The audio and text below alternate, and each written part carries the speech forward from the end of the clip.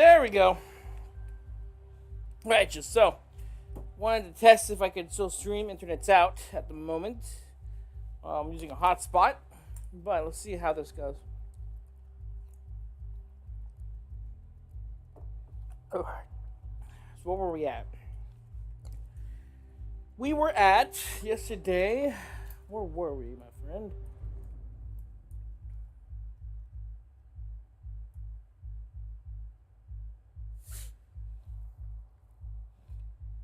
Ah! Okay. Cool. Cool. Alright, I know where we're at now. We're gonna finish this thing. That's what we're gonna do, hopefully. Because I gotta make the other stuff, like, now. So. No. That's too low. There we go.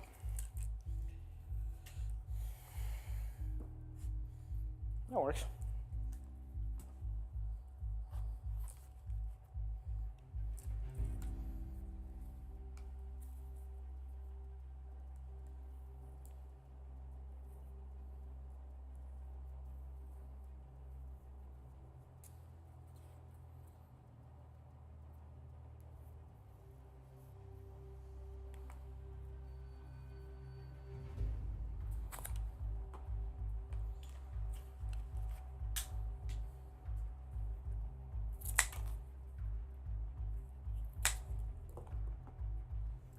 Okay.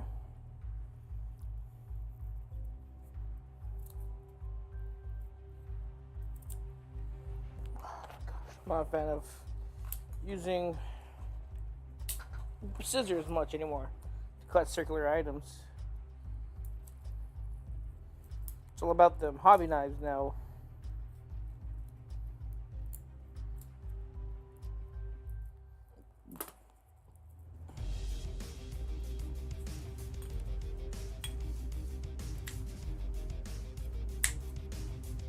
There you go.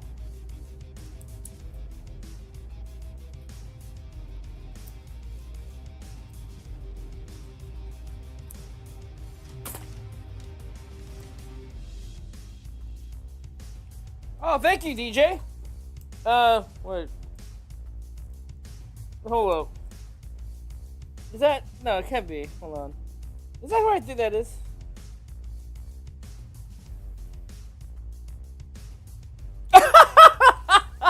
No way. Okay, hold on. What's up, DJ?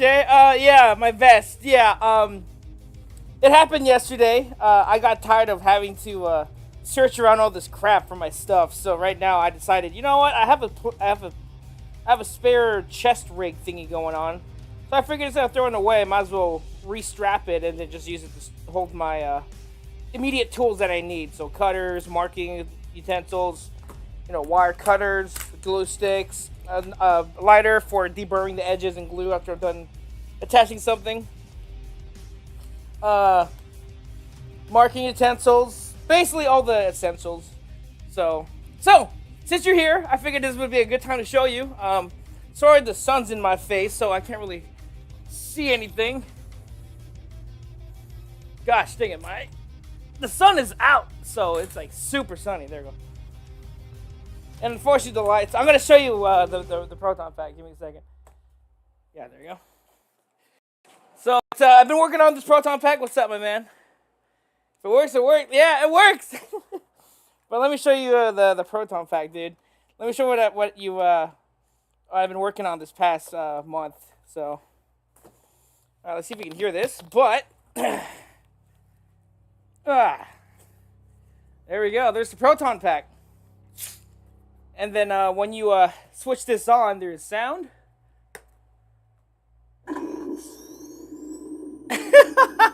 There we go. There we go. There's sound. There's lights. You have the power cell, the cyclotron, and actually, you can actually also shoot. Let me see if I can. This is another feature you can do. You can actually take apart the Proton pack, based it on the actual Hasbro's toy Proton pack you can buy. So you can take off the cyclotron. There we go. Little neat shot inside. That's where all the electronics are. Let me see if I can find the shooting control. I have it here somewhere. Come on.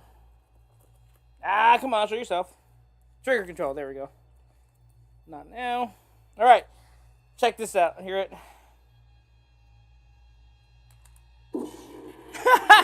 You can shoot the proton pack now. There we go.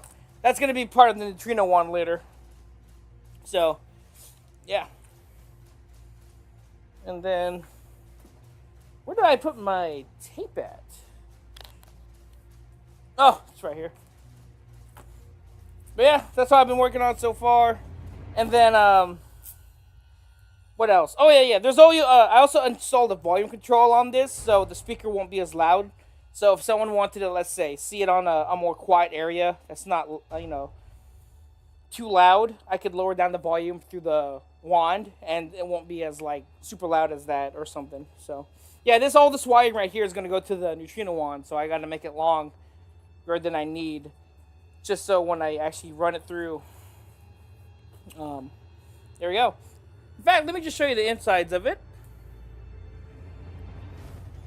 Yeah, I used 2 Arduinos. Electronics. God, the electronics alone took me like a day to figure out.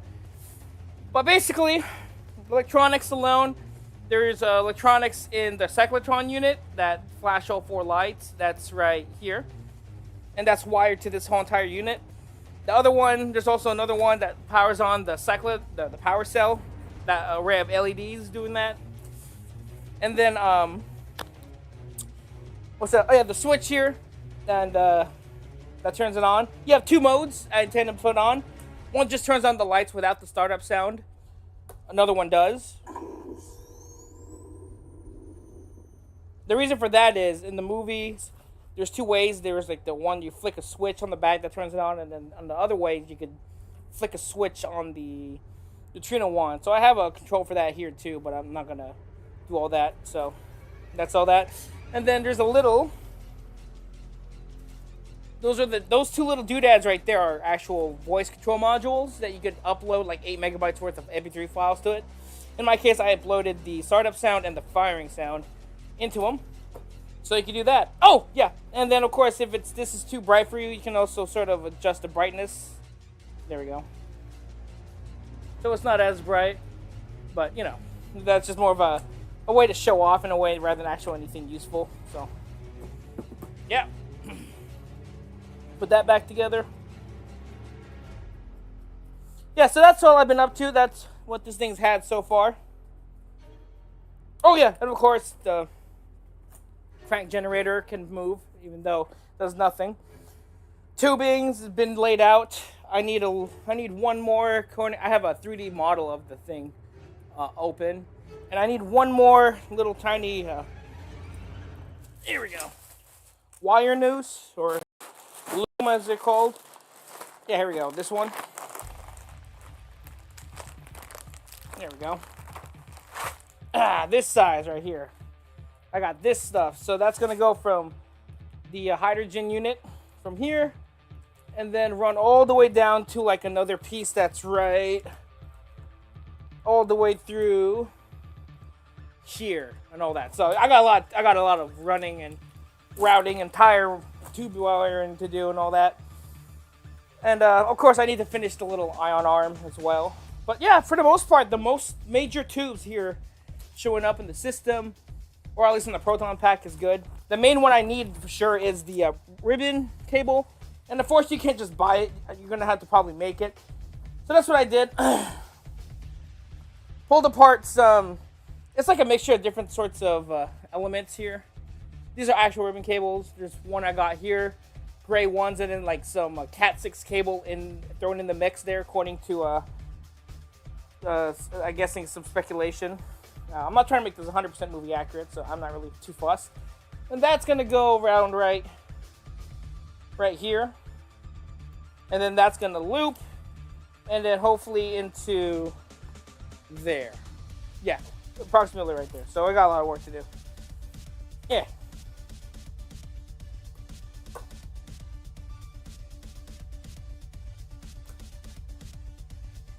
Oh, that's right. This this particular power pack doesn't like to work with me sometimes.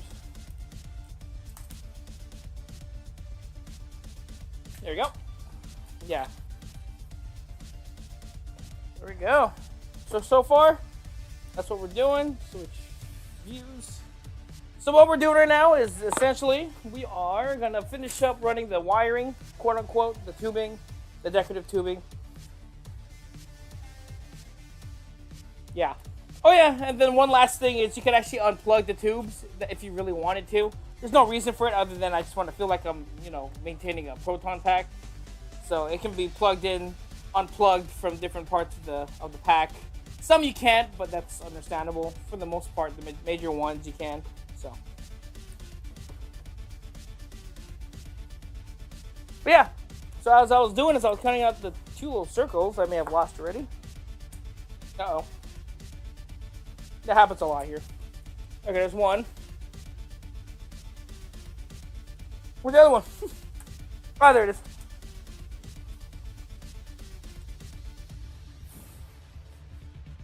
Oh, thank you. Yeah, speaking of top tier, I'm actually waiting on the jumpsuit to come in. And then I also got patches. I even got a custom-made one that has my nickname on it, Happy Hour. So, I just got to iron these on. But I got Ghostbusters patches for both arms. And then a custom-made Happy Hour patch right here. You can't read it, but yeah. So, there you go. Yeah, and speaking of project, there's still a lot more. I still got to make the ghost trap, PKA meter, and ecto goggles. And those are going to have lights and electronics as well. Not as complex as this. This is the main moneymaker right here. But it would be nice to have the ghost trap and PKA meter too. And the goggles, of course. So those are going to have sounds and lights. I just got to wait for my next paycheck. I pretty much spent like, let's say, $200-$300 worth of this for materials here. Which is funny because the official... What is up with my lighting today? My lighting is just off. What is going on? Lighting, please work with me. There we go. Total cost of all this is... it's brutal. You could actually have bought a real one, like an officially licensed one. Just a pack. You got to buy the one separately.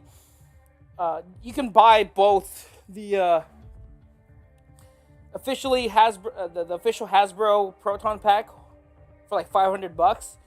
But there's also a Spirit Halloween one that you could buy as well. But I wanted to make my own, so...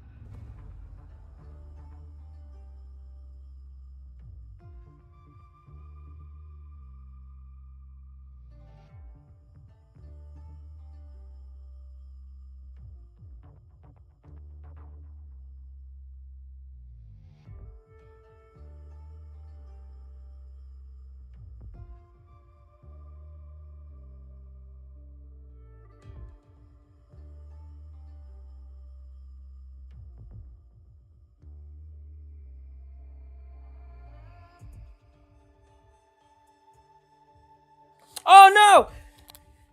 I'm sorry, dude. My headset. I'm gonna run this. Hold on. I'm gonna run my headset like how you do in the freaking airsoft right now. Give me a second. Give me a sec. Yeah, unfortunately, this darn thing gets muted sometimes when I least expect it. No, I'm gonna run it like how you do in your vest, dude. I'm sorry. I'm done. I'm sick. I'm sick of these shenanigans. Might as well, right? I already have the vest on. There we go.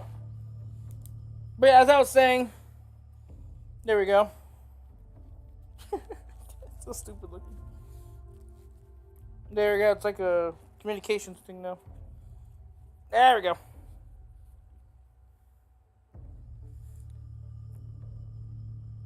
Oh, past the 30 seconds. Okay, so basically what I was talking about in a quick recap, you could have bought this. I could have bought an official licensed Proton pack on whenever from Hasbro and all that for $500, right?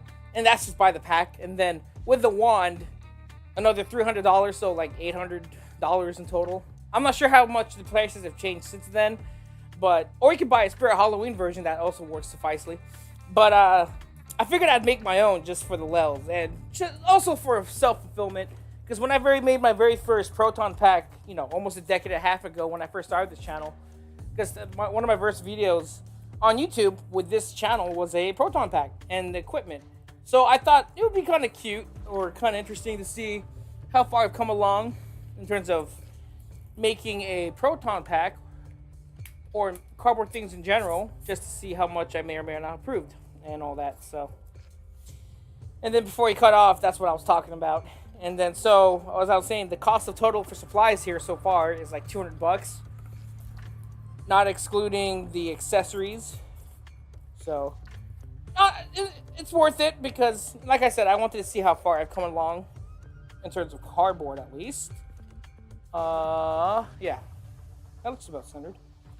How far I've come along in cardboard stuff. So, I thought it'd be a nice way to reflect how far I've come on my cardboard journey. What I'm doing is I need to make a circle. So I don't have a compass, so I'm just gonna make a hole in a piece of cardboard and then measure that out, and then train off of that.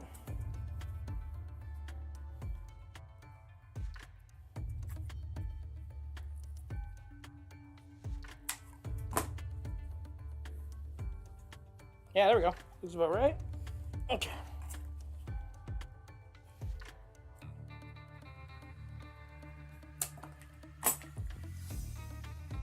But yeah, I also made this because it's for packs as well, if that's not obvious. So, I also want to do that too. Make it another cardboard creation costume type deal going on. As far as I know, it's just me and Tubby going, as far as I know. I'm not sure if you are or not, so. There we go. And just type that. There we go. And then perfect circle with this little doodad of a... Woo, it is bright. I can barely see anything on there. Anyways, yeah, little circle. Bam! Right there.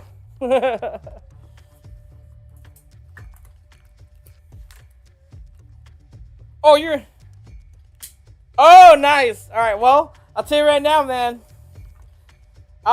If you want... Oh, funny... The quick thing, side note. So, according to the Ghostbusters wiki and trivia and forums, they actually mount these Proton packs on an Alice pack. It's like a... I'm not too familiar. I looked into it. It's like basically a backpack device used in the military.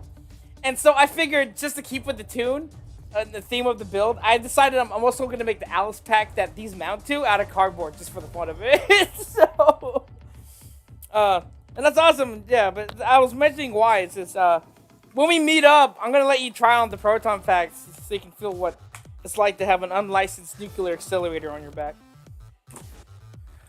Yeah. Goes right there. That's where the clippered device goes into.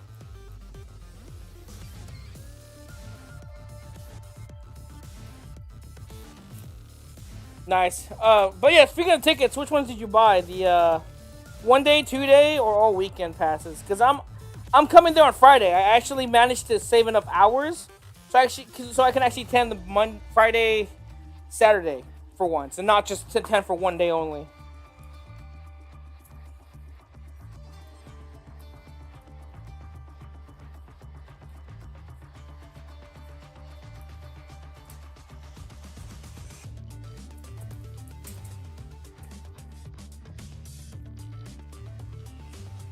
Oh, Friday, Saturday? Nice. That's sick. Alright. Yeah. I can't wait to show this to you guys. It's one thing to see it in the video, but it's so cool to hear it in person. Just hearing that thing start up. Ooh! I'm not gonna lie, man. You weren't here for that stream, but the day I got everything installed for the most part, the electronics, everything where there's no visible wires running through, and I had like the power cell, the cyclotron, and all the wiring for the sound hooked up. First time I turned it on, Woo! I started crying, man. I was like, tears of joy. It was such a magical moment for me, man. Because it was like, never in a million years would I thought I'd be here, at this point in time with the skills and access to materials that I have now compared to, well, almost a decade and a half ago when I first made my first Proton pack, where it didn't even have lights or sound. It was just all cardboard. And now I'm implementing sounds, cardboard, and the fact you can take off tubes, remove parts. If younger me at the time seeing this would be like, oh, what the heck? Mind blown and all that. So, it's definitely a very magical experience. Yeah. So right now I'm making a what's it called? On the Proton pack, there is a little device that you can mount a filter to, or a clipper device right here, and it's kind of closer to here. So I'm gonna mark that.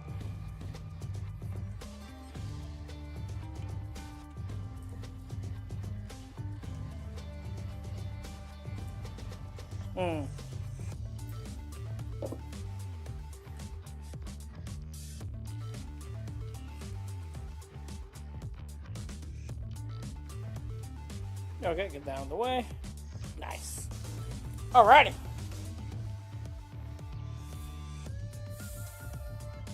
Yeah, this is it's still kind of sinking in right now that I made all this, compared to years ago. I would have, like, if I were to see this on, like, YouTube, right, I would be like blown away, enamored by such like, what the heck, you could do that with cardboard? So, yeah, I'm definitely proud of this build, man. People have asked me if I'm gonna paint it. I'm not gonna paint it initially, but maybe down the line, I might definitely will, or I might keep it cardboard. I think the most of the appeal as well, in my opinion, for why some people are so, I guess, not impressed, but like interested in such a thing, is because it's cardboard, the elastic material you'd expect people to be using for a costume like this. Typically when you think of cosplayers, the materials they use is like 3D printed parts, resin, EVA foam melted and bent in a certain way, vacuum formed parts, actual materials, and not just straight cardboard. Maybe that's part of the appeal of it. That's why I'd like to keep them unpainted initially. So, what's it called? It's like, you just, I want to see how surprised people can get just seeing that this is all just straight cardboard,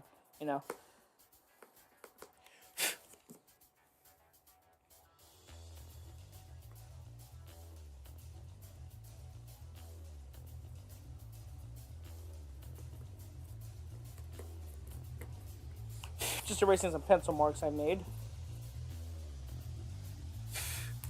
Oh yeah, for sure, that too. So that's why I'm just gonna keep it unpainted.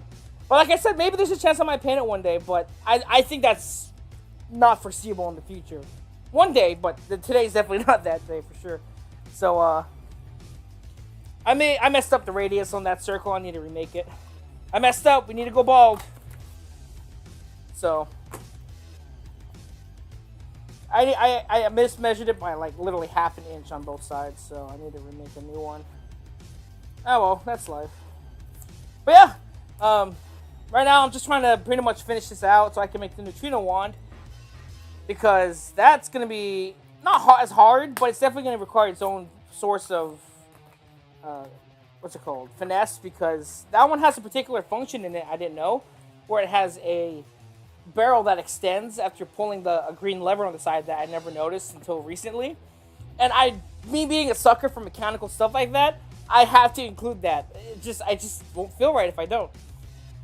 So now I'm also gonna try to implement that little barrel extension device, as it's called. I don't know what the official name is.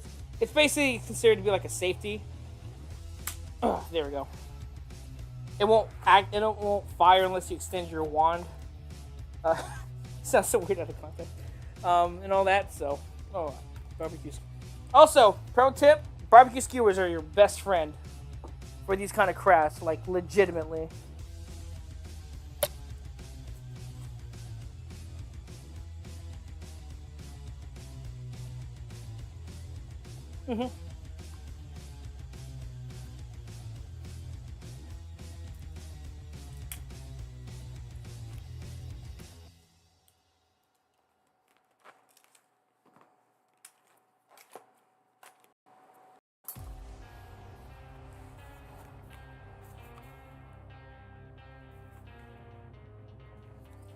Go.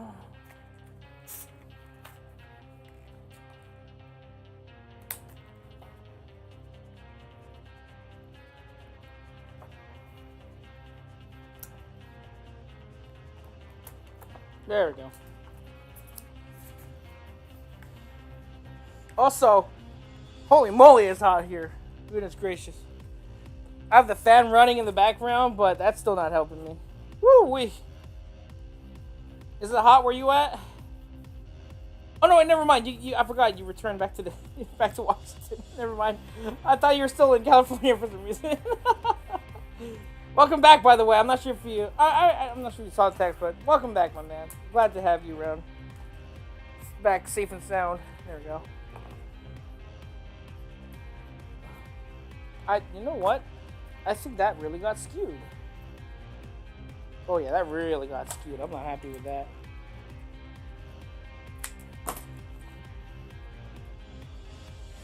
Yeah, pretty much. You'll definitely be seeing me finish this thing out for sure. Yeah, right. It's kind of hot still, right? Yeah, it's hitting pretty solid 92 here in Renton. Oh shoot. Yeah, I'm surprised it's still hot as it is. Especially near the end of, what? I believe school starts for some people now. And apparently it's still pretty hot. So I'm like, dang. Move that out of the way, please. Thank you.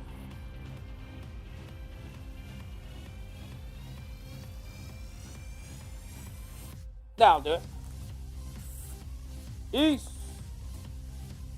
Oh, I didn't see that part. Alright, cool. You too, man. Have a good one. I'll catch you around. I'm gonna just be working away on the Proton pack.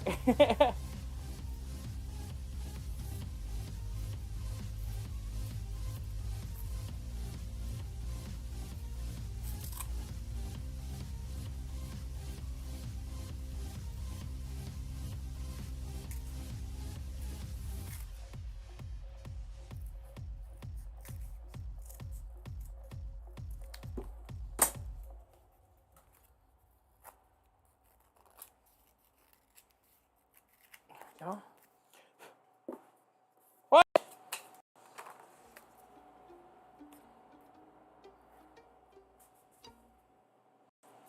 Yeah. Such quick cash doing this side hustle. How? I'm a dasher. Signing up was super easy. It only took me a couple minutes to complete, and I didn't need a bank account. I'm getting paid to Oh, dang it. my That's still bigger technically. which means my schedule stays flexible. Whatever. Whenever and wherever I want. I'm not gonna fuss too much over it. And there are opportunities. What's been done has been done.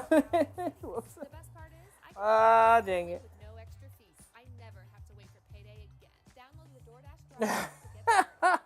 Whoops. I made it a little too big. Or too small, technically. Ah! You need to work.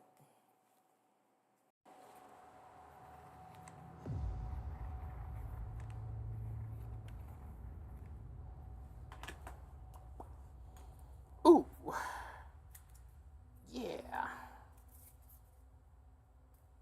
Give it a little twist. Like an, oh, there we go.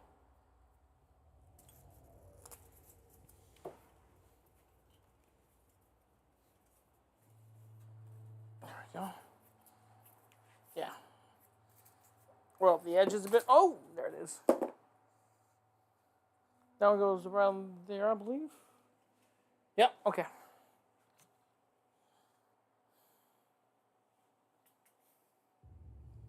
Hey! It is hot out here, dude. Like, for real. Like, no joke, man. Oh. What's up, Toby Mora? Yeah, it is hot out here. That's why I got myself the freaking Thirst Quencher 3000 up in here. I've been drinking this thing all day.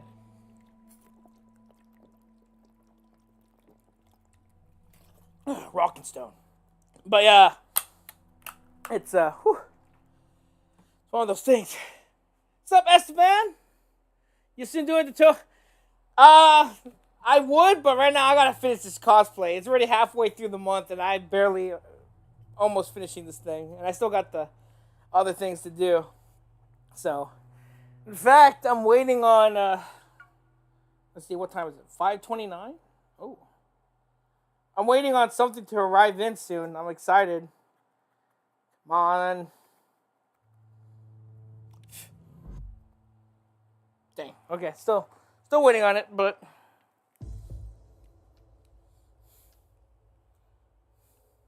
right? 300% max hydration, baby. That's how we do it, boys. Okay, now I need to make 2 tubes. Where are they at? Ah, there. So I'm gonna use these.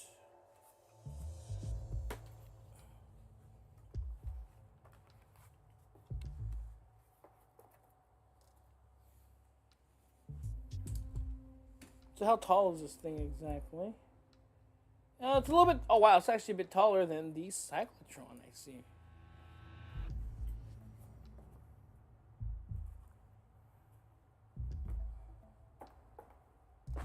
Okay, so I definitely need some more thin cardboard.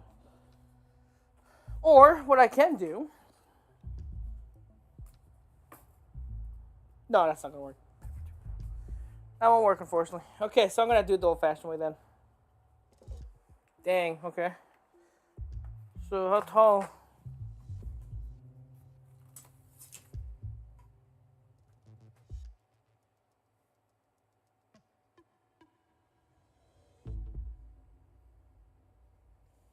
Oh yeah, for sure. I'll definitely try it. I'll give it a shot for sure when I get the chance. But yeah, as Toby mentioned, I am on overdrive mode right now. Trying to finish this thing in time. I'd feel bad if I didn't get everything done. So today is probably my best shot at it. Ah, there it is.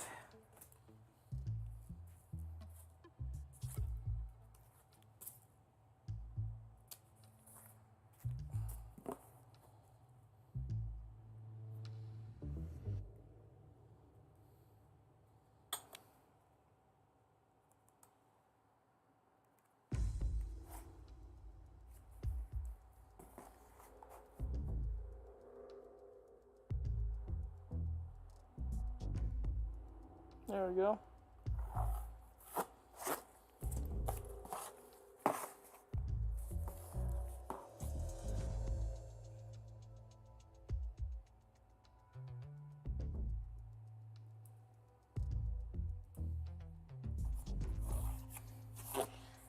Okay. Ooh.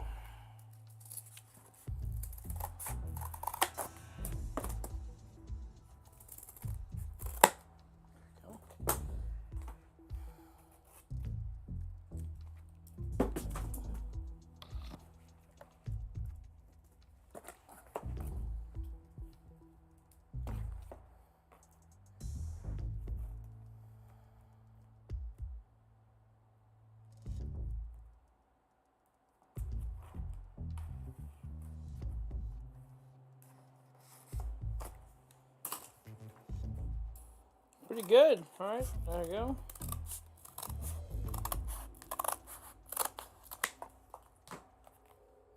Yeah. So, in case you're wondering why I keep looking back on my computer, I actually have a 3D model of a proton pack open. So it's not exactly. I'm not using it to be exact. I'm using it to just get the general spacing and depth of the parts. That's all.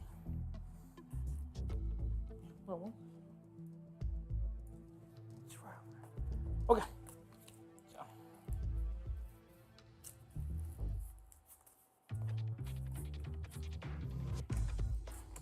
So now I gotta roll all this up.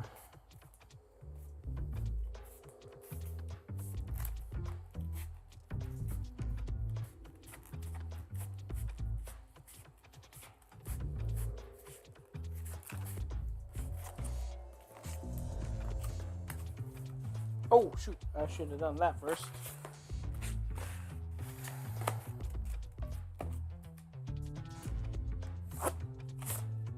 There we go.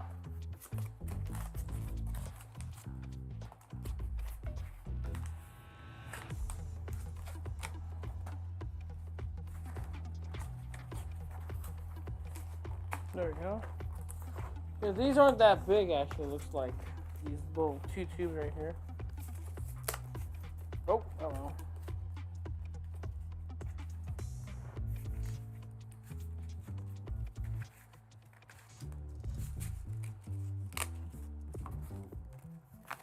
There we go.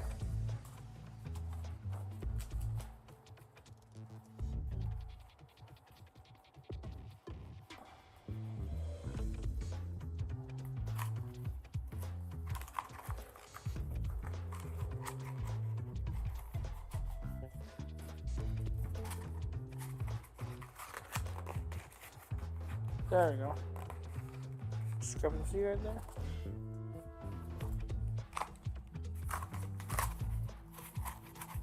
Cool. Perfect.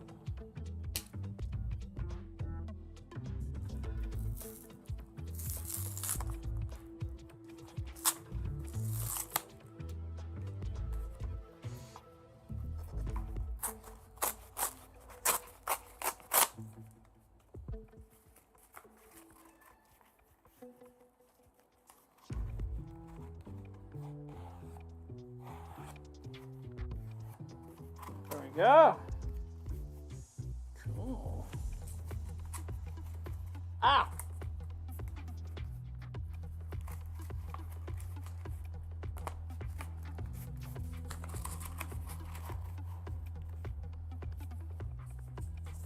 Okay, so that means that piece goes right.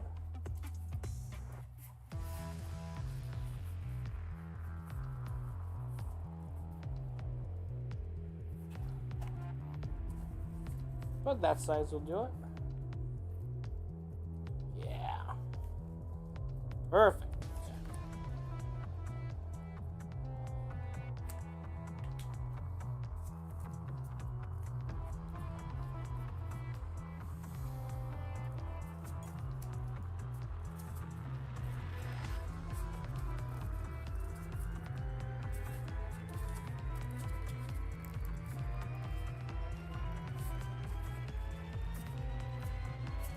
There we go.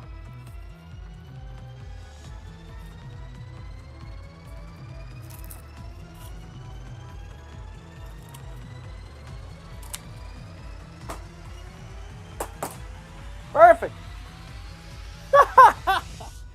Yeah, boy. And it's just as tall as the little doodad here, so I'm gonna slowly trim that out. Ooh, almost cut my finger. There we go.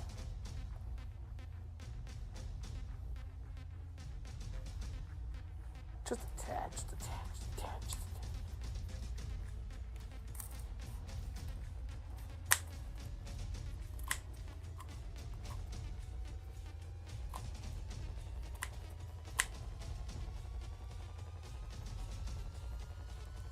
My question is, does this go on the bottom of it? Oh, it does. Ooh. Okay.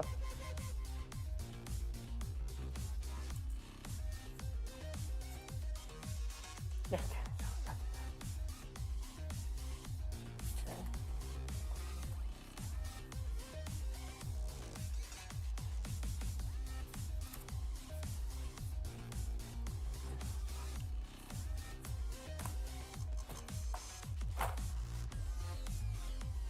I can use that piece, make it nice and clean.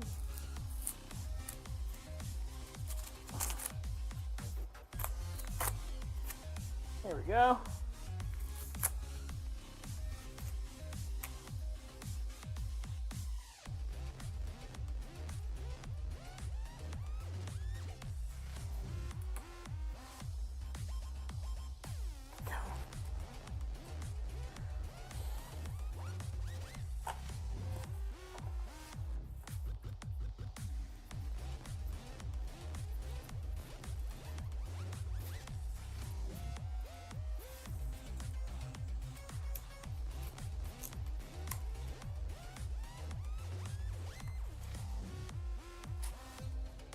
Yep, that's it.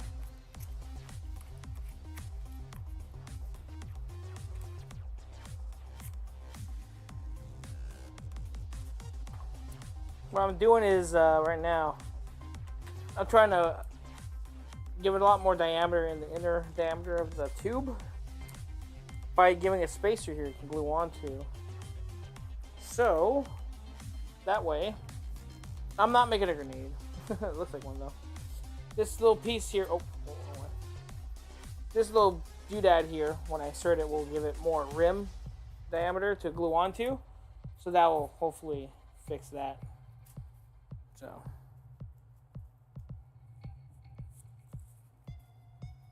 There we go.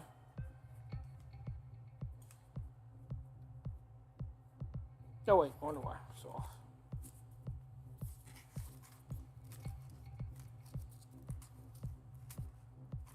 There we go.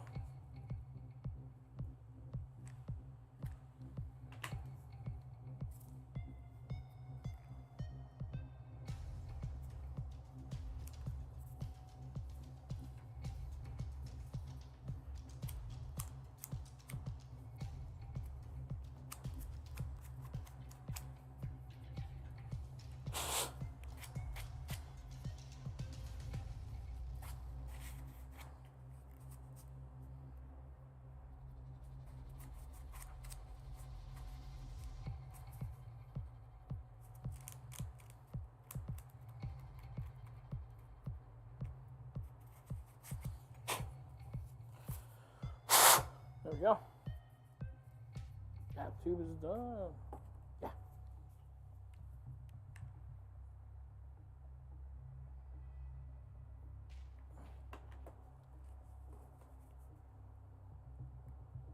Ow. Yes. Ow! That hurt.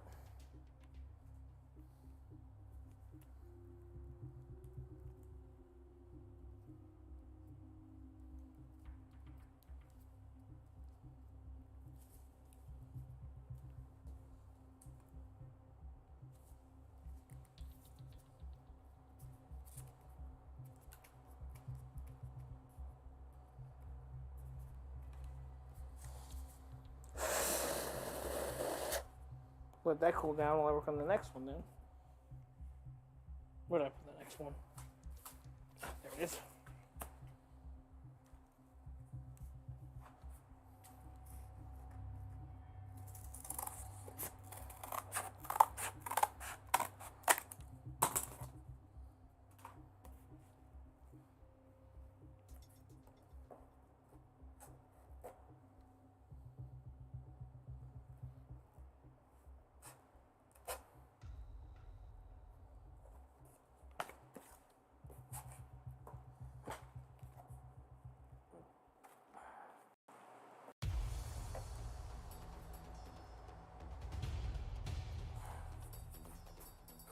Yeah.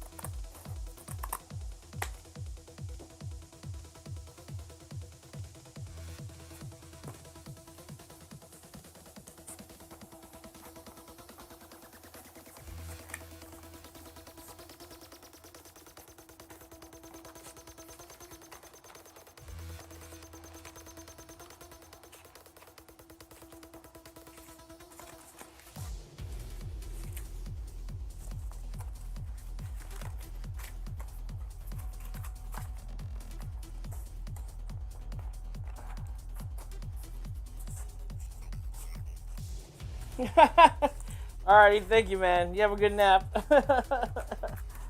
That's funny. Watch time, baby. Oh.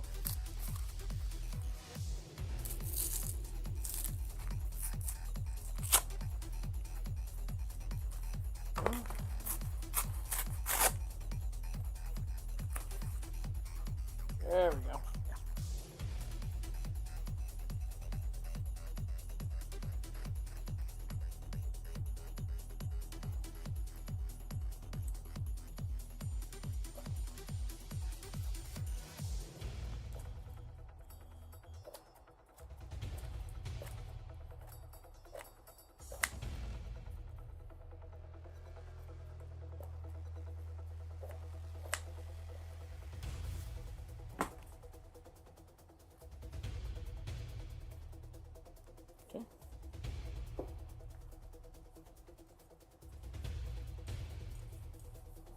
Just rounding the tip for a second.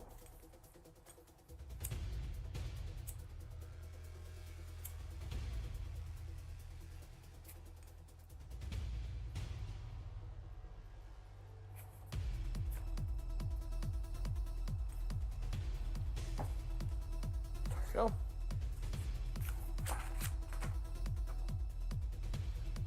Yeah, come on.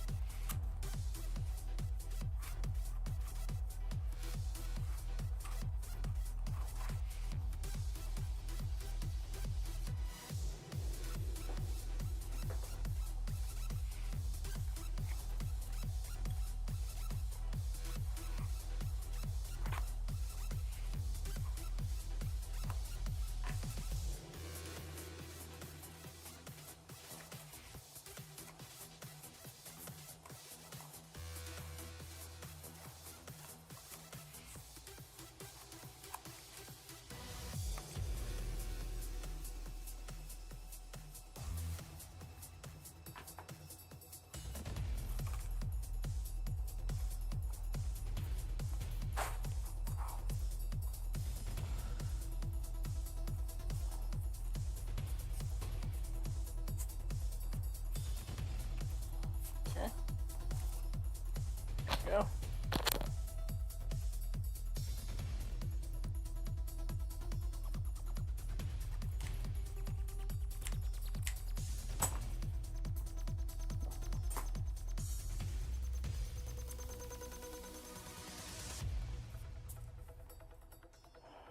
Oh, that's not a good base. I'm at the top then. Okay.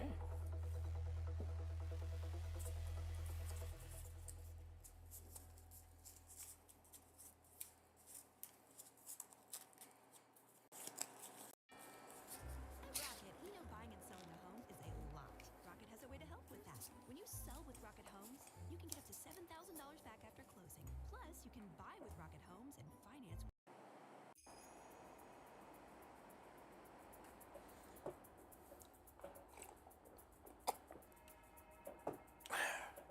There we go. Alrighty, alright. There we go. Alright, alright. And you. Oh, wrong one. 1, 2.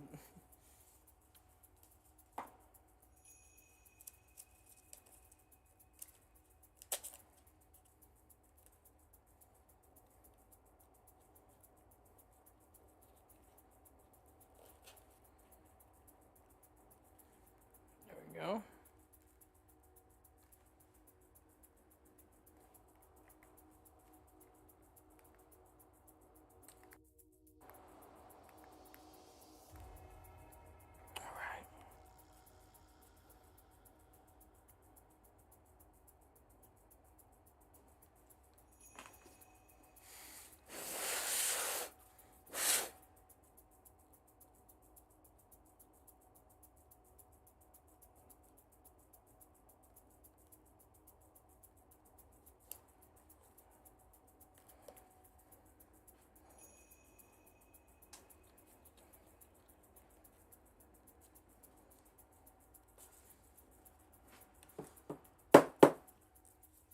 Yeah, there you go.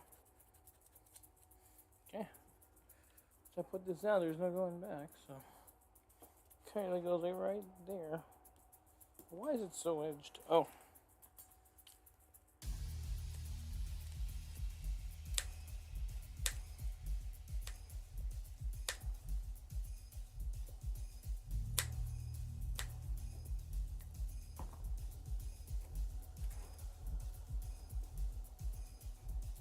Okay. Erase those marks real quick.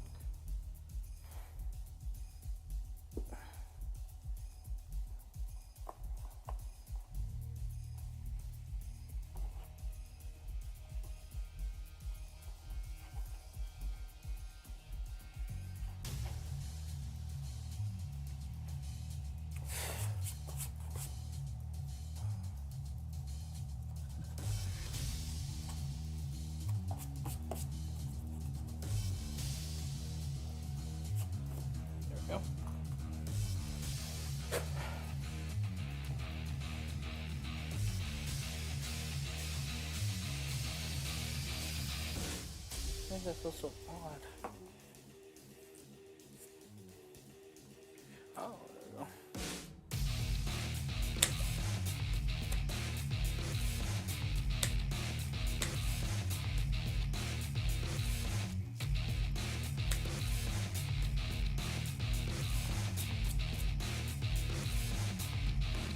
There we go.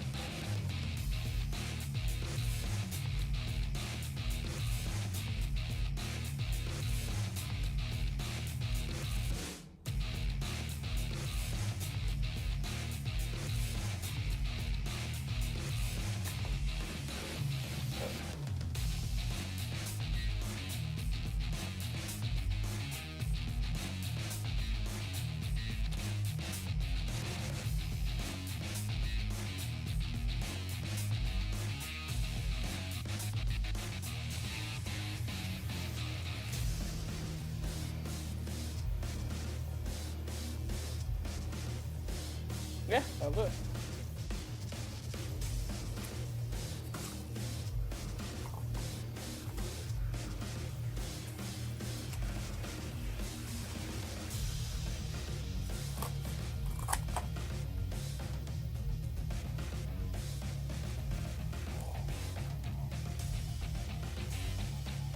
No.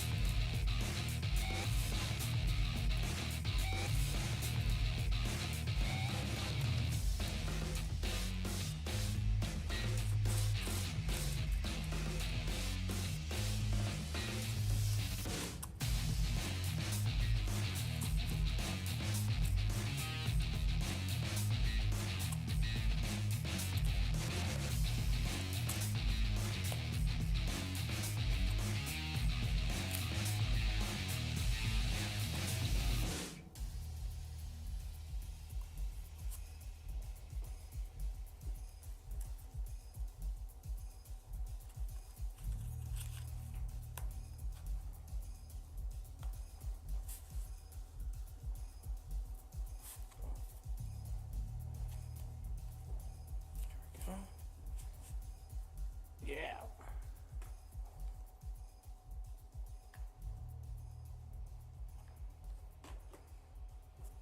What the heck? Piece of crap.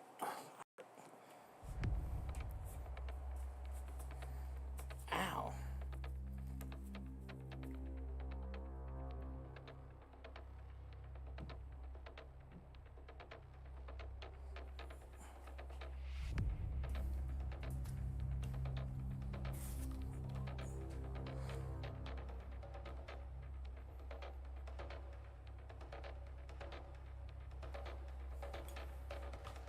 Okay. I just burnt myself. That's alright.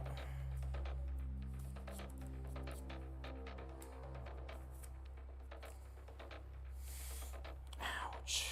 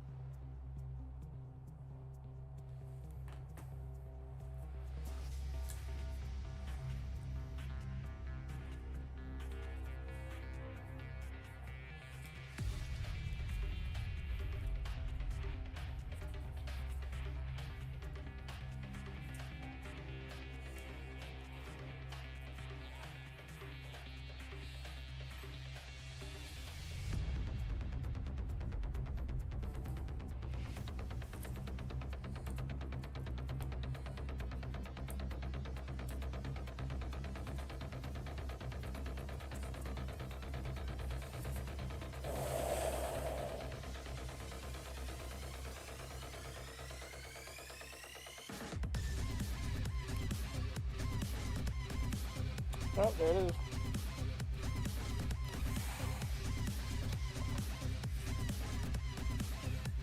Ouch.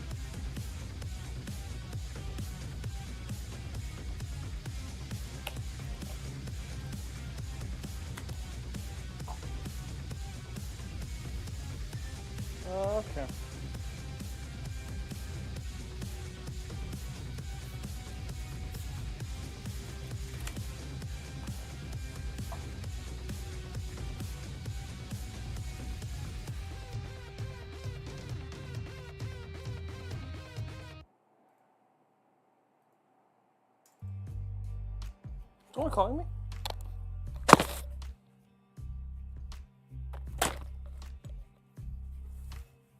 Yeah, Dad?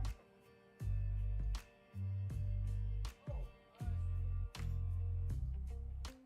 no, what do you need? I'm already out here. What about it? Oh, wow. So it just got cut off because you didn't pay or something? Well, yeah, I mean, this one's been working well. I've been streaming for a while. No, the Netgear one, or no, the Moto. It's been working pretty well. I got decent coverage. No one's complaining about the quality.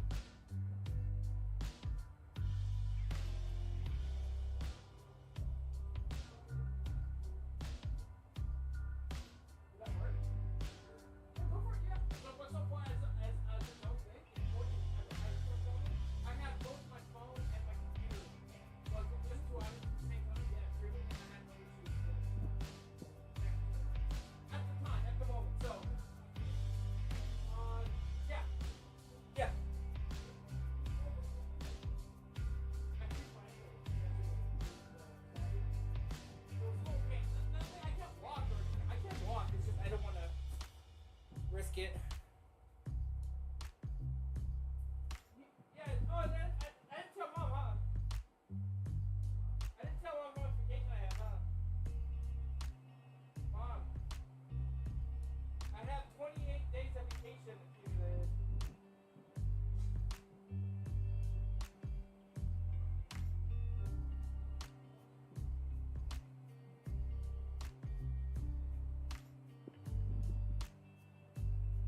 Basically enough for almost a month.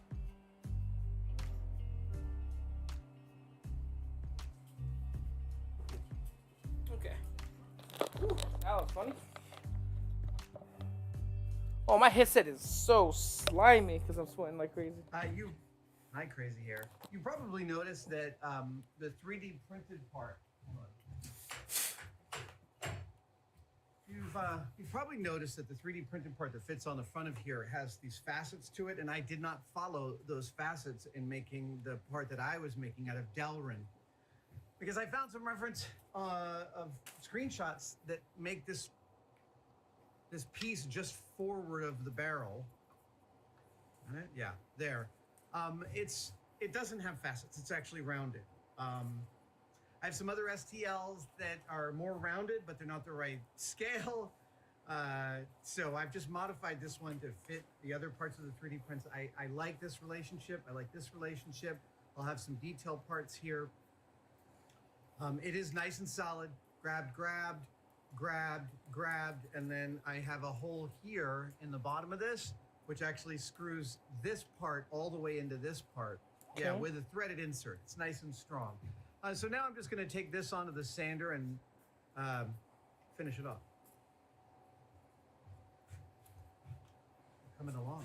I'm going to sling this over my back any minute now.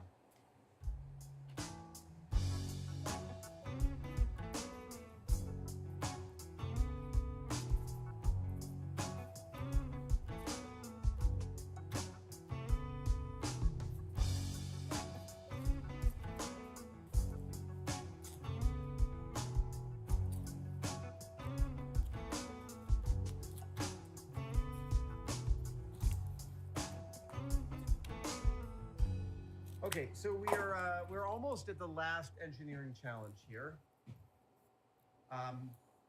This is great. I'm really happy with this piece. As you can see, it's way less faceted than the 3D printing model. It's the only part of this. There's two parts of this I found that were slightly less than perfectly accurate. That and this piece, this shroud that covers over the front of the breech part.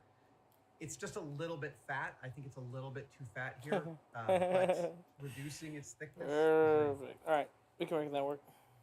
A real project. I may do it. I probably won't. We'll see. So the next challenge for me is a fork, the business end here. So this is the tuning fork, and this has got to go out on the end of this barrel. So far, I'm really happy with how this whole thing is mechanically connected.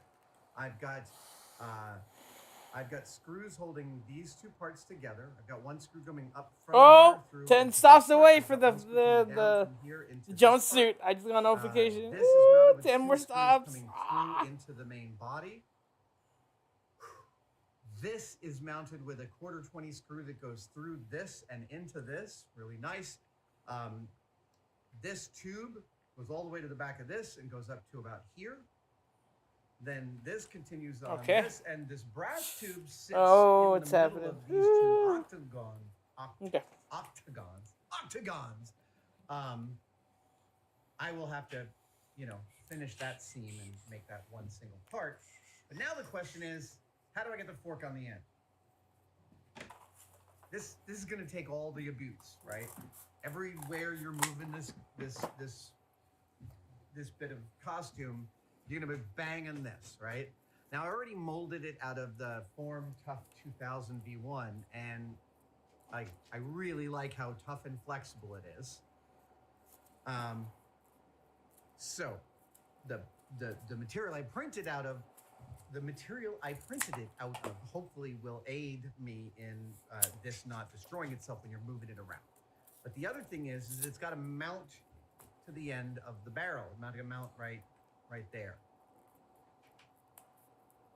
And I can't just glue it. I need some structure inside this. So what I'm going to do is I'm actually going to chuck this into the mill using a pin up its center here, chucked into my collet on the mill, and I'm going to guide this into the vise, holding onto it with a couple big pieces of wood and some clamps. And then I'm going to open this hole up to receive the tap for this 1/2-inch threaded rod.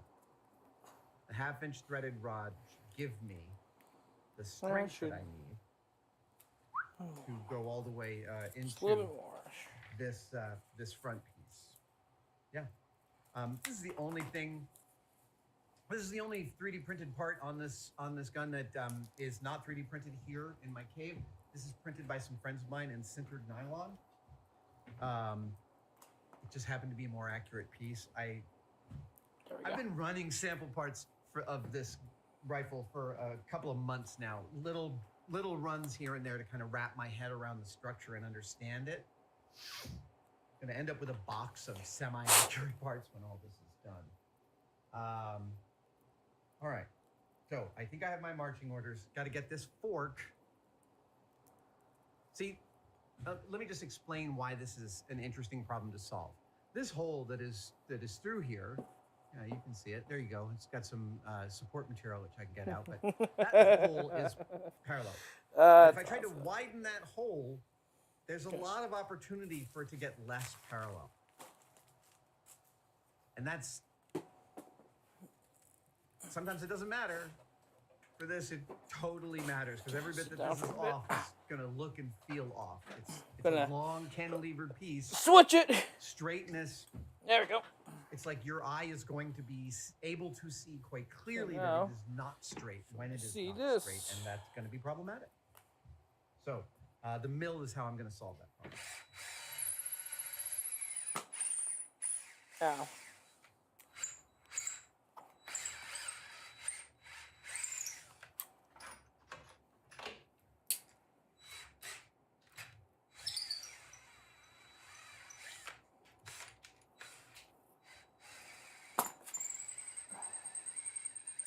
Let's see here. Okay, yeah. It's about right there.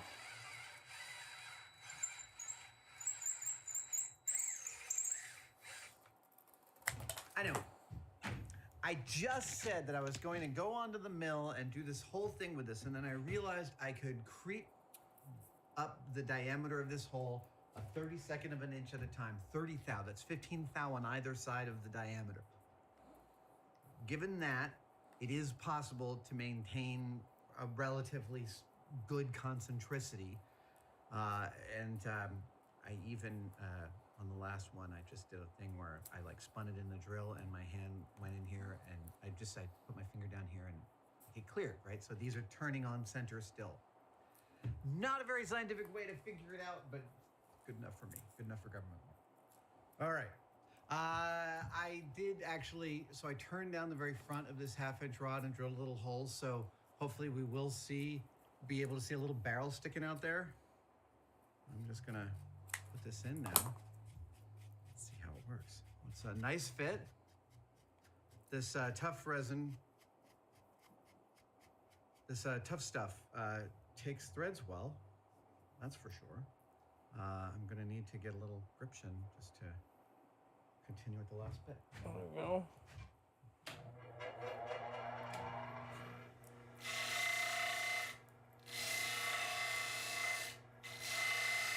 Okay. All right, I've tapped the hole. I'm putting in the, oh. Look at that. Yeah. 6. I like it. I like a little bit of steel poking out there. That's great. Okay. So, tuning fork is ready to be mounted. I just have to figure out. Yeah. Should have been delivered? Oh my gosh. Hold on. I think I delivered just now. Good. The suit. Oh my god. Hope it fits me. Oh my gosh.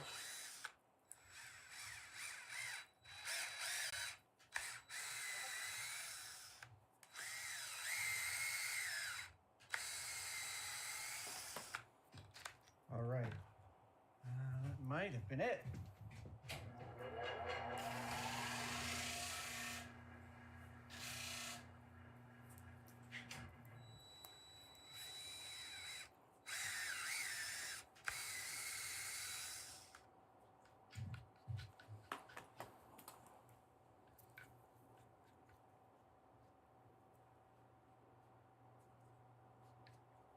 Yep.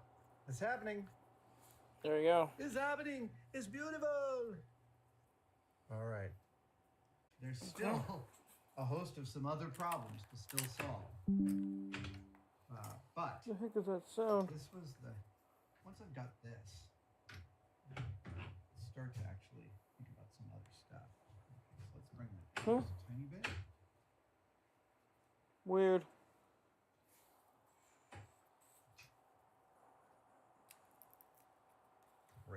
Great. Okay. Let's see if it.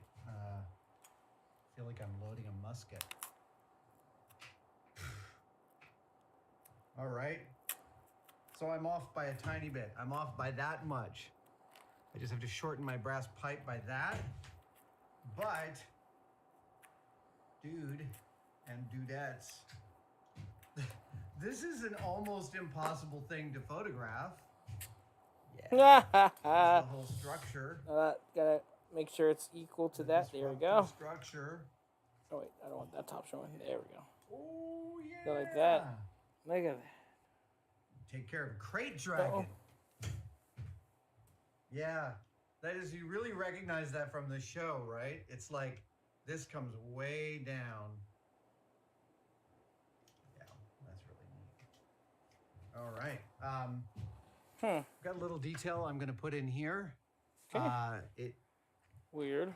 That's the 3D printed Oh, internet part, just died on me. But Is my to still fit the streaming? ridges in there with the slightly raised barrel arrangement, I made a vacuum form of it. And I used a brand new vacuum forming machine. We have a one-day build for that new vacuum forming machine Okay. in the comments below. It's like just over. Oh, I gotta go $100. get my thing anyways before I forget. That'll work perfectly in sec. there. But I'm getting ahead of myself. I'm just really like kind of excited that this is the form of this is mostly complete, and now I can have fun with the aesthetics. Oh, this is gonna be a fun paint job. Yeah. 58 inches, man. 5 foot 8 inches. It's big, big thing.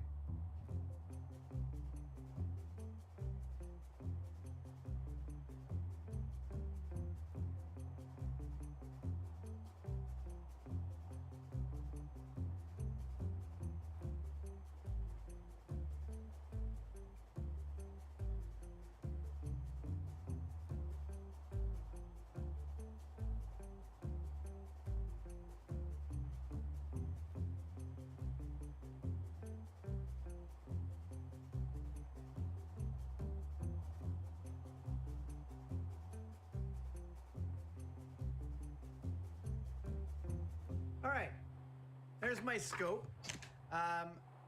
You know, I've taken a bunch of screen grabs of some museum exhibits. I think there was something at the ArcLight. I don't know exactly where all my reference material came from, but you know, just tons and tons of Google searches of Mandalorian and his rifle.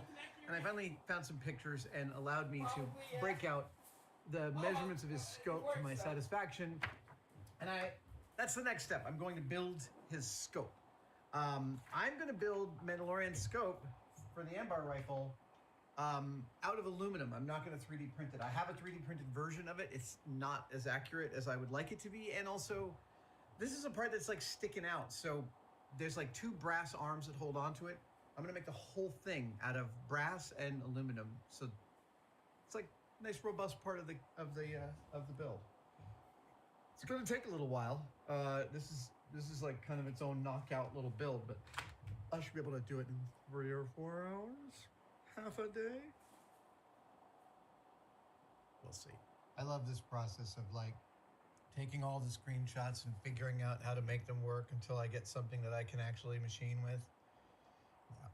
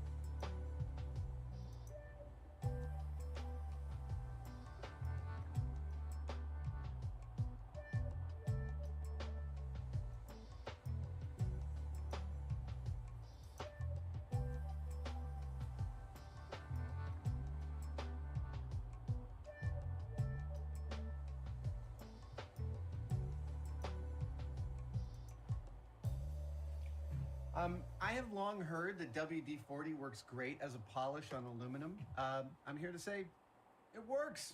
It's got a beautiful polish using WD-40.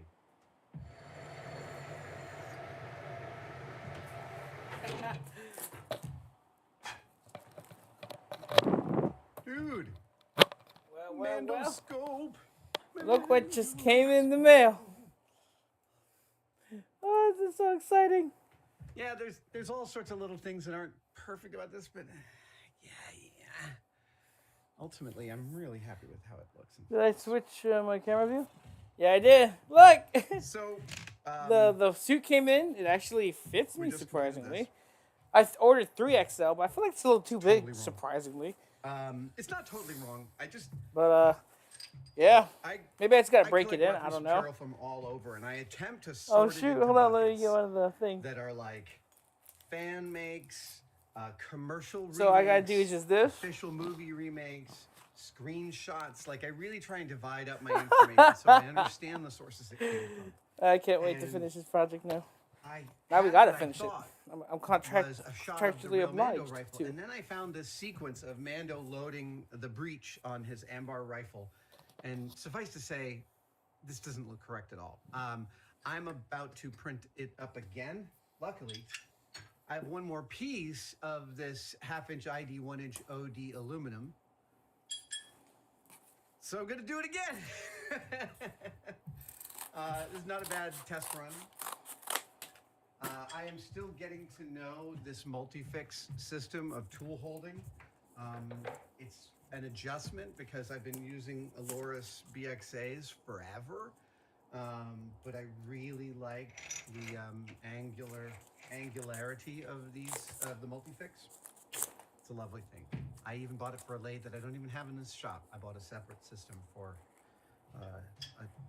my other Shenhua lathe.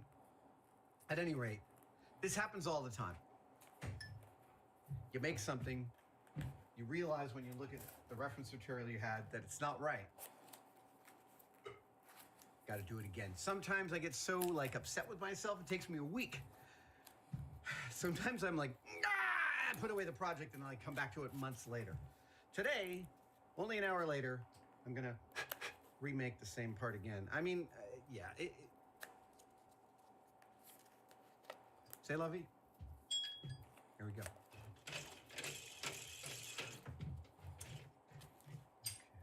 so I need my live center in here.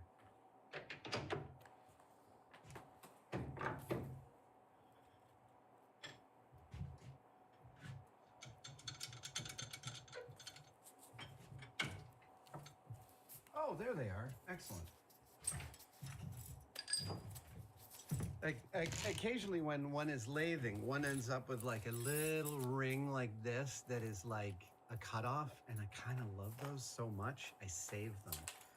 So here, ooh, whoops.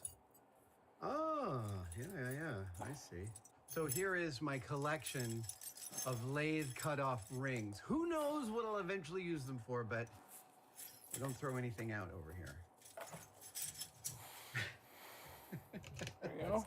Not necessarily an encomium. Okay, so I've got this set up. I'm gonna still do a turn down to the diameter because it's 0.925. Right, but this is, I gotta remake this.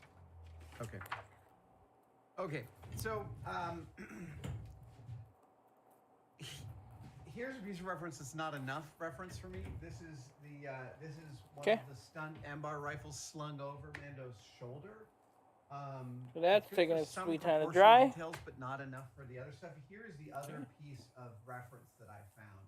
It is a shot of him actually, of him loading the Ambar rifle. And since this is taken from an actual screenshot, I will say that I consider this to be, oh, come on. Yeah, there we go. That's canon. I mean, so it's entirely possible that I followed reference on some behind the scenes prototype I found online, or there might be different scopes for the two different seasons. I don't know. I don't need to know. Just suffice to say that this one, I'm not happy with it. So I'm going to chuck its reference, and I'm going to go with this reference. So now what I'm going to do is I'm going to take this, clip it, put it into Photoshop, straighten it out, print it out the actual size, 7.9 inches, plus or minus 50 thou. And then I'm going to take measurements off the actual piece of paper. Oh. I'm going to take measurements off the piece of paper. Yeah, I know. I got delivered already. And then I'm going to use those to transfer to my piece of aluminum chucked into the lathe.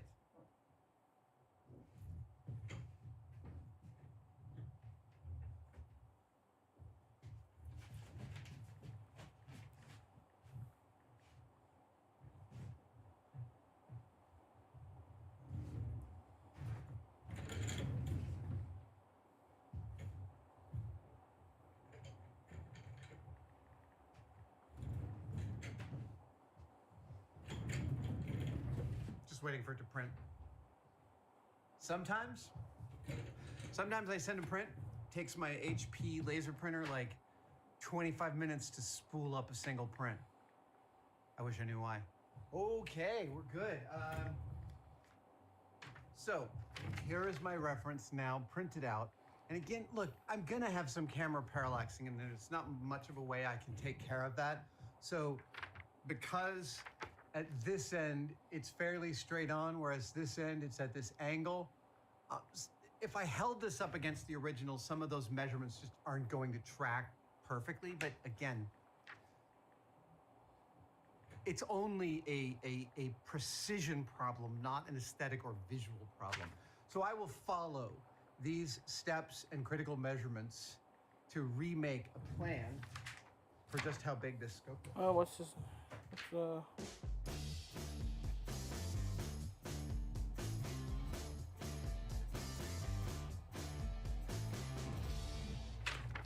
Here we go. That's the new set of measurements.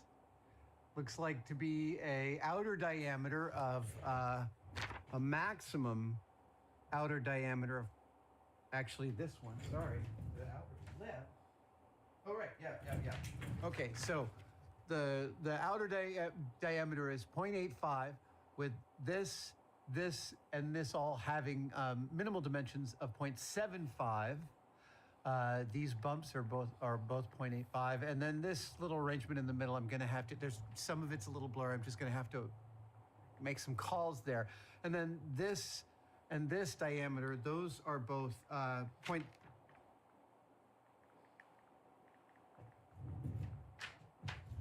What are those? 0.7. Yeah. 0.7. All right. Yeah. Diameter of the bottom ones of the inside here, 0.7. Oh, right. Yeah. Okay. I'm just gonna have to drill these out differently. These are gonna be the brass holders that hold Okay. it. I'm making them from scratch. All right, so I'm getting used to this suit. It is a little tall, but I think if I got extra large, I think it'd probably be more tighter too. And since I'm gonna move it around, I think this is just fine. Yeah, it's just, I guess it's just that brand new feel. So, and I'm gonna break it in by getting dirty. So, Look at that. My goal was 0.85. there we go. That is 0.85. That is dead on the money. It didn't need to be dead on the money, but it's good practice. Okay, so now it's time to, now I've got this thing turned down to its Ugh. Oh, that's measurement. horrible. Ugh. See how this one All right, turns them all so off. now that I've marked it out, I have 3 levels here. I've got the outer level, which is 0.85. Then I've got the slightly lower level, which is 0.75. And then I've got the lowest level, which is 0.7. So we'll touch off on the outside, and then we'll zero it out. There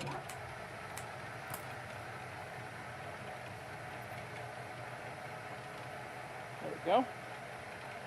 So this is going to be the second half. A little bit bigger, but you know what? I'm more willing to go with that. You take this I don't mind one bit. 100 thou, right? Yeah. Oh, From that's the 0.85. input side. There we go. Just double checking. Yeah, 0.85 to 0.75, so 100 thou.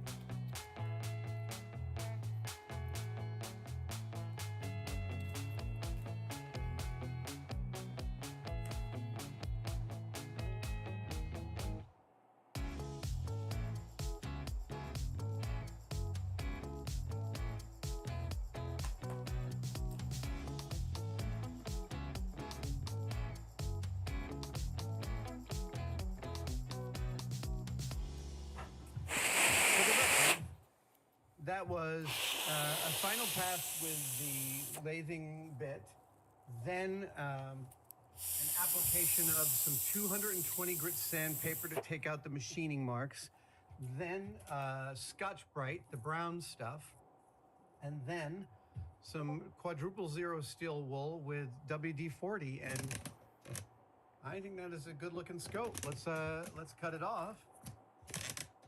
Yeah, let's cut it off and see how it works. Go.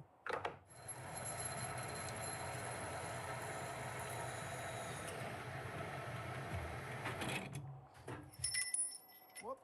There we go. Oh, yeah. And let's take a look at the reference material. Yep. Oh! What the? Oh. After all that, I totally forgot about these two rings up here. These two bumps. What a dope. Maybe I'll...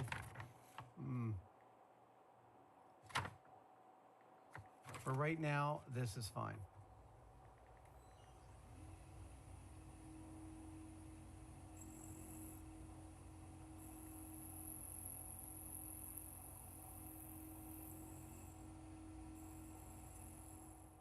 So that is the notch that will fit the standoff that will hold on to the scope.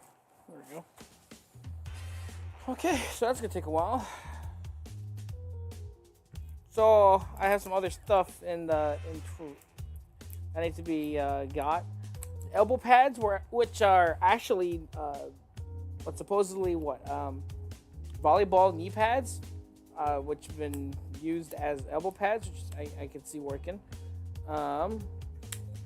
Boots.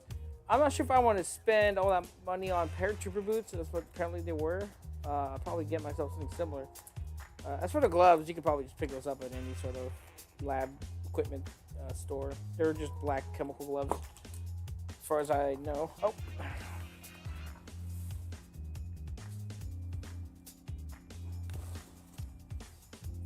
There we go.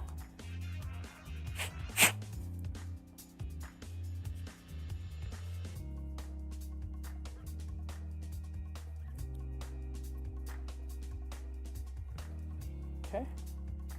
This will be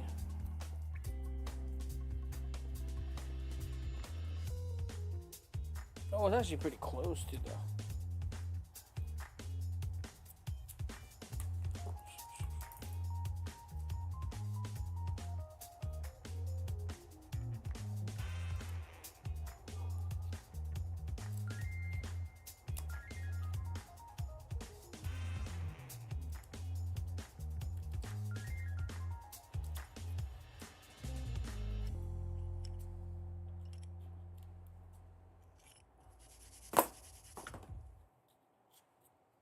There we go. Oh, that's not a bad part. Couple little doodads there. I know, it's not Clegg Spring, but it's pretty darn good. Yeah, there we go. Yeah. And then let's see here. That one would go where again? All right. On that piece. I have completed this part. This is the barrel stand for. Oh yeah, the look at scope. that. It even goes I am right next about to the little cut right thingy there. here. See that black line?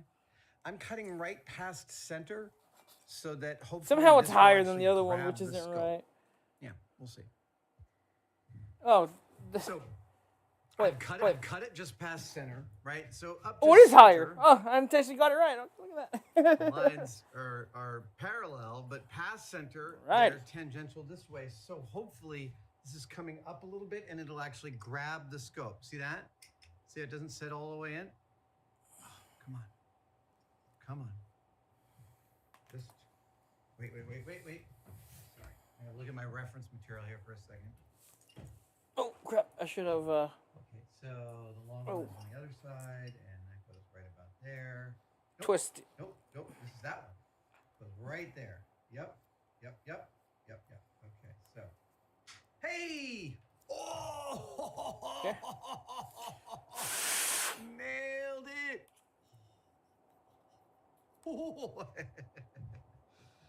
I might be overly excited about this, but That's pretty cool. I'm pretty happy with that. Okay, so if that's the case, then this sits here. Damn, that's sweet. Okay, so oh right, okay, it comes off of this thing. Right. So this guy is gonna be the same deal. Let's see here. So then I'm gonna have to cut this down, and it's just a tiny bit too long. Fire it there. Ah! It's possible that I'm done. Okay, here we go. Time for the assembly. The assembly. Right. Ah, there we go. And now we go there. This is, Alrighty. yeah, all right. Yep. That's one. And then, oh, trigger, right. I'll get out some springs. Come on, little doggy. That's it. Oh, will you actually not work there? Oh, you won't. You gotta work there.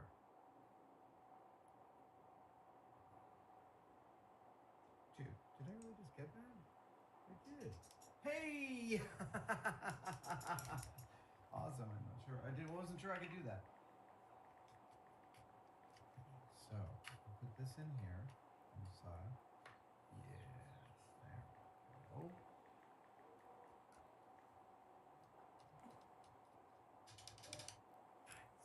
Next is this bad boy. Still haven't found the right one, but I got the breech load locks. Good. This guy goes in here.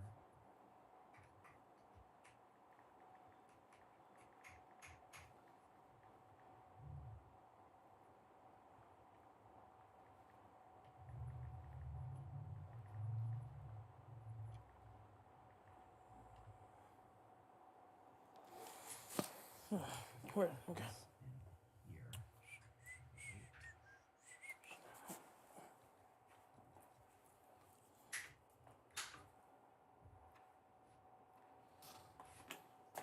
Come on. All right. That's it. There you are.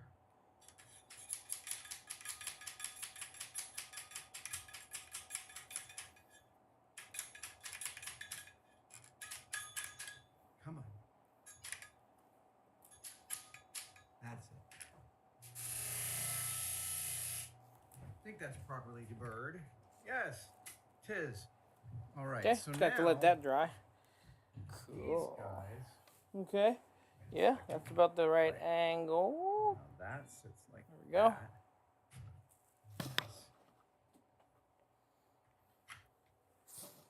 that. This is it, dude. This is actually happening. Then that, of course, the thing. Oh, what the heck's going on?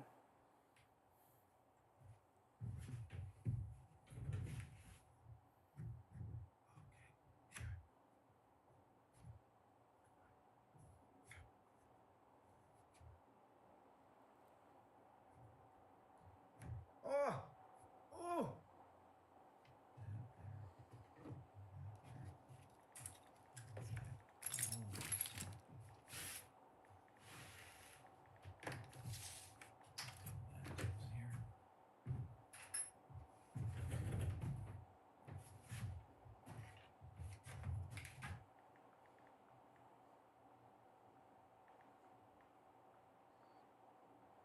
Oh, yeah. Oh, yeah. Dude. Okay, some details. So.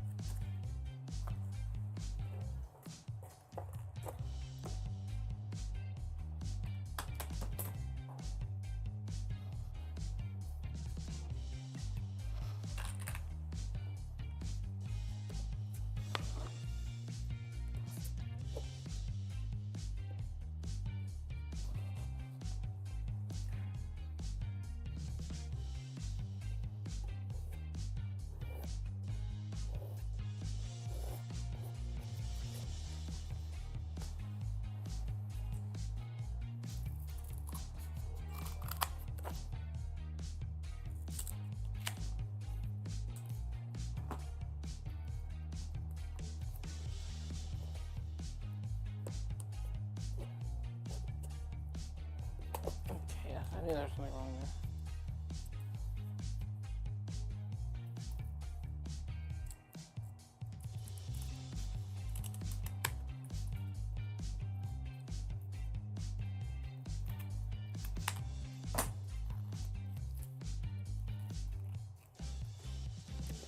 Go. All right, I've added a little. Oops, sorry. I've added a little, and I've given a coat of primer piece to the rifle. So what this piece is going to be is the bottom of the power cell where the two little power rods extend from right here. Now, just to bring the shine on this up a little bit. See what I can get. I need to get some very smooth cardboard. Yeah. Just gonna let it soak all that in. Give me a second. There we go. Yeah. Gotta get some cardboard. All right. Where should you live? You should live probably right.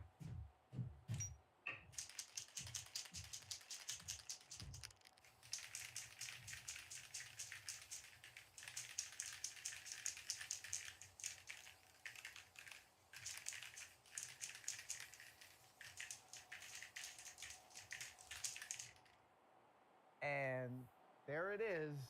Perhaps the most difficult to film prop I have ever built because of its crazy length. Yeah, here she is. This is the Mandalorian's Ambar Disruptor Rifle. I think I'm missing something in there. I've taken this a little farther than many of my mechanical constructions in that I've given it its final coat of gloss black for its finish coat.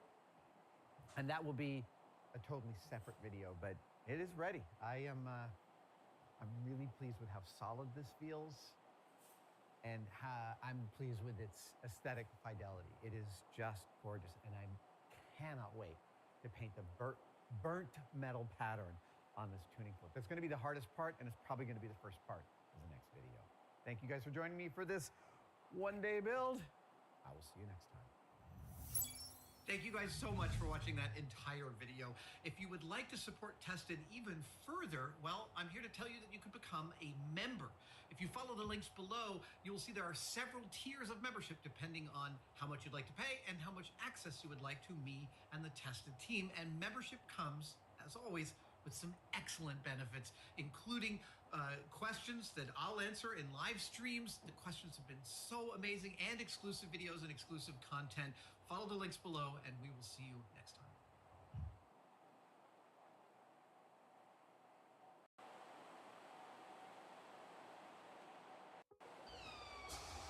Boaters, help keep killer whales safe. If you're boating in British Columbia's coastal waters, be aware of the laws in place to protect them. A message from the Government of Canada. Good morning. Well, or good whatever time of day it is for you where you happen to be right now. A few weeks ago, I did a show and tell of the lightsaber that I built back in the mid-90s after traveling to the Lucasfilm Behind the Myths exhibit in commercial special effects. In the comments of that video, a lot of you asked and requested that I show myself building a lightsaber like that from scratch, which I think is a terrific idea, and I'm totally going to do it. But I'm going to walk you through the story, and I'm going to build it as if I had to build it today with similar resources. Like, I have reference material for the actual Luke's lightsaber that is perfect, but I'm not going to use it. I'm actually going to show you how I would do this if I didn't have access to enough information. The first thing you should know is that back in 1995, while working for Jamie, I was making I wasn't making very much money. And so for me to go get a $35 chunk of aluminum was significant. Like, that was a significant expense to me. I had to think about it and talk to my then girlfriend about it and save up for it. And so when I did, I wanted to be really, really careful. This was like a holy prize when I realized, oh, you know what? I think I'm gonna go get a piece of aluminum and make a lightsaber. And so then I went down to Bayshore Metals and I looked at their scrap pile and I found a piece just like this, about 2 inches in diameter. This is standard 6061 aircraft aluminum. And yeah, it was like $35. And I just remember that expense really kicking my butt back then. So I wanted to get this right. So what I'm going to do is I'm going to walk you through my computer machinations for doing a build like this. I'm going to find a picture of Luke's lightsaber. I am going to isolate it and blow it up, but I'm going to try doing this without using any special software. Let's see how I do. Let's see how we do. Let's get into it. First things first is, yeah, that's my baby Yoda. What of it? He's helping out today. Let's see. First things first is Luke's lightsaber. Great. Okay. This. Look, I mean, it's a bonus. Yeah. Here is an auction photo of Luke's lightsaber. There we go. That's fantastic. That is exactly the kind of reference we want. All right, so I'm gonna save this image to my desktop, and then I'm gonna use Apple's Preview. Their, Preview is a photo viewing program they have. Oh, are you really not gonna let me save this image? Save image as? No. Okay. All right, here's a trick. There are websites that won't let you save photos off the website. What you can do is you can go to View, at least in Google Chrome for the Mac. You can go to View, scroll down the View menu to Developer, and go to View Source. And look at the source, and what you're looking for is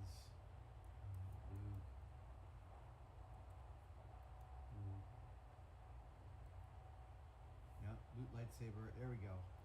In the source code, you can find the link to the picture without the web machinations that keep you from being able to download it. Yeah. This doesn't take too long. Seriously, great little technique. Save image as. Okay, desktop. So, here's what I'm going to do. I'm going to print this out.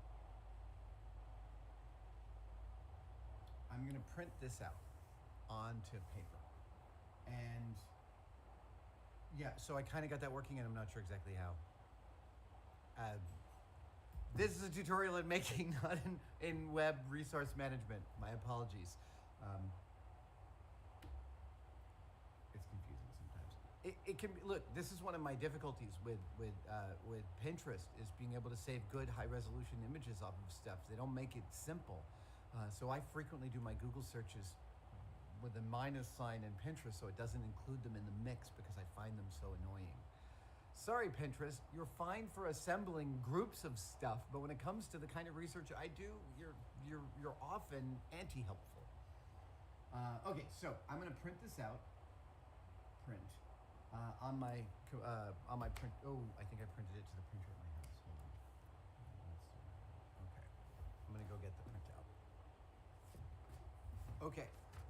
I have my lightsaber printed out. I don't think it's the right size, and sure enough, it's not. I need to get this the right size, so how do I do that? Well, here's what okay, so here's where we're hoping to get to. We're hoping to get to a printout that shows precisely how long the lightsaber is. And luckily for us, on auction sites, they often list some critical dimensions. And I think those are fairly safe to follow for a reasonable amount of accuracy. Obviously, some conservator is just gonna go, oh, okay, this lightsaber is 11.75 inches long. That's totally reasonable. It might actually be 11.76235 inches long. That's the kind of thing a conservator's not going to worry about as much as a prop replicator sometimes. But we have a measurement. So we know that we want this to be 11.75 inches long, and it's currently only 10 inches long. How are we going to translate those two things to get them to give us numbers we need? I'm glad you asked. We're going to do a little math here for my channel. So the actual dimension is 11.75. Okay. And the dimension Hello, Ultra that you Instinct. currently I'm have back. is 10 I had to go to the bathroom real quick. Also found some we smooth need to cardboard, so I'm blow ready to this go, up baby. by a certain percentage. We need to. This is 10 inches long, and we need to blow it up by a certain percentage to get to 11.75. Well, this math is really easy.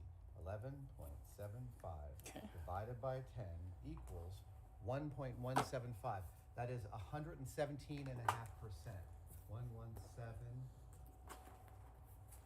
117%. If I multiply 10 inches by 117.5, you see how the number is? It's actually pretty straightforward. Okay, how can this formula help you in your day-to-day life of prop replication? I'm going to give you this simple formula. When you want to scale up in a single dimension, let's say you want to scale from 10 inches up to 11.75, you simply take the bigger number and divide it by the smaller number. That's when you want to scale up. So 11.75 divided by 10 equals 117.5%. When you want to scale down, you take the smaller number and divide it by the bigger number. You do the reverse operation. And so for instance, if you wanted to take something that was 11.75 inches and divide it by 10 inches, you would get, when you divide 10 by 11.75, you get 85%. This is a technique I used hundreds of times a day as a graphic designer back in New York in the 80s, where that was before we had computers. We did everything by hand, and that kind of scaling I did constantly. So what I'm going to do is I'm going to take this over to my printer and use its sizing function to blow this up into two parts.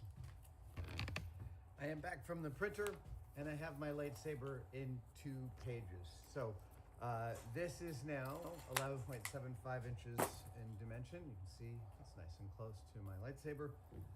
A note. What I've done here is called tiling, because 8.5 by 11 sheets of paper aren't big enough for an 11.75 inch long thing.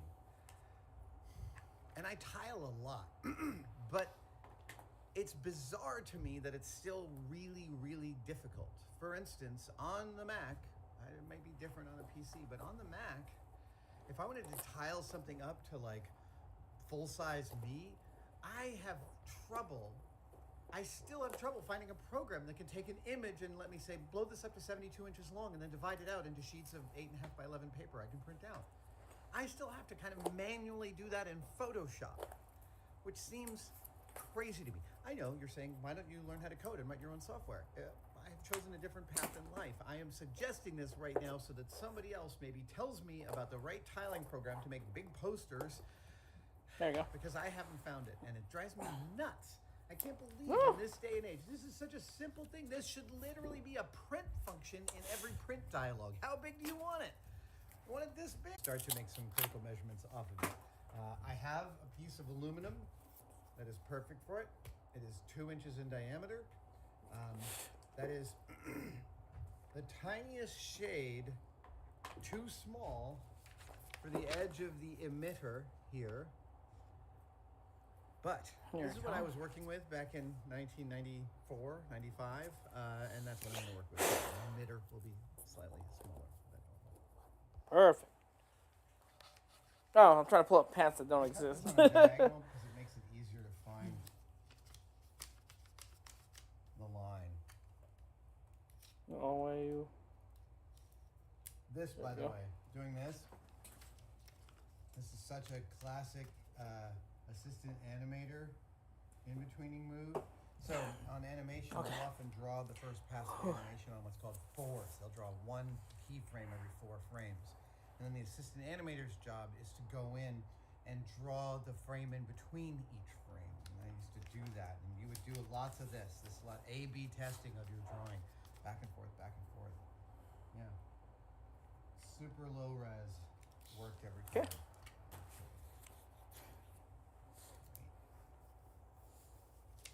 The Saurus boy. What is up? This is the Proton pack from Ghostbusters. And, yeah, there you go. That is what this contraption is. So there is our lightsaber. Look at that. Oh wait, that took that out. Yeah. Almost exactly what I was working with way back then. This piece of aluminum is. That's in there solidly. That's in there solidly. Okay. I wish I had a slightly longer piece, but I do not. Okay, Okay, so what did I do here?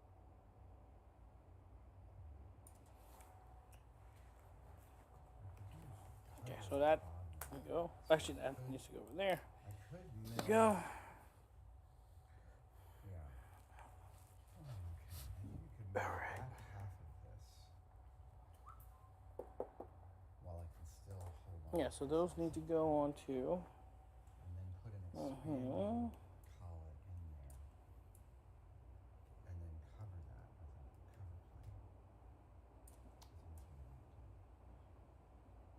I'm not going to make that out of copper. It's going to be a small light. Okay. So those go up too. One of the issues I'm going to deal with here, or I'm actually not going to deal with, is called parallaxing. And that is, this isn't a perfect plan view of the lightsaber because the camera was in the middle at some distance away, probably Yeah, so on a that lens means like you're a probably 50 right there. or a 70 millimeter lens. But you can see that I can see kind of that at this end I can see sort of under the transmitter, and at this end I can see under the hand wheel here. So I'm getting some parallaxing. That means that these dimensions aren't going to be perfectly accurate. Okay. That's yeah. okay. That's kind of what we have to deal with sometimes, and that's for real. You know, that's just like, you can't really escape parallaxing. You just got to be able to accommodate for it. I'm not going to worry about it here. I'm just going to assume that these dimensions all the way down are just gospel. There we go. All right, I think I have a rough plan for how to obtain this out of Ooh. this. It's going to take a couple of steps because if I had my druthers, I'd have another couple of inches on this, so I'd have a more positive grab. It means I'll have to adjust this a couple of times during the lathing process, and there will be a milling operation, but it should be pretty straightforward. Let's find out. Okay, so I need to take off. Say about. I'm going to grab this.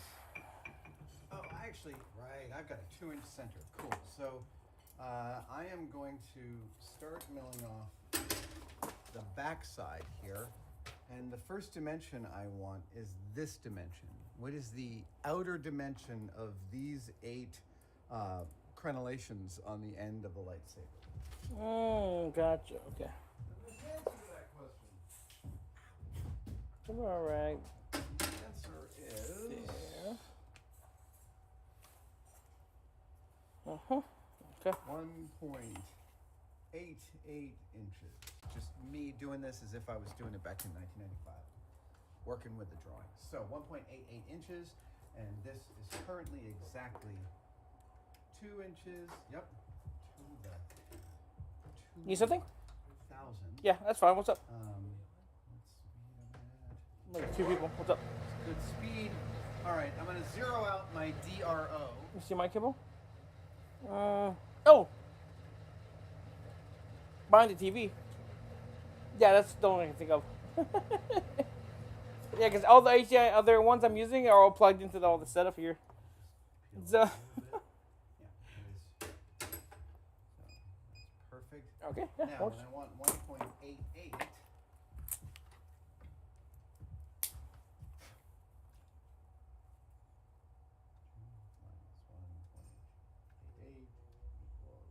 Equals 0.12. About 1/8 of an inch I'm peeling off of this.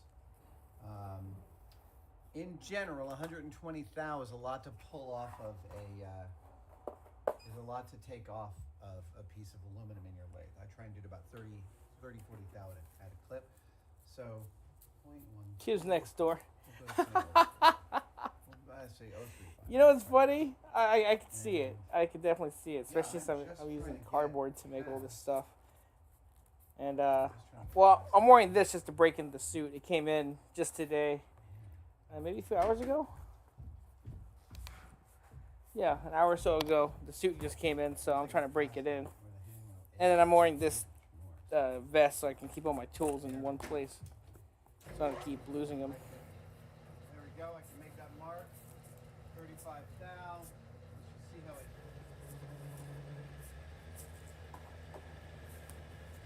There we go. It really likes that.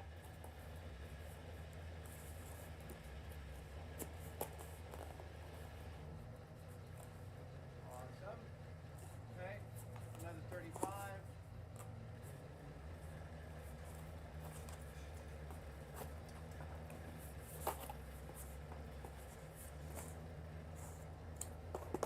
Actually, And another 35. I have an idea. Hold on. What am I doing?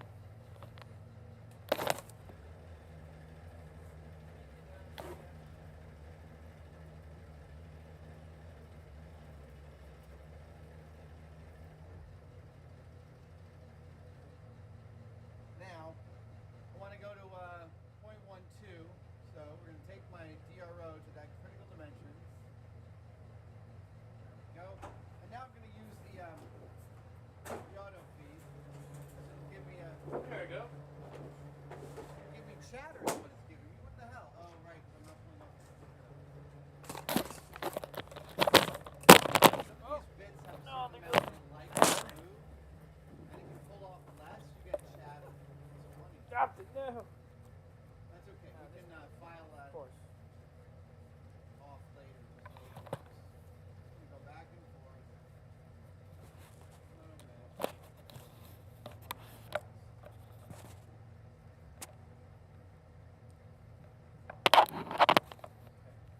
I'd like to. I got there. Let me get to one.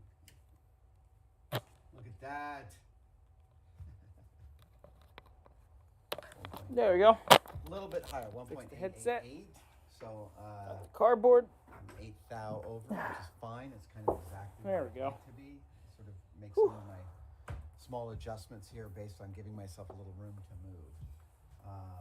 The next thing I want to do is create the ability to grab this from the inside. I'm going to drill a hole in the end. Okay.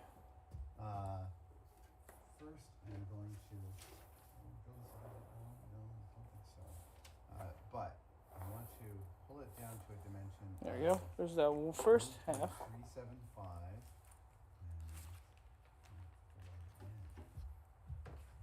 So I want to level the end first. That's the next step.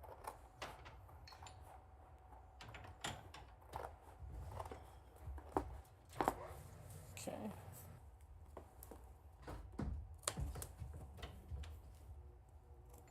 Now I'm going to drill in the middle. Give myself a center drill. There we go.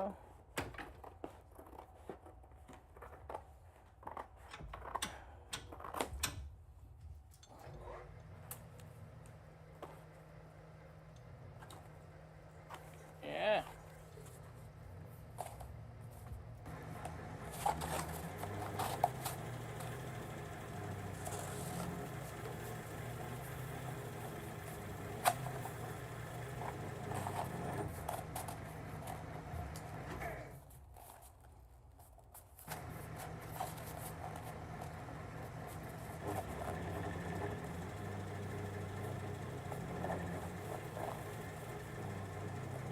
There we go. Yeah.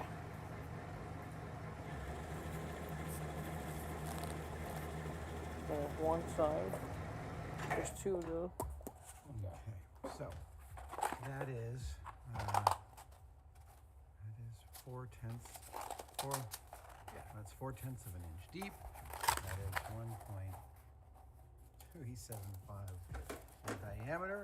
Now what we have here is we've got these angles. So what are these angles? And this is one of the reasons I love these specific Aloris Universal wow. lights, because I can use them to set angles that I want. And I do this pretty much visually. I know that's not necessarily the exact right way to do it, but what the hell. It works for this kind of stuff. So Yeah. I'm going to loosen this. And I'm going to get this angle set. See, the other thing is that if you think like a prop maker, you'll notice, hey, look, the angle matches the standard angle that I can reach with an Aloris Universal Tool Bit. Given that I learned about these tool bits at Industrial Light and Magic, it would seem to follow that they're using the same thing to make the same cut. So that's what we're gonna do. We're gonna come in here and we're gonna soften this shoulder at this angle. There we go.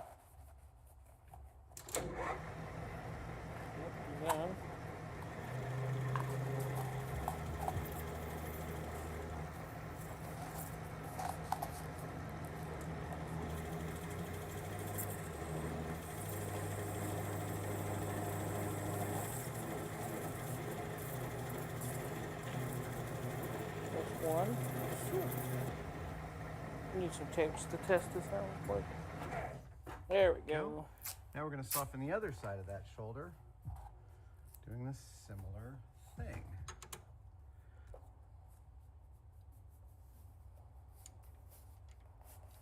I think that's the right measurement. Let me just double check. Oh, right. That's how I was doing it. Just one less. Damn close enough for me. Now the question is, how wide is that little? So you know what I probably want to do? I probably want to go in a little farther. Maybe I want to pull this piece out a little bit and machine from here across, getting that critical dimension. Because once I have that, then I can go in and get that shoulder.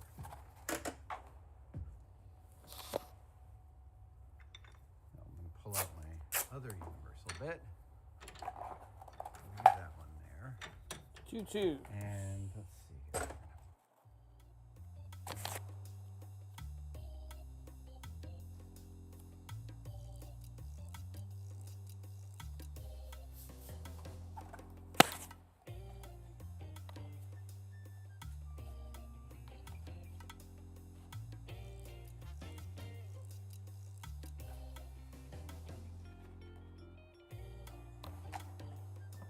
If you're not separate, they are together. Things are going well. I've got the back section roughed out here. I'm about to, and I've got a live center here stuck into the end, and I'm about to plane down or lay down most of this material here. Perfect. It's going to be a bunch of auto feeding, and then I'm going to get in towards making the Awesome. all the rest of these. Yeah, that'll do it. All the rest of those details up here on my thumb side of the saber. Later we'll figure out how to actually cut the 8 crenellations in the hand wheel here. Famously, the original lightsaber, this was a faucet knob. I don't have access to such a thing, so I'm going to have to machine it. But for right now, here's some soothing time lapses of removing lots of material on the lathe. Okay, get rid of the tape now.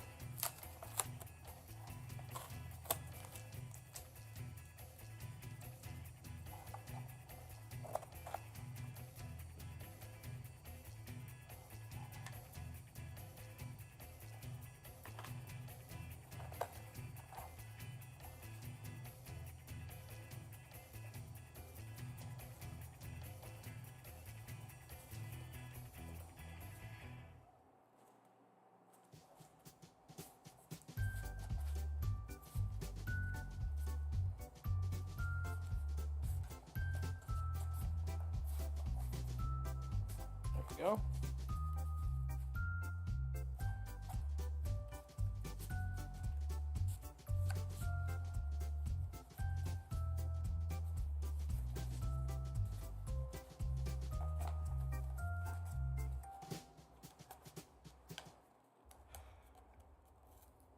I screwed up again. For the 4th time. I really messed this up. There we go. Grr! Here is what happened. Here is the lightsaber that I'm trying to build, and I've made several mistakes about not paying attention.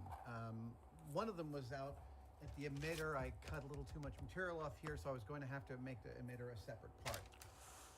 But now what I did was I messed up this part here because, well, you might even be able to see it on the time lapse that I couldn't see it, but part of my tool holder was, I hadn't set up my orientations correctly and measurements started changing and I didn't realize they were changing because I was forcing the wrong part of the mill, the lathe into the material.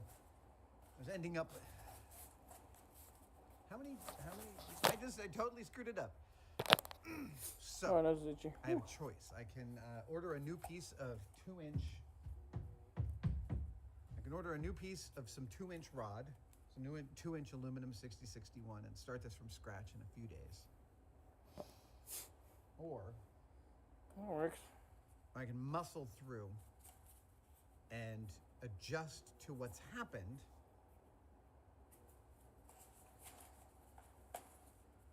I think that's what I'm going to do. So I think that what I'm going to end up doing here is there are some salvageable pieces of this build right now. I'm going to cut those salvageable pieces off. There I'm you going go. to tap them so that I can connect them later with bits of all thread. I have this other bit of 2-inch rod, which should afford me enough material to finish this today. There we go. I was really hoping. Here's the Yeah, problem. yeah, that should I was work. hoping I would finish this in the first half of the day and get another one-day build done today. There's no need. There's no need. I could do it tomorrow, but I started counting my money, and it's not like I'm making money. It's not like I don't mean actually counting the money. I mean like when you're at the poker table and you get a good hand and you start counting your money. That's when you're about to lose because you are not paying attention to everyone else in the room. That's what happened to me here. I was counting my money. I was like, "Ooh, we're gonna get this done fast. Okay. It's gonna be fast," because I had my eye on the wrong ball. Okay, let's salvage what we've got and make Okay. something, shall we? Okay.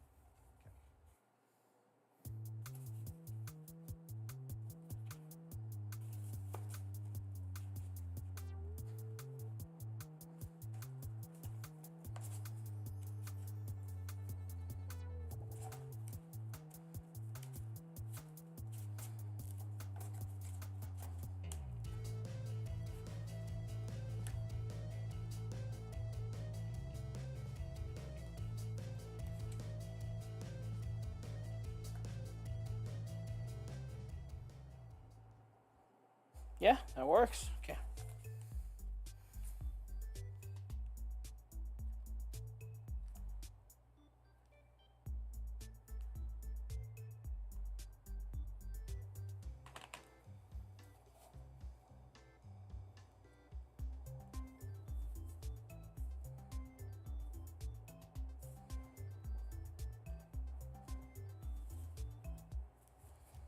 Okay, that wasn't as bad as I thought. I have now the better part of a lightsaber with a removable bottom, and that actually makes this an easier task because what I've got to do is create the correct hand wheel crenellations in the back of this. So it's time to move over to the mill briefly. I love the smell of freshly machined aluminum. It's coming along nicely. Yeah, I'm quite provisionally pleased. Let's not get ahead of ourselves. So I need to machine 8 crenellations off of this, which is 4 on the cardinal points and 4 on the halfway splits of cardinal points. So every 45 degrees. Okay. I could pull out a rotary head that I've got with a center and set this up to do that. But that is a lot of work. And I have an easier way to do it, which is to use what's called a collet block. This is a collet block, and I can... I need... Since I've got the 3/8 bolt that's sticking gonna out work. here, I've got a 3/8 5C collet. I stick that in there. I stick this in the collet block, and I can tighten it down. Hang on. Come on, cooperate. There you go. That's what I want. So I can tighten this down, and then I can chuck this into my mill. Yeah, And I there can we go. get 1, 2, 3, 4, because I can just turn it for each operation. Then, if I carefully turn this exactly 45 degrees, and I'm pretty sure I can get there close enough by eye and some various measuring tools I have around here, Then I make 4 more cuts, and I believe that's how I did the original one that I did. We shall see.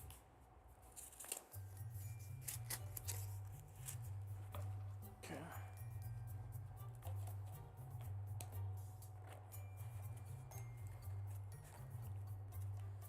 Now, just trying to give it more diameter for it to glue onto. There we go. Yeah.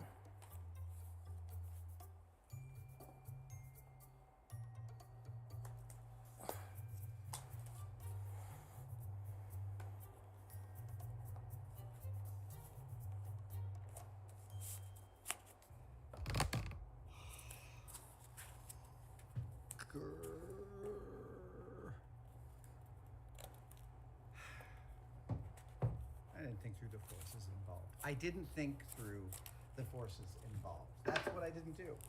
I had this little 3/8 bolt chucked in here. Felt like really tight, but I'm going to hit it with an end mill that's carving off material. It just made the whole thing spin. So this will be a I can clean that up a little later. I can clean that, but still the question remains: how to mount this? Okay. How do I work this? You may ask yourself, where is that beautiful house? Weird. You may ask yourself, where does that highway lead to? My gosh, I was watching David Byrne the other day. Oh my gosh. His new concert film, the one directed by Spike Lee. Dude, it's amazing. David Byrne. All right. Heroes. This is them offline.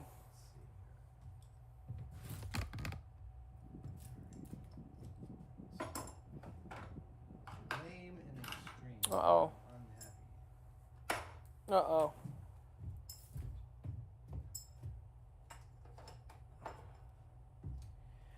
I don't know, man. Is it frozen? It says, no source selected. Oh, no. V-block. What happened? Does something happen with my thing here? Oh, I think the internet died. Did it die on my thing? Oh, it probably did. Uh-oh. Oh, no. No! It died. It died. Oh, crap. This piece here. And yeah, that'll be good enough. That has to have been Wait. how I did it before. I'm gonna do some Is my layout stream dead? here of the points that I need. What the heck? Yeah. And Okay, hold on. Let me check something. Go on my use phone. vertical squares to get myself to the right orientation. Okay. Wait. To the workbench. Is my stream dead? No, it's not dead. What the heck? Okay. So my phone just gave me a heart attack. I thought my stream died. But then it's like, no. It can't be dead. That's impossible. How could you? I trusted you.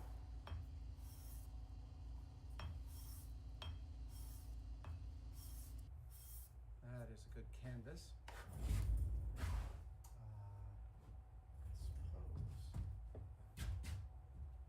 Dang, that's hard to know.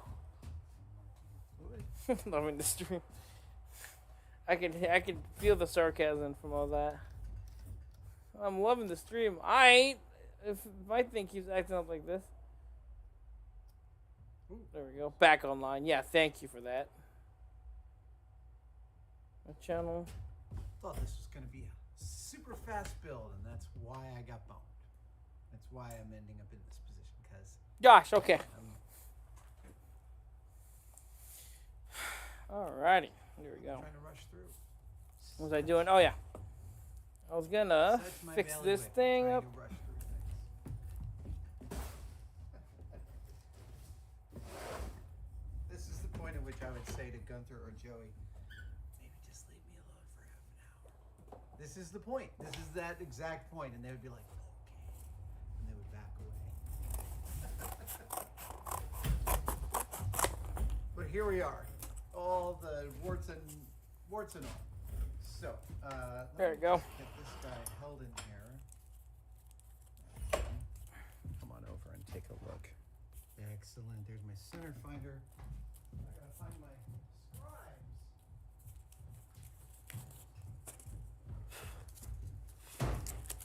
All right. There you go.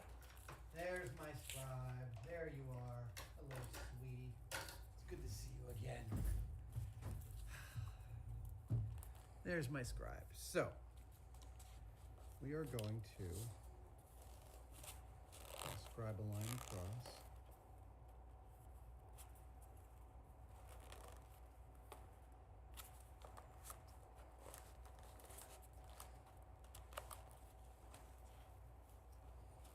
Now we're going to scribe a line up, but How we're going to make sure that it's perfectly square. There you go.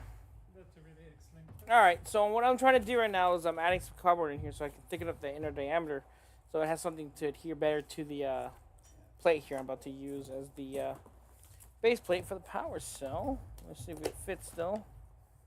Still fits. I'm gonna make sure that is up. There we go. mm-hmm. There we go. Okay. Let's. Good. Now that you're in position,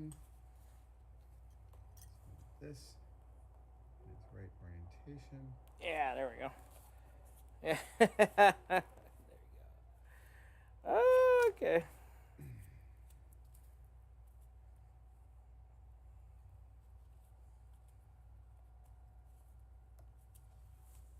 Got it.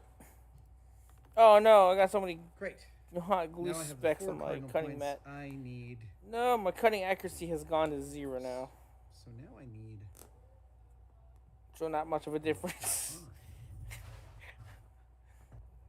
God, there is so much glue on this mat. Oh, that's not going to be good for accuracy. That's not as accurate as I would like.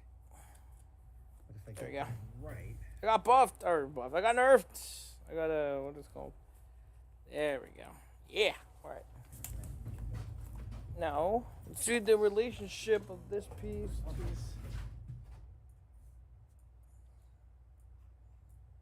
it is in line with the thing, so. We're talking plus or minus like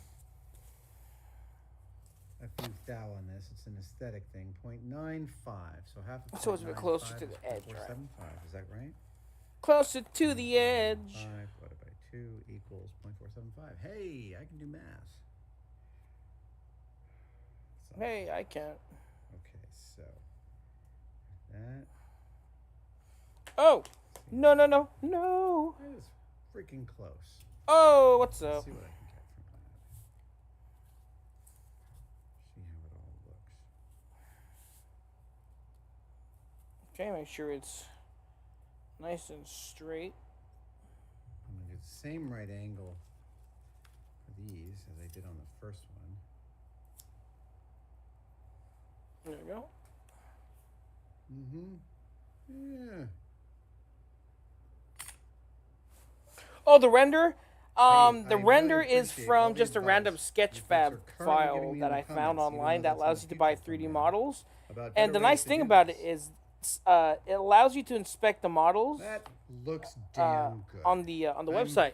So for my case, even I though I think don't I have any can- intentions of modeling or buying a 3D modeling I can work of the with that. thing because I don't do 3D modeling, That is within not- a degree you or know. two of.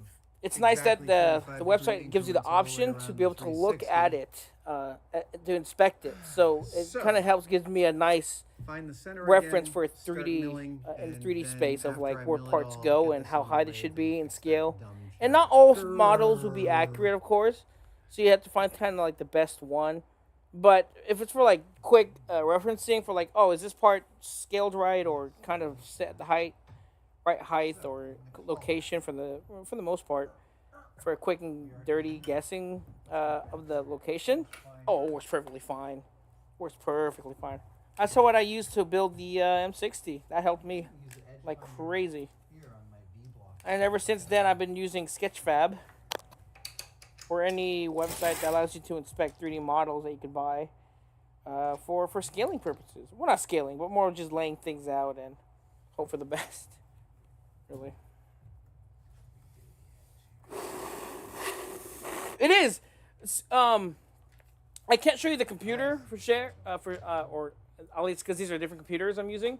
However, this right here, as you can see, you can zoom out. You could do all that. It's just basically the model that you could find, given the model you could find. It is such a nice tool to use to be able to just quickly get a nice reference point for where this piece goes. For example, this piece right here, I was able to thanks to the reference point. Oh, these are not straight. Thanks to the reference point, you could see that these go here, and then I was able to kind of guesstimate through the model where they kind of have to go or be placed. So, oh man, I messed that up. Luckily, it fell Oh no, it's not centered. Should have. Does that little twisty thingy. How much should I trust that? Will anyone notice that? Nah, they ain't gonna notice that. If they do, so be it. Oh, it's not even the right way up. I'm behind the camera right now. Yeah, that works. I happen to be no on biggie. my soapstone surface plate. I'm just checking square. Yeah, that's good enough. Alright, so I'll check this guy. the tape back.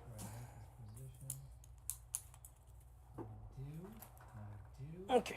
I do. So. Now we're gonna glue this piece in. Now we're going to bring this down. I'm going to bring the net up.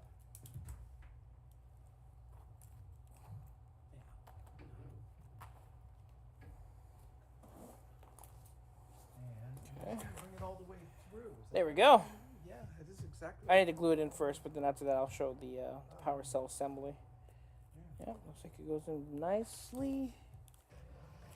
Yeah, there's no way that's coming off.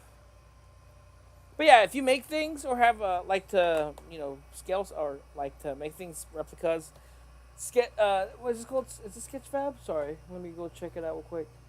Yeah, Sketchfab. That's the website. It's called Sketchfab. You just type in a model for something. Hopefully they have a model of it. It's not always guaranteed. But like if it's something popular, for example, like let's say a Doom shotgun or something, or a Proton pack in my case, you can search it up, and if they have to have a decent model for just referencing, it definitely helps me. That's what like I said helped me make this Proton pack in terms of scaling and like placement and all that. It's a real lifesaver instead of just using static pictures. We're in the 21st century. Let's use some technology, yeah. So in my case, I'm using Sketchfab. And I love it. It saved my skin many times. I think we could do this as a time lapse, don't you?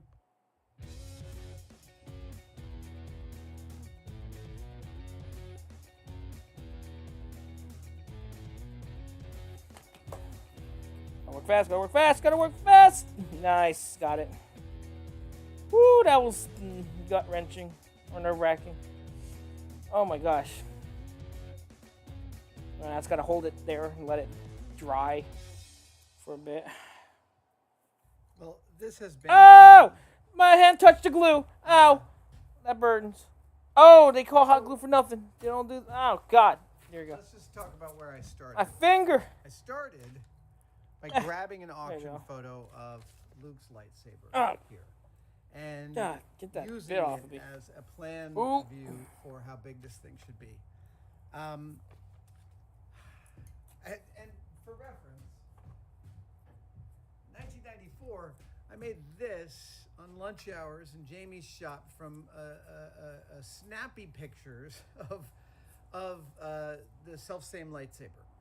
Okay, literally from like a disposable camera's pictures of the self-same lightsaber. Here is where I've gotten thus far, and it's pretty good. It's way off, and that is, I guess this was the exercise that demonstrates how far off one can get. And frankly, part of me wants to keep grinding away at this, but I'm gonna have to let this one go because this just is actually less accurate to me. It's less correct looking in its current state. I know I have to slice that off, but I will. It's less correct looking than the one I made in '94, and maybe that's the thing, is like I know just enough to be dangerous, But and This thing takes forever to dry. Holy moly. like I definitely don't want to disappoint you, the audience. I wanted to have like made a perfect lightsaber and be like, yeah, I nailed it. But I didn't.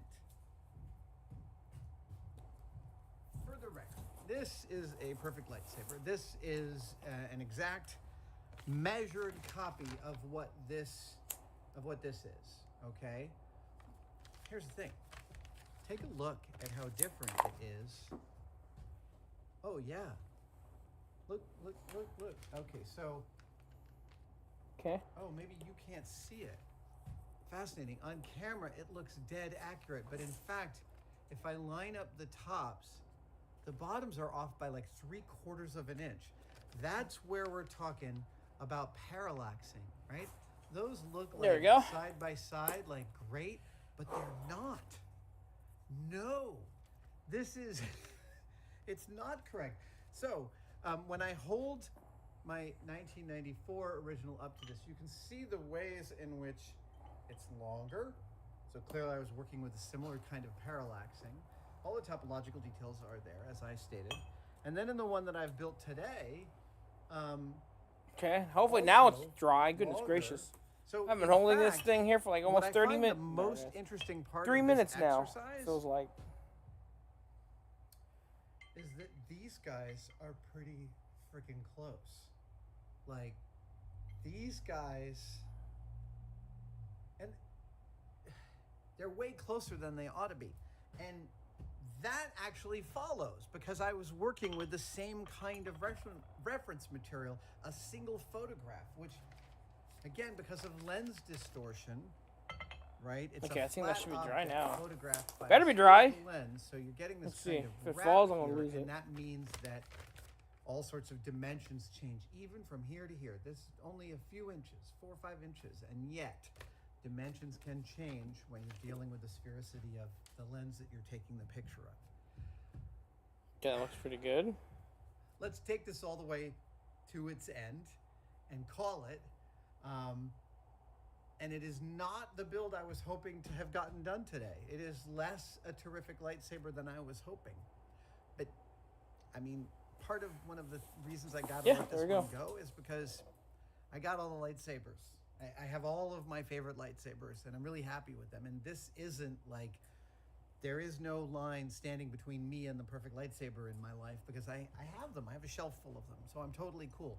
So this one is going to be the object lesson in the errors that can be introduced from the reference material. I didn't think that was what this build was going to be about. And yet that's what it's about. The OCDs among us are just going to have to let this one lie. Okay, so let's cut off this tip. And we will chuck this into That's the a nifty lathe little- again. And then we're going to do some steel wool on it. And then we're going to do final polish. And then we'll throw a little spray paint on there. And we'll call this one. I am not going to make the activation box on this. It's a whole nother persuasion that I'm not going to get to today. You know, I think what's going to happen is this is going to make me better at interpreting photographic data later down the line. I will be able to understand more because I've never done a kind of an A/B testing like this. Okay, enough of my chatter. Let's get back to the machine.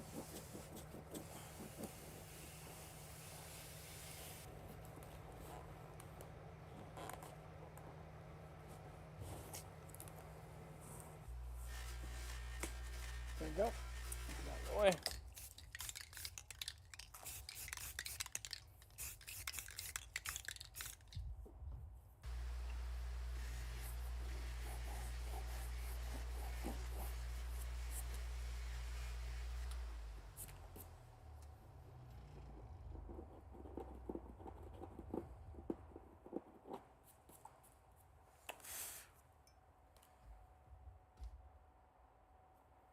Yeah, there you go. There's the drawing I started with. There's the lightsaber I made from the drawing. Oh yeah, there we go. Do that down. Here is the lightsaber that I made in 1994.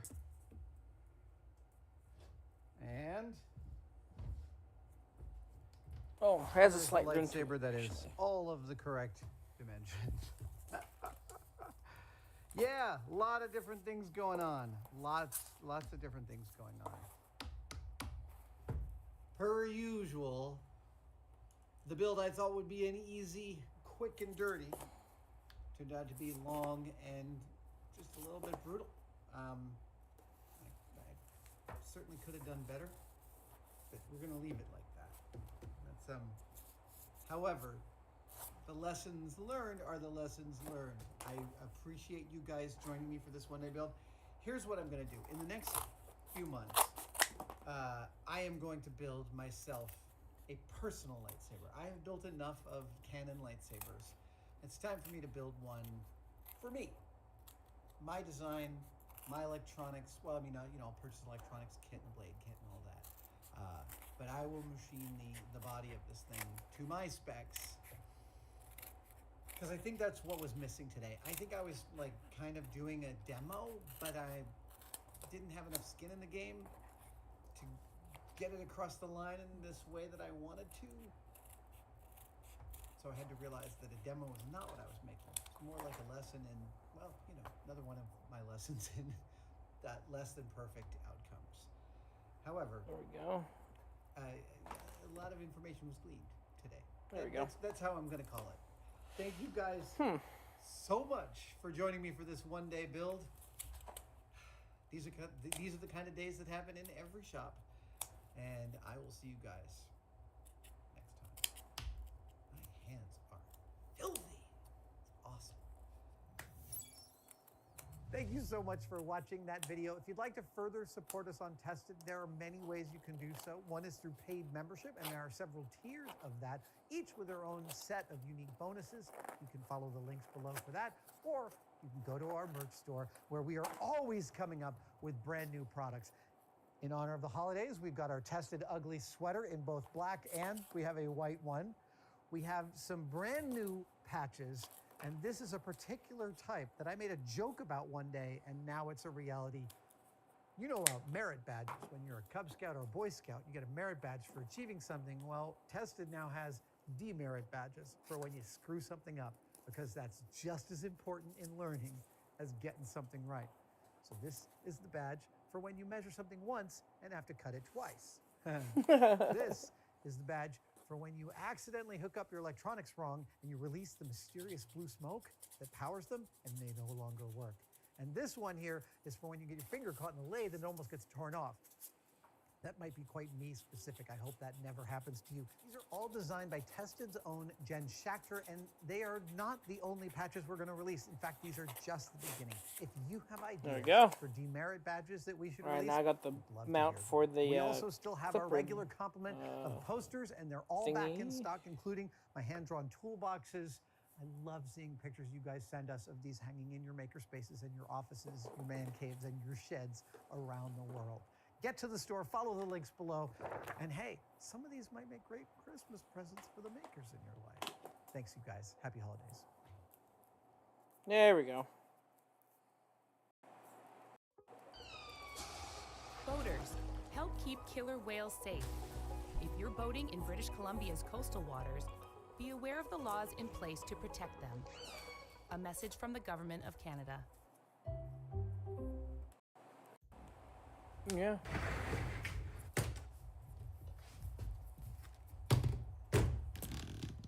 Hey everybody, Adam Savage here in my cave with a really fun one-day build. Recently here in Okay, so it goes like the right. United States, on Earth, it was Halloween. Halloween came and went recently. And this is how my partner and I decided to celebrate Halloween. Yeah. This Wookiee suit that I wear from time to time is one of my all-time favorite costumes.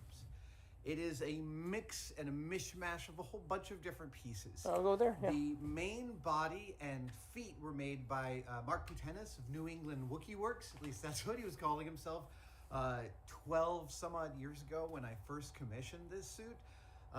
The hair on the bodysuit is latch hooked onto netting, which means it's actually a very breathable, lightweight suit. The mask is an incomparable masterpiece made by Tom Spina that includes the original Stuart Freeborn designed mechanics that allows Chewie's lip to curl. There is not a more accurate Chewbacca mask in the world, than the ones that Tom makes. I think his are better than Lucasfilm's in the sequels. Yeah, I'll say it. But as an avid cosplayer, I have a collection of costumes, and I occasionally bring old costumes out and rewear them. That's what happened on Halloween, and it happens occasionally. And this is also one of the intersections in revisiting costumes that can happen, because I wore that Chewie suit and I had an issue with the wearing of it. And the issue is that I'm older now and I'm more fragile than I used to be.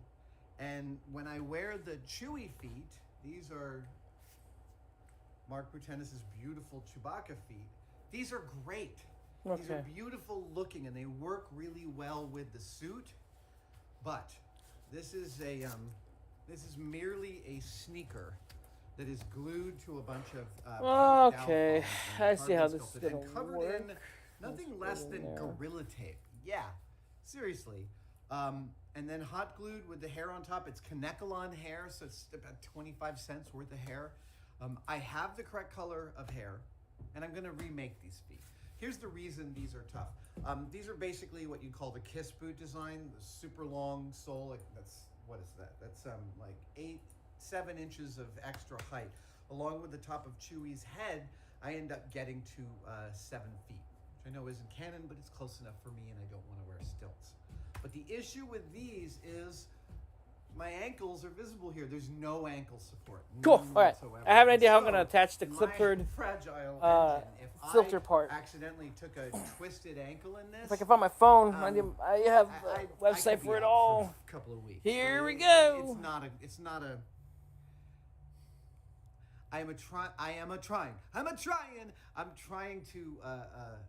I'm trying to make sure I last. That's our goal, right? I just would like to last and not injure myself in dumb ways.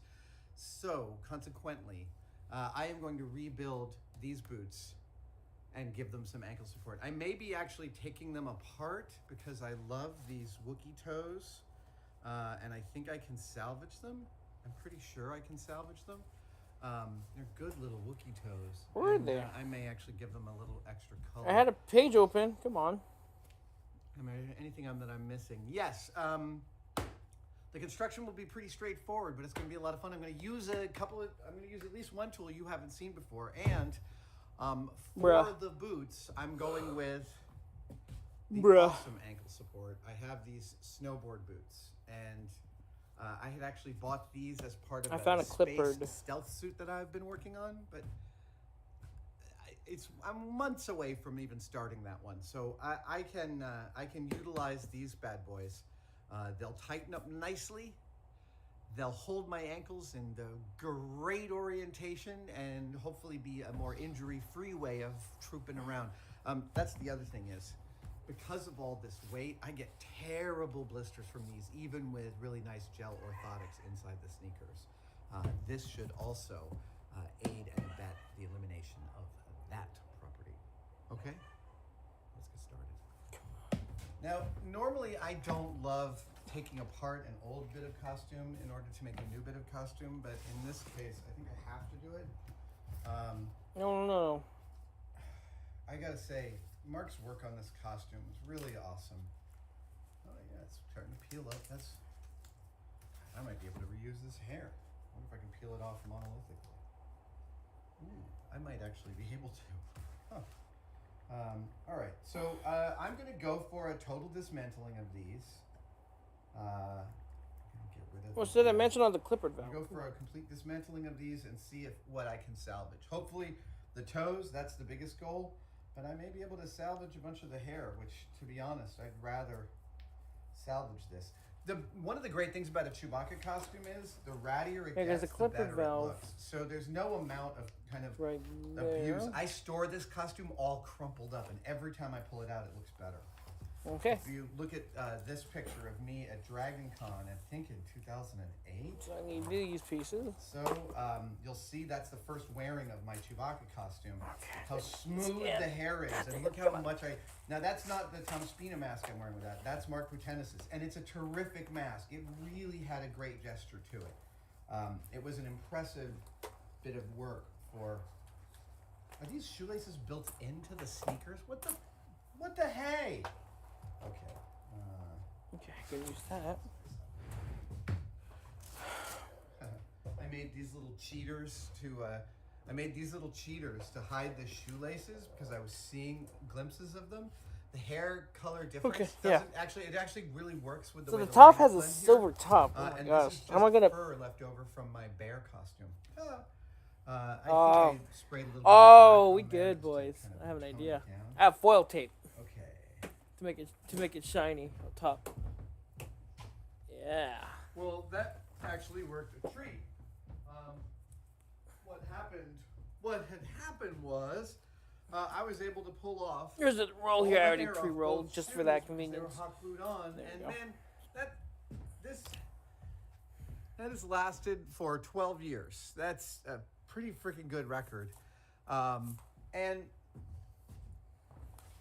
I know it's not like the most beautiful hair job, but I love what it looks like on the costume, and I'd rather not change it or reinvent the wheel. So that saves me a good couple of hours out of this build. So Okay, now, so I'm gonna see if I can trace something more circular can I for the sake of the clip hood. pull this off? And that's non-trivial because Will this work? the way the tape It's actually pretty has small in grabbed conjunction things, to everything else. Yeah, that's actually grab really things, small and diameter. alacrity I find surprising. How However, I small of a think I diameter are can we talking follow about here? along the edge here. Ooh.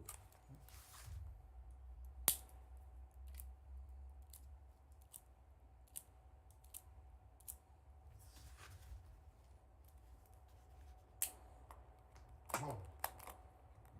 Ay, ay, ay. This is Okay. See, if I cut it off past the tape, then I run the risk of not having enough room to actually. Ay, ay. Okay, got it. A little bit of padding. So if I had to make a guesstimation for the clipboard, Okay, you this know is wide it is, it would be about I there. see. He's got some. This is nice. Not that this is terribly also wide, how I interestingly will- enough. look, I don't see any reason to change Well, hey, what I don't make the rules. was done before on these shoes, so I'm going to follow their entire structural mandate here. Yeah, that there is a wooden spar here in the middle for strength, which is great. Oh, That's a funny looking boot, man. It'll be fun to make a second one.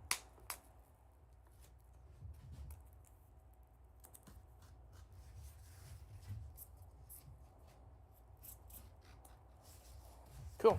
Okay.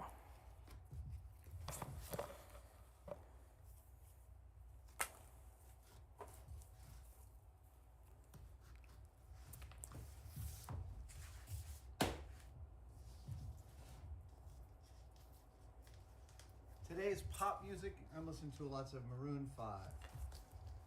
Their lyrics are nonsensical, but damn do I love Adam Levine's voice. This kind of cutting, by the way, through foam and tape and wood and other stuff is exactly where you can get into real trouble with the X-Acto knife, because you can be like, boink!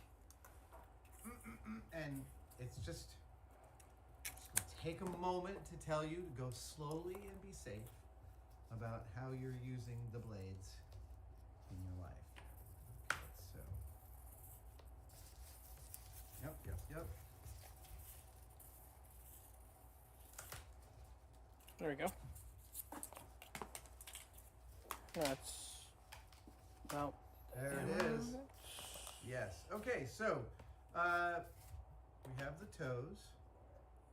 And are they not? Oh, I thought the toes were busted in a specific location. Yeah, the clippers. It Okay. looks like these latex It looks like these poured latex toes have actually survived 12 years with nary a real difficulty. Nicely done. Okay, so old Wookie boots.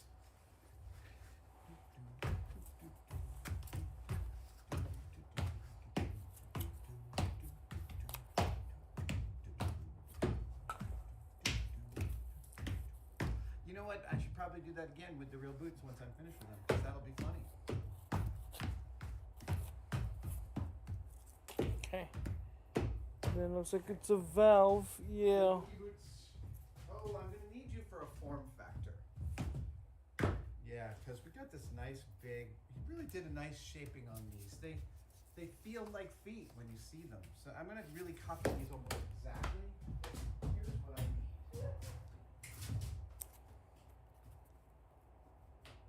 We've got some of this. This is your basic black cosplay EVA floor mat foam. And that's exactly what was used to make the soles here. These soles are precisely this type of foam. You can see the pattern there. Yep. Okay, so that's the soles of the feet. And then this, There we go. you'll recognize this That is will foam be- one. This is Dow Pink expanded styrene foam. And it's what I used to build the safe. So let me go get my stash of that.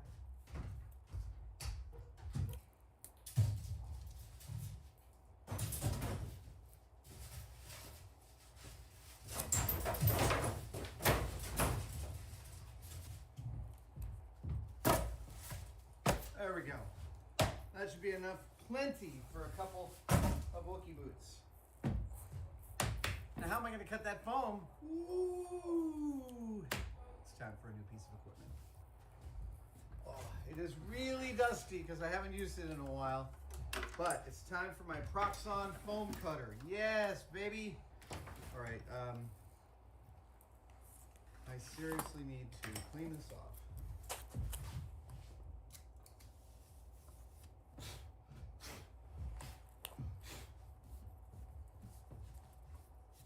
You don't want a lot of dust around something that has a heating element because that should just. Do I need to explain why? I don't. Okay, so.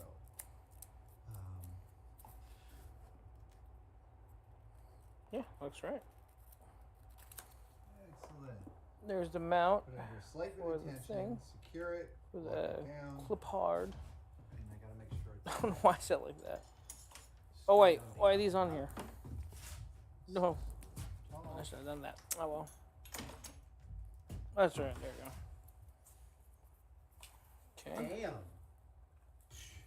gonna say. Nope. Doesn't work. Degree. Perfect. Foam cutters, hot wire foam cutters are freaking amazing. I don't use them a lot. I know. I haven't used them a lot here, and it's because, frankly, it's not one of the ways in which I think. How do I explain this? Look, one of the things about a technology is you only utilize a new technology if it incorporates itself into the problem solving that you do. We're trying to get a water cutter up and running here, a desktop water cutter. And one of the engineers at Boston Dynamics told me, he said, you know, there'll be a point with water cutting where you start to see the whole world as stacks of water cut aluminum and TIG welding. And he's describing a very specific maker kind of moment where, an engineer moment where you absorb a new technology and it changes the way you think, or it accentuates the way you already thought. So, for example, when I first learned about the laser cutter from Don Bees, when I got to Industrial Light and Magic in '98, it dovetailed beautifully with this part of my brain that had built a whole bunch of paper models back in my teens. That's how I got my start as a maker, making these architectural models out of paper books. And the laser cutter worked exactly the same way as my brain had parsed the paper book maker. Okay. So with regards to the foam wire cutter, when I'm thinking about All right. objects and making large shapes, I still don't think of wire cut foam as one of the ways to achieve those shapes. And that's my deficit. Like, I have to kind of build my brain into accepting that as a potential depending upon the need that I have. Yeah. So this is part of me trying to bring the wire cutter into my practice. I am going to make sure it is off. Yep. Circuit's open. Plug it in. Grab a strap.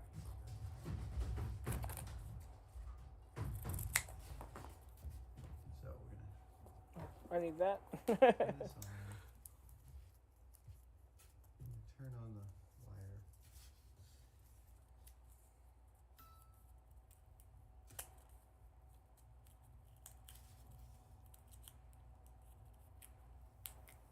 Oh yeah. Oh yeah. So Too small. I'll use this for the faster if I turn little it valve cover. Yeah.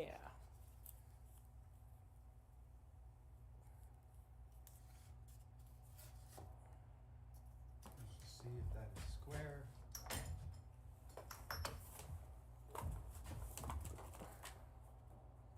For all intents and purposes. Oh, maybe I should use this one. perfectly square. So, yeah, I think you want to see a close-up of this.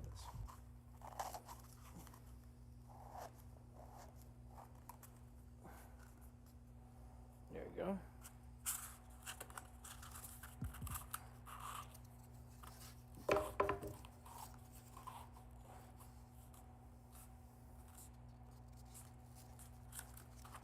Ladies and gentlemen.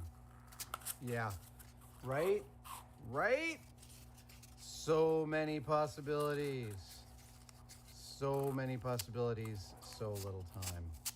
Yeah. There you Oh, go. God. Oops. Potential Okay. clipper. Hopefully now you understand some of the magic that can exist because of a device like this. So I'm going to start Okay, I'll say that. cutting out layers. Let's get a little bit farther back on this equation. So what the part I'm trying to make is this little thing right here. It's called a clippered valve. That's the what shows up. Like there's anything really specific about that.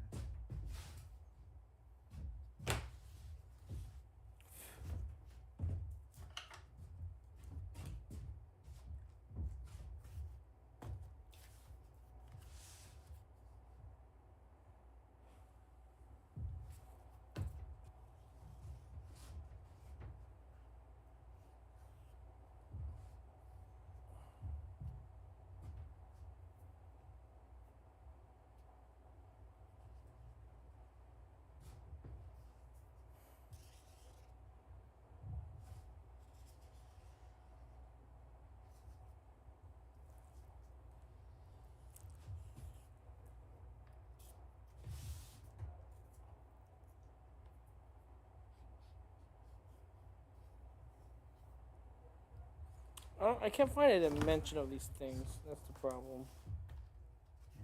Yeah. Okay, so I'm gonna cut out 4 layers of that. This I'm gonna just slice up on the bandsaw.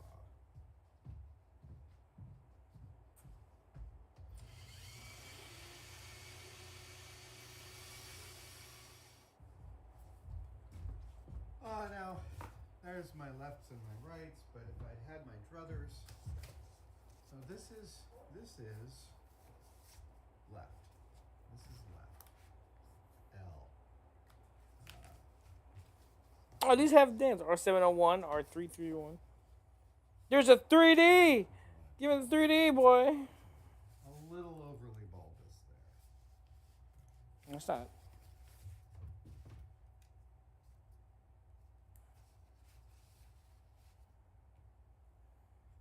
Oh, that's so cool.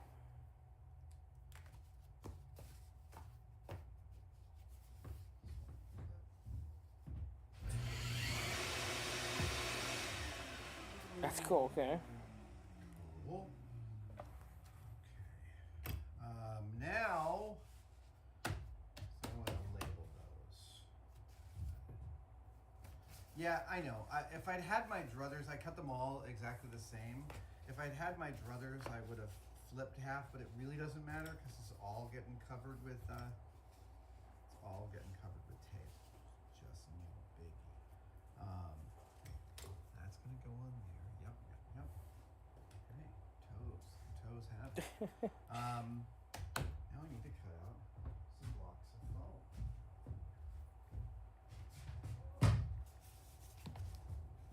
It's actually right. I'm gonna have to. The heel is at 8 inches, but then right. So that's what I'm really gonna need to measure from, and it's exactly 8 inches. Okay, 8 inches to the heel. He pointed the sneakers That's down funny. a little bit for some You can actually comfort. buy the actual Obviously, I clippered can't valve, do the that with these. Proton They packs got and the tuna upright, onesies. So what I need is. That's funny. Alright, so it looks like I'm going to have to wing it because I can't seem to find the proper, what's it called, scaling of them online. It's no biggie though. I'm gonna go with.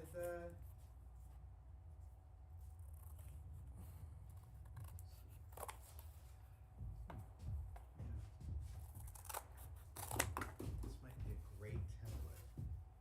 And it is! Okay, so I'm going to cut all the foam out according to this template. Okay. I'm going to use this template on the foam cutter. So.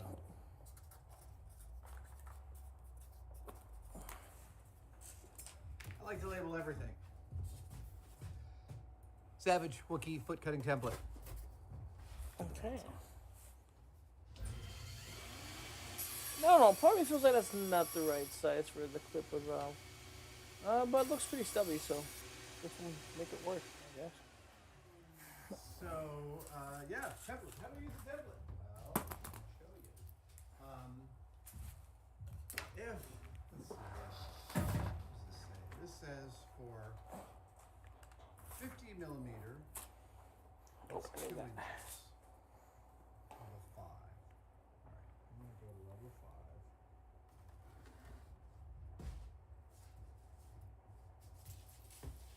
And I'm going to, you know what, I'm gonna cut out some chunks on the table saw just so I have them at the right orientation.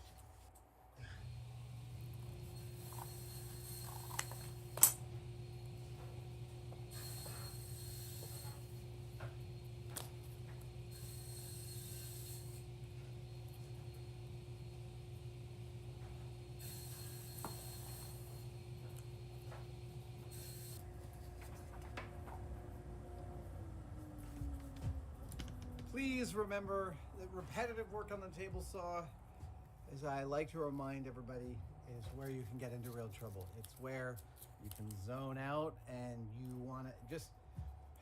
I maintain a presence of mind while using the table saw. Sorry about that light over there.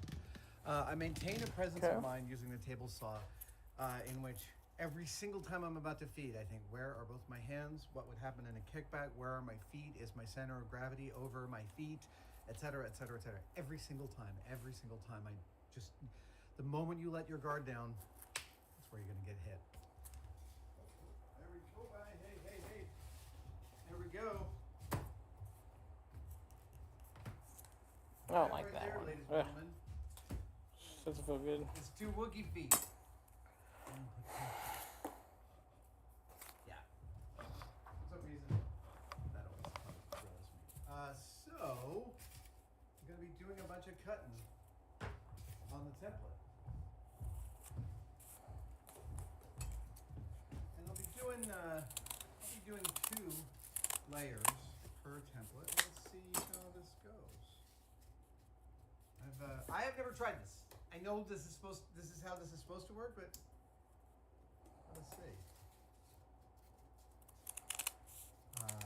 I have a lot of room to move here because the template I've chosen is the size of the outside dimensions of the foot. So everything I'll be doing is carving into that. So I have some room to screw up.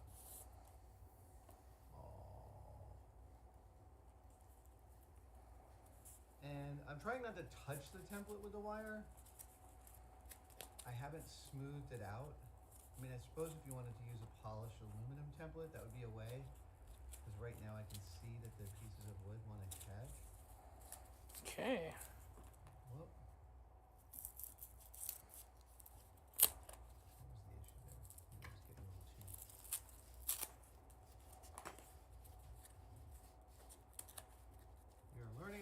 cutting as we're using the foam cutter. That's how this There we go.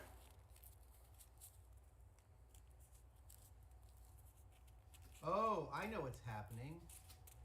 Going to a label. Yep.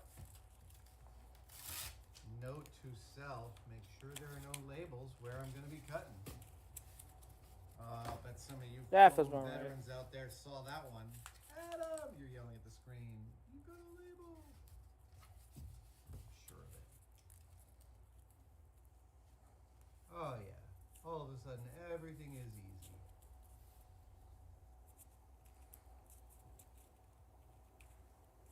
Now I've got 15 pieces to cut out.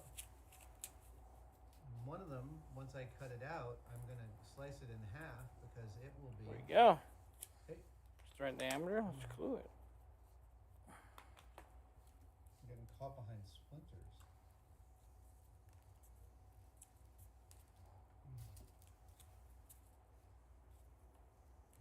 This is not the neatest job. There we go.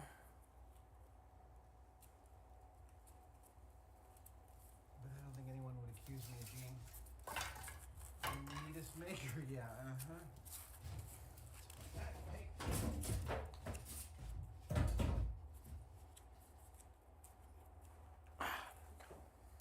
I am going to take this template and smooth it out on the 3M Scotch-Brite belt. And I'm done with this. And then, Okay. I need a pencil. One with a better eraser, at least. Okay. first two templates. Pencil acquired.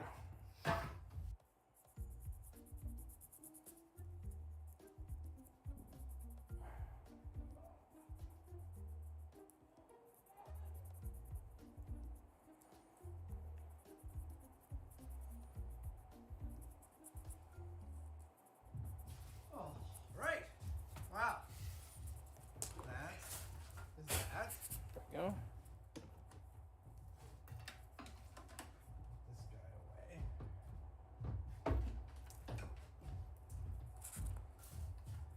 Now that is a pair. Oh, yep. That right there is a pair of Wookiee feet. Oh, I need to cut that one in half. Cool. I All right. wonder if this will work. Let's try this. I need to cut this piece in half this way. And it's too tall for my bandsaw. And I found myself wondering, yeah.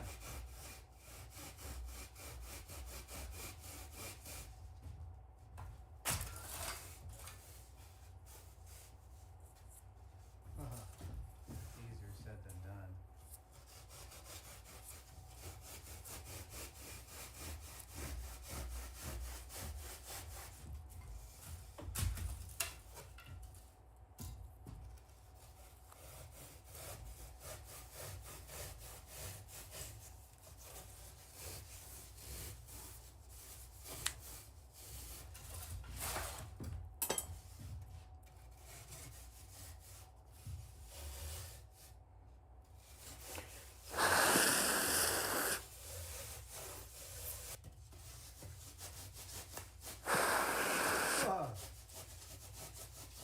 This is, look, this is a learning experience. I'm very pleased with how this is going. But you got to be careful of your hands, because you don't want, yeah. There we go. Technically, that. Those are our Wookiee feet. Yeah. There we go. How about that? Cupid valve. That looks great. Yeah, that looks sick. I want to see. This is tall the I am bottom at the heel. plate. Just Looks more right somewhat about presentable. Exactly where I want to be. Yeah. And then, I believe according to that, it shouldn't be too tall actually. Okay, so, yep, the height of the heel is precisely the same. That means all the hair should work, and my feet should fit, and it should feel the same to me to walk in. And that's really important, that it feels the same to me. Yeah, I don't want to get too high. This height works for me. I'm nice and large. Okay. So, now the question is to engineer the inside of the boot so it supports me. And I think we're going to do that fin.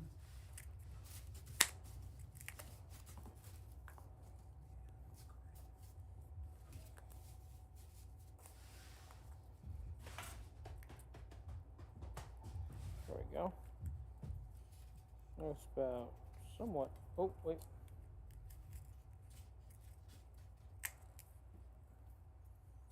Yeah, the toe's going to be. That's one of the issues about the toes pointing. There we go. Right. I have determined that I can survive like about a 1 inch lift on the heel. Sends my feet a little bit down. It should allow me to do some shaping. I want to take a look at these inserts. I don't understand snowboard boots very well. Ouch. There we go. Yeah. Okay. Cool. So now I think it's time There we go.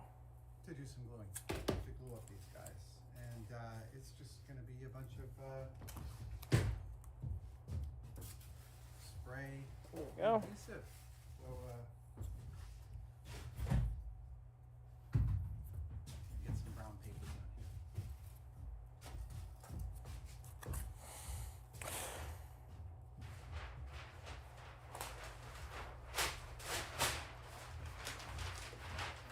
So the valve is adjustable. So that's what I'm going to do here. So what I'm going to do is make a valve. Not too hard. No, it's not too hard to do. Just need some patience. Ugh. This foam is going to be undergoing a lot of abuse. What Mark Putenis did back when he built my original pair of boots is he included up here a fin of Luan that went all the way through the center of this piece and provided a huge amount of this kind of strength to keep it from wearing like that. It doesn't add too much to the weight. I've cut a new pair of Luan templates, not even templates, they'll go in here, and just like the old ones, they'll give me a little bit of a drop on the front of the toe, allow me to do some blending of the Wookiee foot here. The toes will go out on the end of this part like that. So I'm going to do some gluing in some stages, and then I'm going to slice the feet in half and join them. Yeah. Got some Pro Stick 65 for foam, laminate trims, wood, metal, carpet lining, plastic lettering, and insulation. It should be perfect for this. So those are Go. these feet. Oh, they get stuck together. Like that, right? Yeah. Let me get a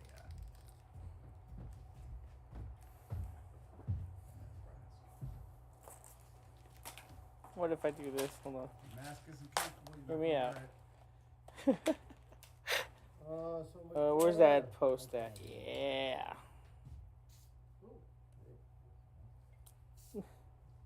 Come on.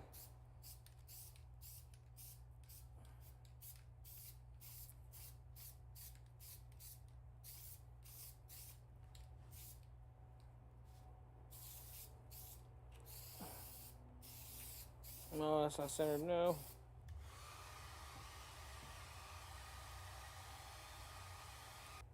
Oh, be careful. This stuff is super sticky. Gotta be very careful about it.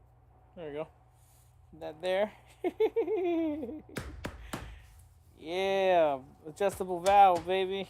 Oh, I should get a longer piece. I don't have to do that. It makes me feel better, okay? I don't have to make it adjustable per se, but it makes me feel good. And I'm using these nylon thread inserts or spacers that you typically use on a little what's it One called? of the nice aspects of the spray glues that do the foams is they have a particular nozzle that Sorry, really I got limits distracted. overspray. You use on It's terrific. drones. But I feel like they would come in handy here, and they sure enough did. If I can find that piece of cardboard I was going to cut up. There we go. Ah, good.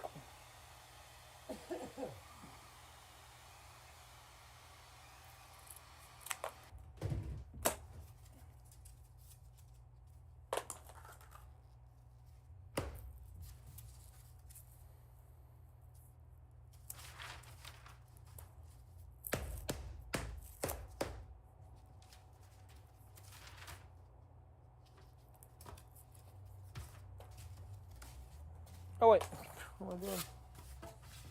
Let's use this one. Where'd it go? Oh.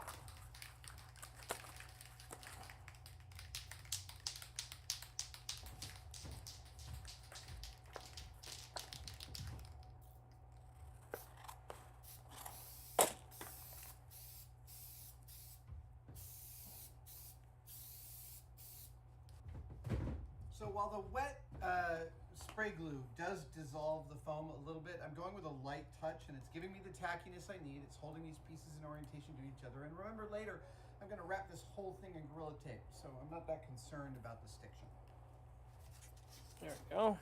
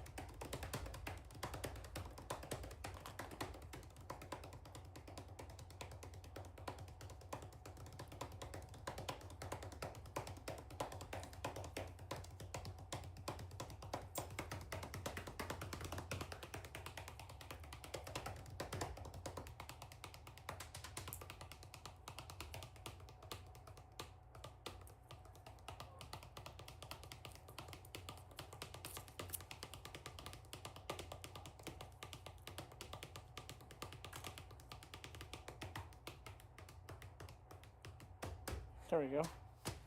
The valve's not gonna go that high up. This is so silly, but I love it. But now it's time to slice these in half this way so I can glue in the wooden feet supports. But that's the reason I did this in 2 layers. That's the deepest distance my bandsaw can take. There we go. Yeah. There we go.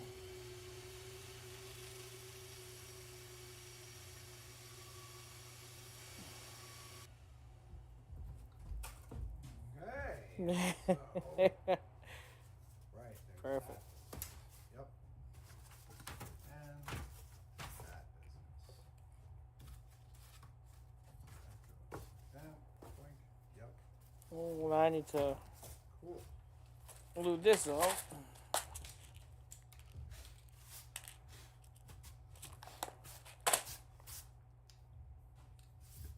Okay, ladies and germs.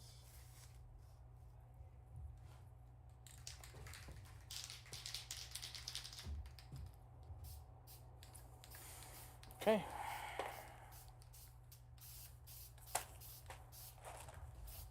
Where'd that piece of cardboard go? I had one traced out. When I'm doing the drying, I am trying to dry the glue, but I am also attempting to flash off the solvent that can cause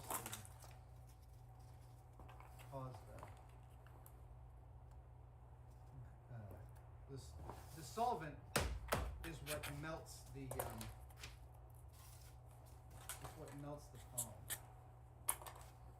And once it flashes off, it doesn't want to melt the foam anymore. Great. So left foot. I'm making sure that the inside line is nice and straight because this is what I'm going to be gluing to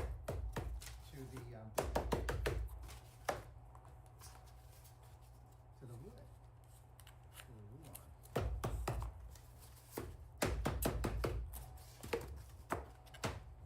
Left and right and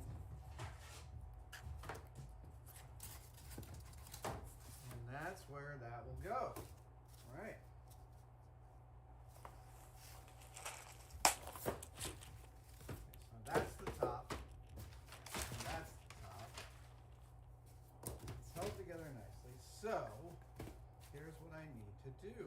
I need to make some cutout drawing here.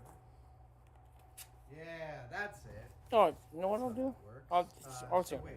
used. Yep. So, here's what we're going to do. Yeah.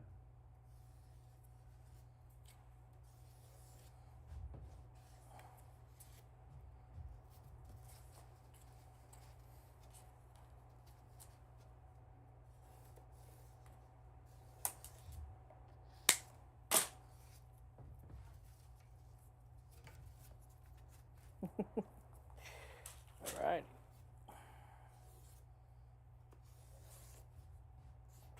Use this as an example. Templates.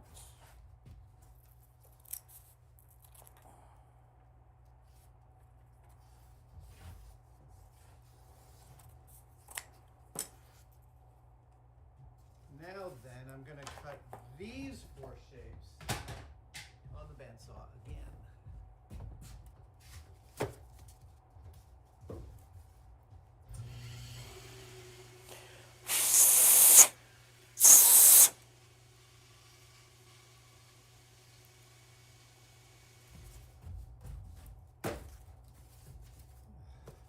We're rapidly getting there.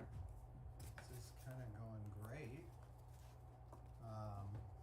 Yeah, look at that. Okay, so what I'm going to do is I'm going to place these. I want to stand on these just to see how they feel to stand in. Just in case I want to adjust this angle or I feel like I can adjust it, I'm going to try it out.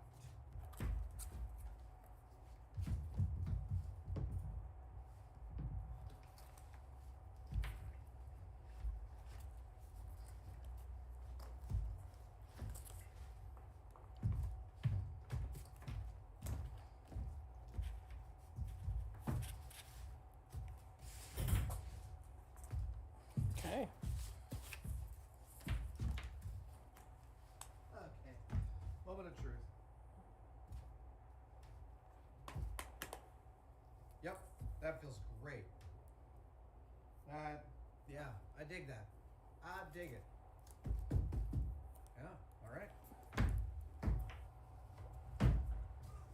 8:22. Wow. It's only 8:22 right now. Okay, I still don't Dang. need I feel like I've been on this longer. but I do need. So now we're doing that business. I am going to trim just a little bit off the front and the back of this thing because I don't want it sticking out. I'm just going to take a 1/4 inch off. Hey, this is interesting. Remember how last week I showed you how to draw straight lines? You can draw perfectly also parallel contour lines in the same way. So that's a nice contour line that follows the contour pretty exactly. You're gonna do the same thing over here, and the same way I did it on the other build I was showing you, I make my fingers into a kind of a reliable backstop. Bingo. Oh, wow. I don't know that.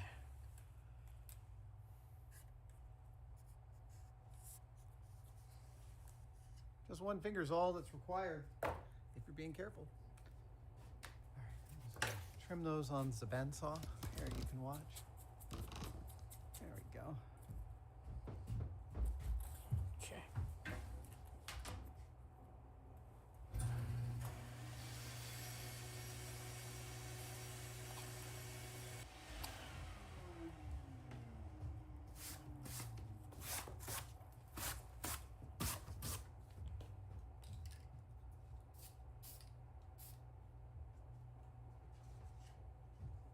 There we go.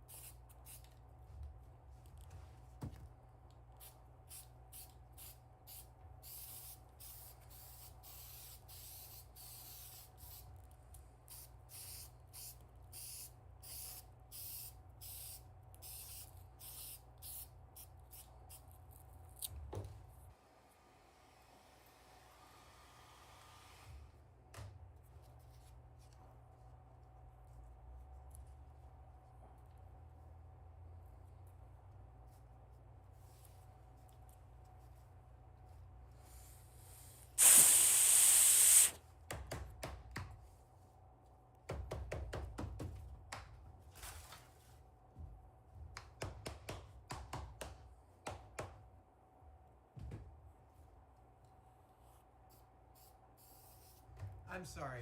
I forgot to put on my breath mask. With the foam adhesive, because it sprays so uniformly, it's mostly VOCs that are in the air, just that smell of solvent. But the glue itself doesn't aerosolize nearly as much as Spray 77. But I should be wearing my respirator. I'm sorry about that.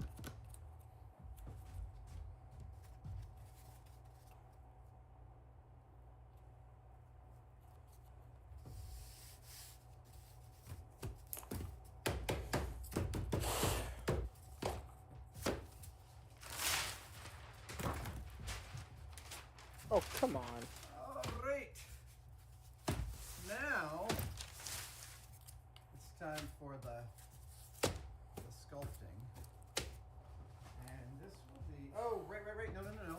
Now I got to put the soles of the feet on.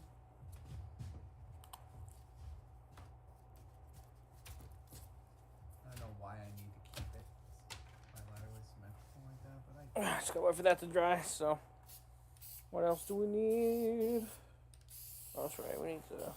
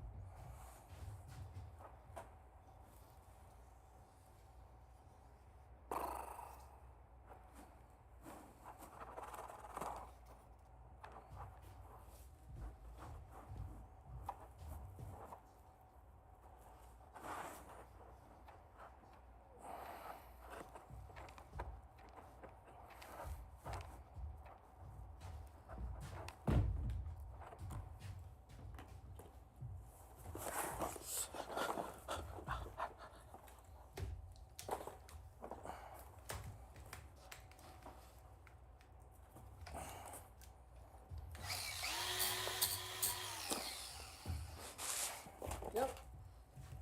It's about to get messy.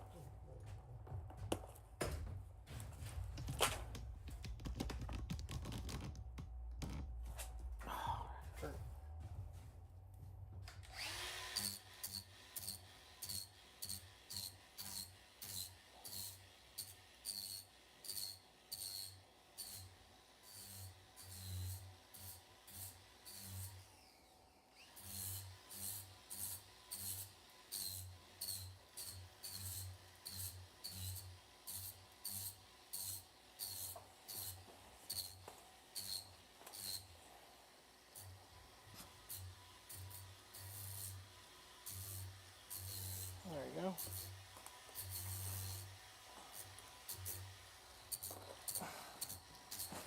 What's that? Open it.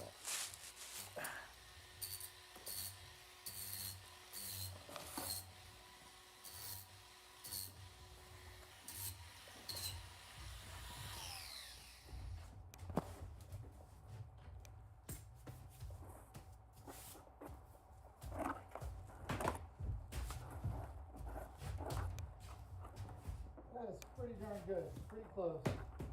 Yep, okay. So, it's almost one finished.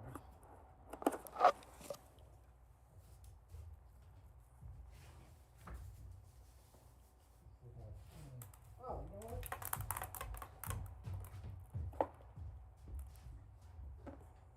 Okay, that's that.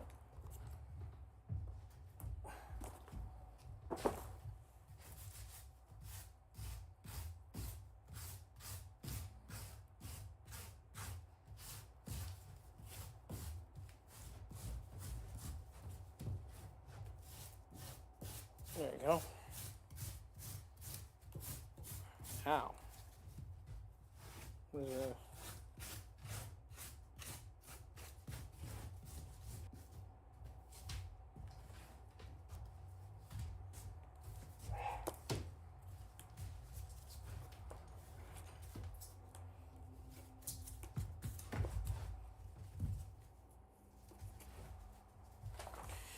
Okay.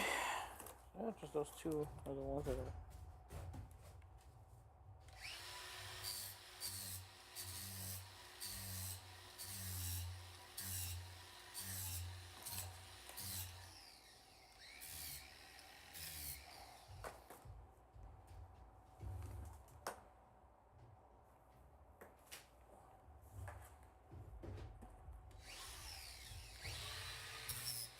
Okay.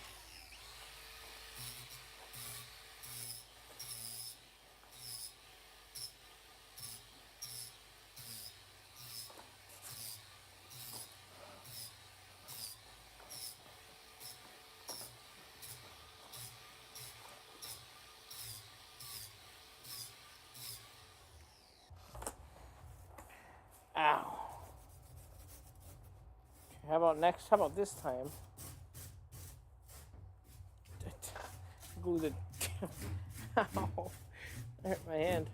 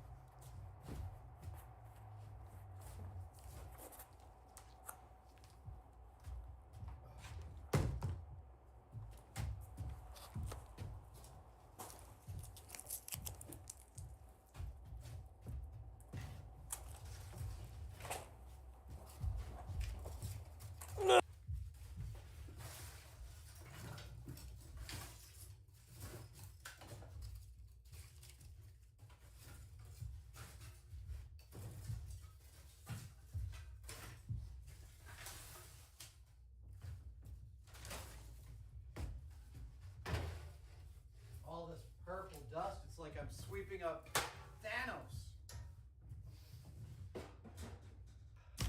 Just an interim clean to well, interim cleans are really good to do, and I don't do them, frankly, often enough. Yeah. But got here I think I'm almost set. a pair I'm of down. preliminary Wookiee feet. Pretty pleased with how they look.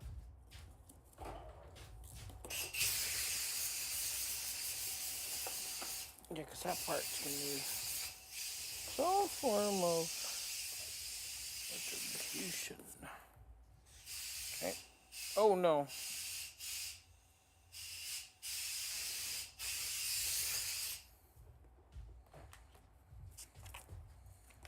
I'm not sure what actually happened there. I was recording, I was talking to the camera, and then the recording went away, and I wasn't talking to the camera. But I glued one of the boots down.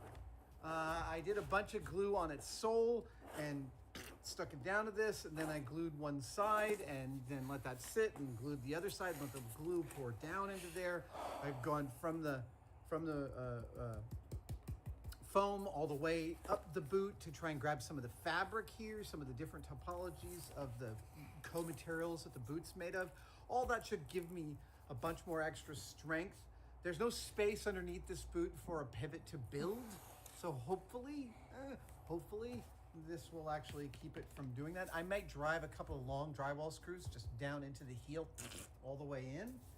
That'll help with a little bit of this business. Not much, but it'll give a little bit. So I'm going to do the other boot, I guess. Actually, I'm going to heat this up. Okay. That should help.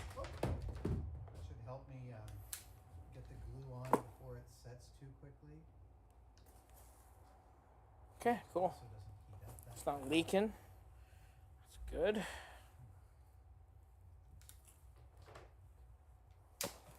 Okay. All right, I'm gonna take off this thing on real quick.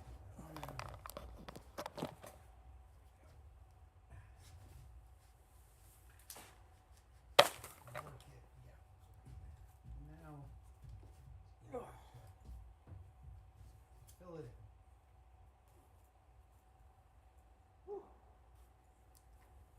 I do the awkward squat.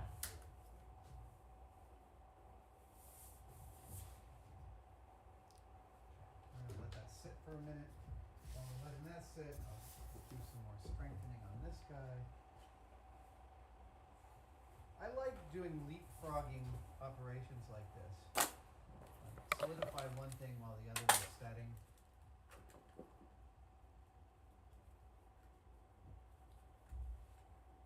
Again, I'm reaching down to grab more of the foam if I can. I don't want to add too much texture to the foam, but the more the glue is like creating this sort of monolithic grabber, the better it's holding. Grabber. I don't want to use such technical terminology. All right.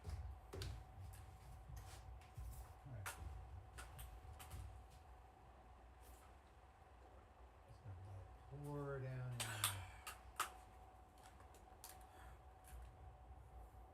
Alexa, turn off bedroom light.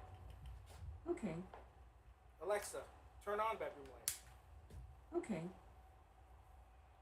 Oh, it's so much brighter in here, man. What the heck? Ooh.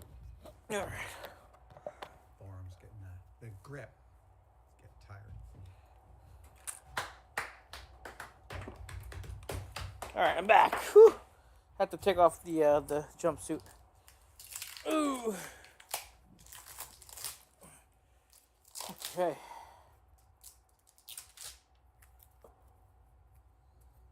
My two favorite brands of duct tape are Nashua. They were our contributors on Mythbusters. They gave us all those cases of duct tape. Still got a couple cases upstairs. And Gorilla Tape. This stuff is, as advertised, tenacious AF. And it's never letting go, man. It's just the real deal.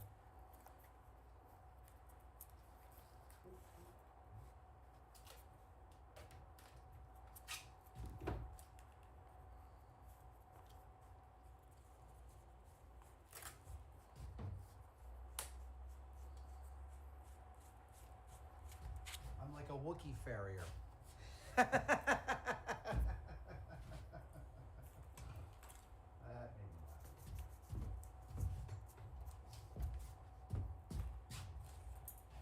laugh. Right, turn it over. Let's get some. Again, I'm putting it on super hot so it goes all the way down into there and fills the little gaps I might have left.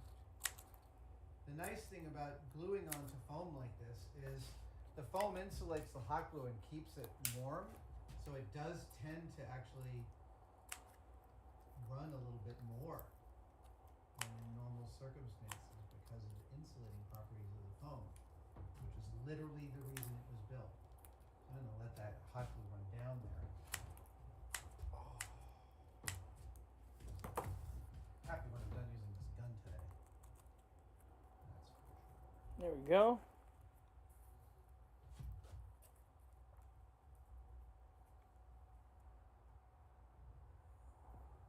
And none of these things I'm doing in and of themselves is like a super robust engineering solution, but the aggregate of all of them should be plenty for There me we to go. be able to walk in these wiki boots. Oh my gosh. I can see right now that I want to smooth that a little bit, so I'm going to grab my rasp.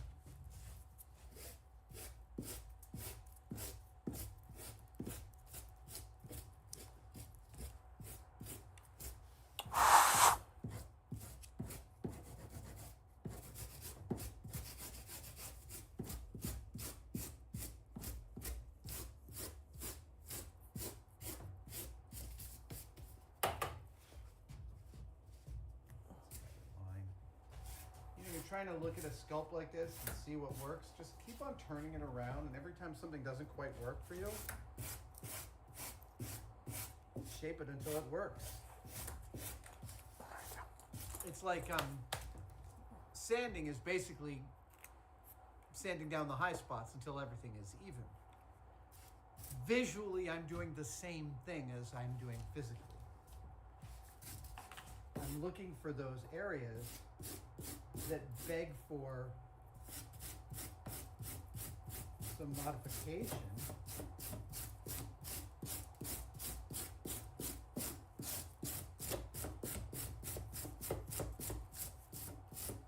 There we go.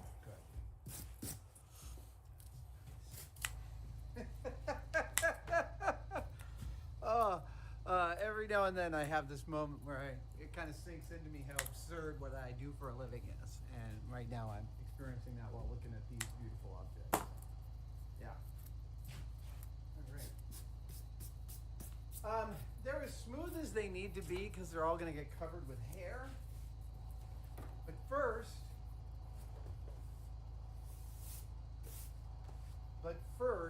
they're going to get, before the toes, they get the Gorilla Tape. And here is where we really add the strength that we need to this. I'm going to wait till my compressor charges, blow these off so I have a nice clean surface, and then I'm going to start layering in the Gorilla Tape.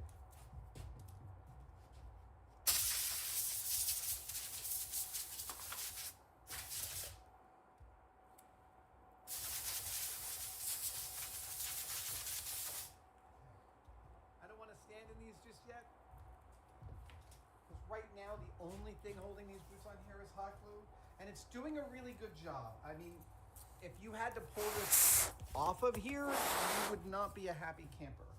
It's a big pain in the butt.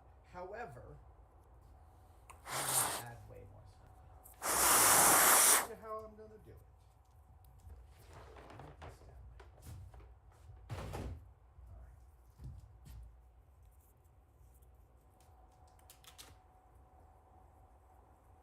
Didn't have the double wide, but I do. So do this, and then we're gonna tear it up the middle. I'm trying to keep it from sticking to itself. I'm actually gonna stick it right here on the camera's tripod. Now, this really is where I'm adding all the necessary strength. It's gonna be actually. Let's do this.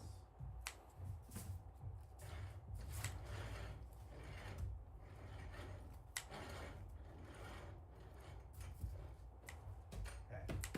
So, first place we need strength is in the toe. You're going to be heel toeing. You don't want that toe to move. You don't want it to separate. And here I'm about to make the toe and the boot. There you go. Now,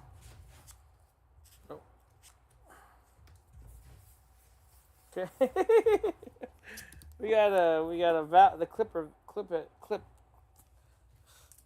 clipboard valve with an actual well, you can't really adjust anything, but you can actually, the valve. It looks like, according from what I've seen, you can actually adjust the top here, so you can actually adjust the little valve. Gorilla in it now. tape around the toe through the bottom. I will then I'm going to do the same thing on the No heel, reason for it, and I'm but gonna compress makes it. me feel I'm gonna better. use another couple of layers of tape to do the toe again in a slightly different angle, and I'm going to do the heel as well, and then I'm going to cover the whole thing with Gorilla Tape.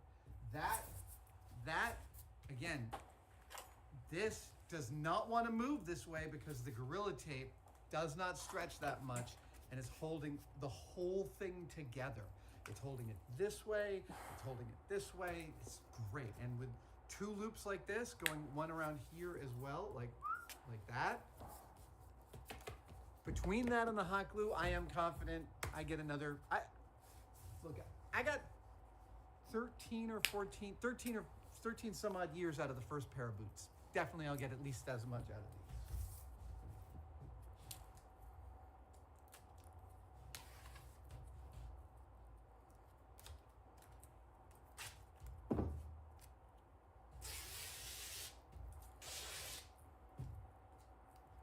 I'm just gonna keep on sticking it to the camera. Stick it to the camera.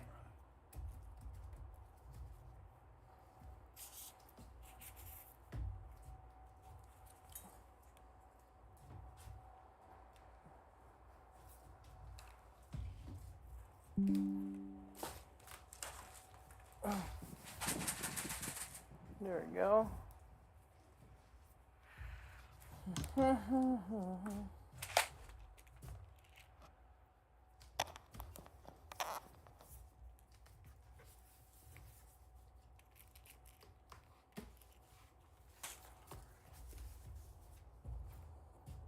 One more inch. Yeah, buddy. Oh, wait, if they're that short, can I just go with the shortest option?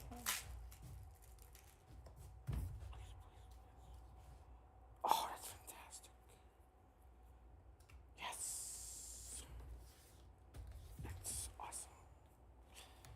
That works for me. I'll take it. All right.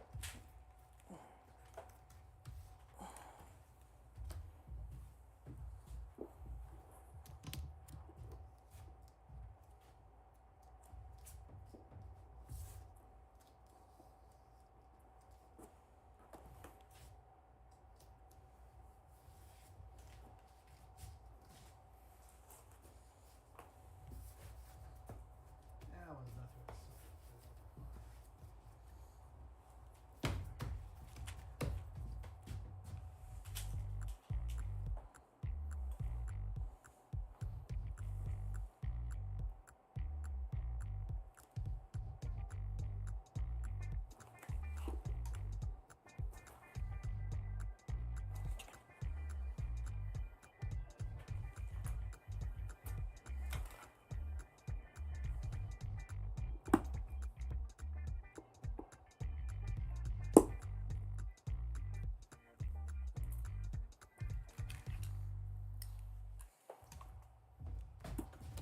Well, that was a whole roll of Gorilla Tape.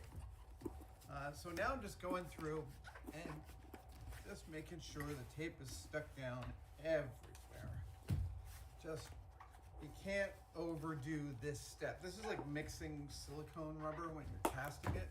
You can't mix too much. I mean, if you take so long it sets, sure, but besides that, everything short of that is just a bonus. But what I now have is a really nice model of these Chewy boots. I'm going to try them out before I glue the toes on. If there's anything wrong with them, now is the time for me to figure that out. Let me give you a better viewpoint on this. There we go.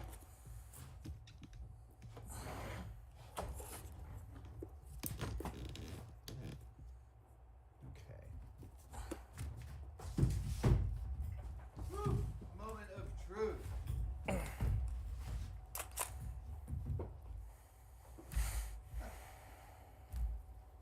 man. Yeah, okay, so that to that. Tighten that down.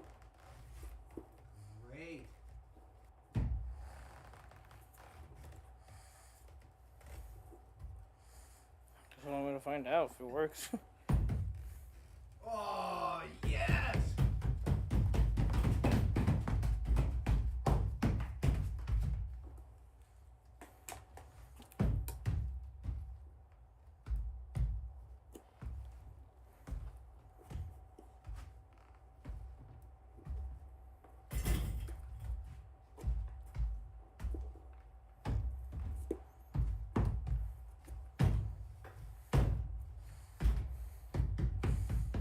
They feel good. I can jump. I can kick my heels. Plus, I got all the ankle support I could ever want out of these boots. I'll have to make sure that those stay and don't. But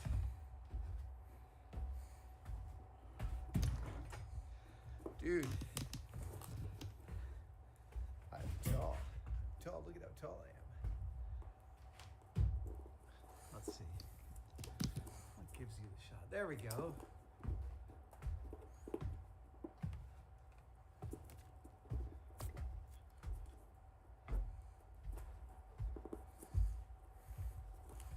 These are so, oh my God, I can't even tell you what an improvement this is.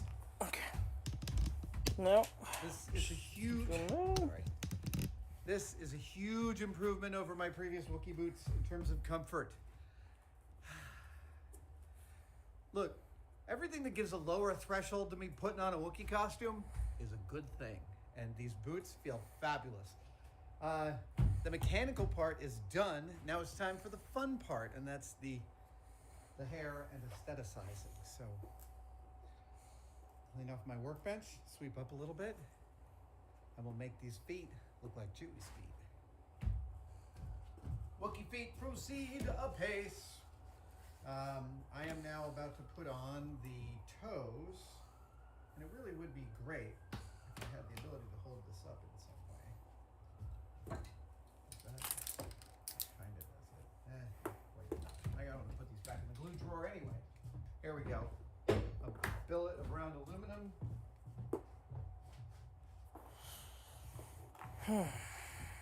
And a billet of round brass. Yeah, that is a chunky chunk.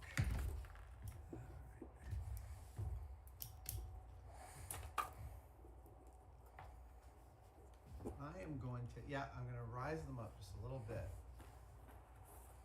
Yep, there you go. That is great.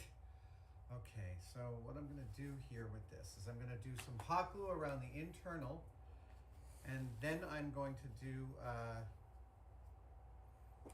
hot glue or spray glue. Actually, I'm going to do spray glue. I'm going to do high strength spray glue and then do masking tape. That's much better. Yeah. So here's how this is going to go.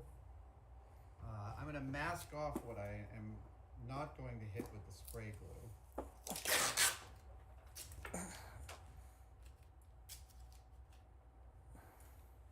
And Okay, clipper. Allow an extra quarter of an inch Clipper around. valve. So the spray glue kind of goes over. That'll help the tape bridge the gap.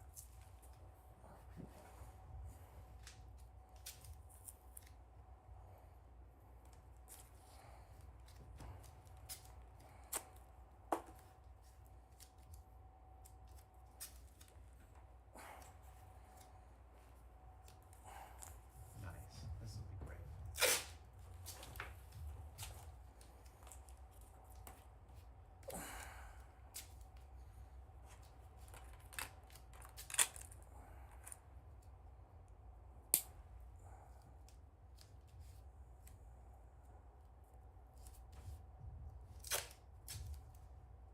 Wookiee feet, man.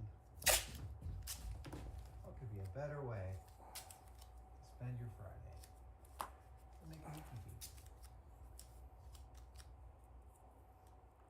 Having a con to take my Wookiee to, that would be nice. Boy, I miss the cons. I know. They miss me too. We gotta go. I gotta go soon. Okay, so that's 1 foot. And that's that one. And this is this one. And I feel like I can do both at the same time. Yes, I think I can. All right, so let's just make sure we're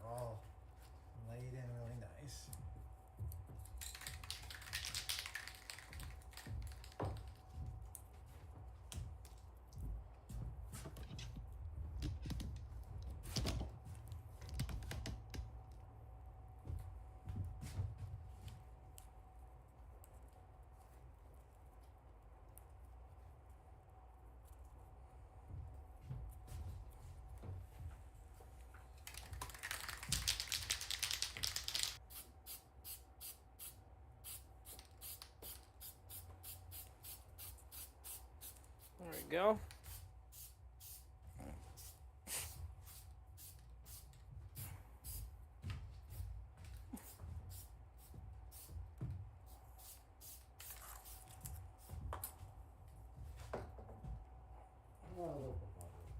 A little bit There longer. that.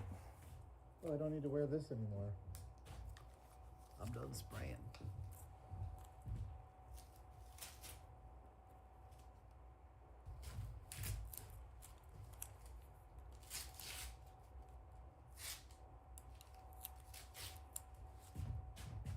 All right. I'm going to do the one I did first. This guy.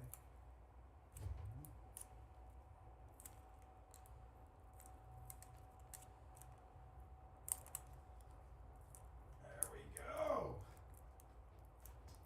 Yeah. We got a toe hold on that. And here comes the other one. And the same exact thing. It's great. Yes.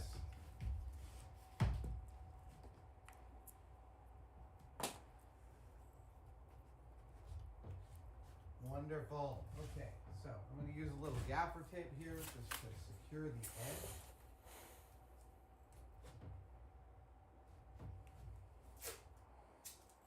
Go. Yeah, buddy.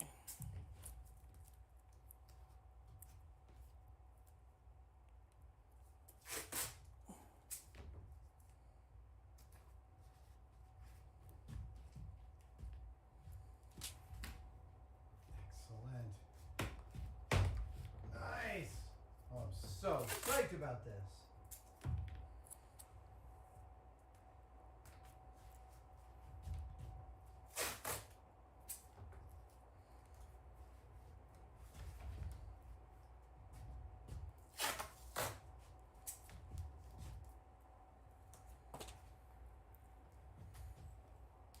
I'm just covering over the front of the boots with some a slightly matte gaffer tape, just so I don't see any of the shine of the Gorilla Tape. The Gorilla Tape is way stronger, but I don't want to see any of that gloss. That will bum me out. So just dress around it. Yep.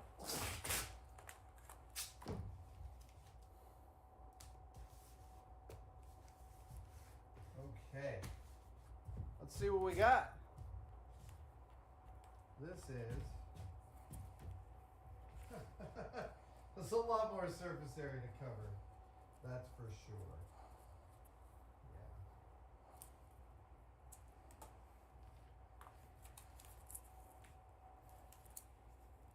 Yeah.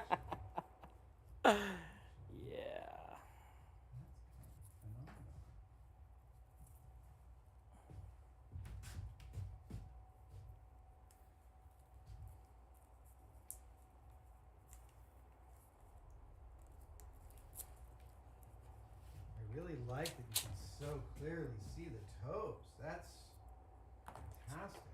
So I'm going to accentuate that.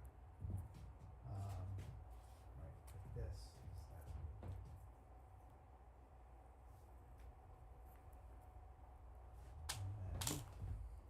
And then this little nothing will go over here. Yep, like that. Should cover it over nicely. Yeah, okay.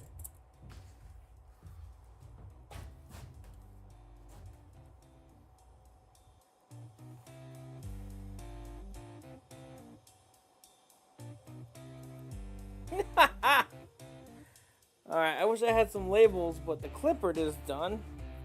There you go. There's a clippered valve right there.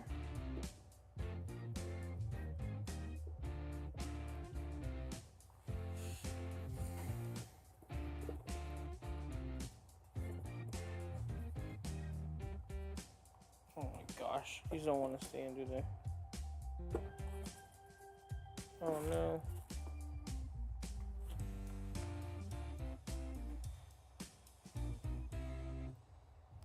Now, viewers might be wondering what I'm actually doing over here. Actually, bring you a little closer to the equation.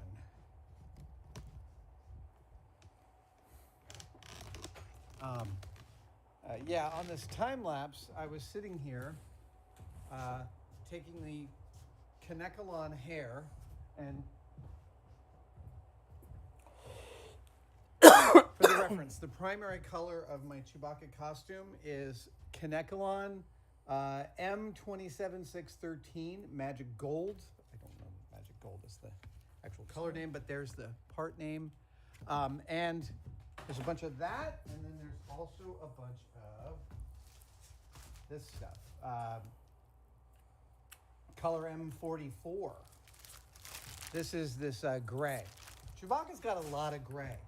And what happens with the Kanekalon is when it first comes out from the store, it looks like this. It's got this very sort of short wave to it, this like that. And what you got to do is you got to run it in front of the blow dryer and heat it up, and it straightens out.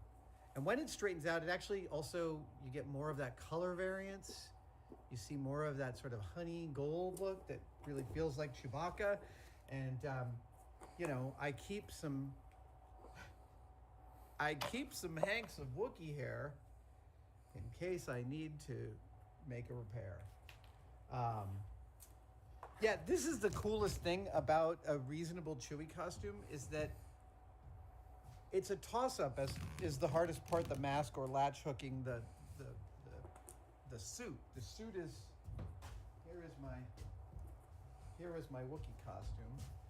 And you can see it's just an open weave with, yeah, you can see the hair is latch hooked on there. Small hank. There we go. And then it's knotted to itself. It's a simple knitting move.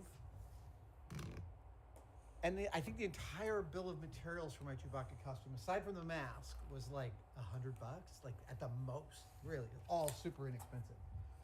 But I had to make some new hair because these shoes cover more ground, and I got some bald spots to take care of. So, before I glue on the Kanekalon, I had to straighten it out, and that's what I was doing. Okay, back to the time lapses.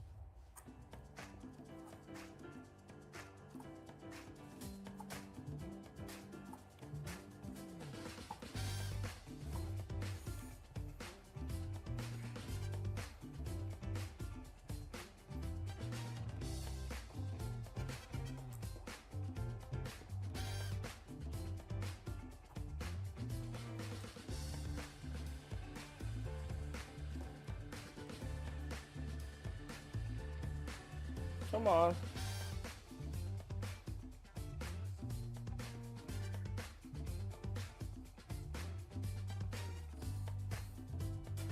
Why is this little nut giving me so much trouble? It's at an angle? What the? All right, I'm Well, that thought I was explains running, that. so sorry. I've gone and given my Wookiees I've gone and given the Wookiee a manicure. Not And screw. I'm just working on dressing him up a little bit. Okay, let's get a little bit of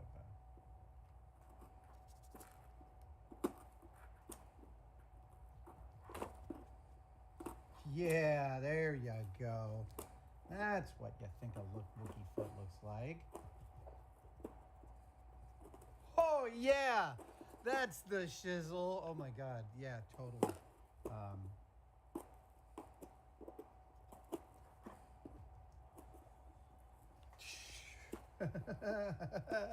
So I'm going to put on some gray paint and pull it back off again. And I'm just doing a little bit of this just to kind of like, no one's looking at the feet of a Wookiee. If someone's looking at your feet, you've got a mistake.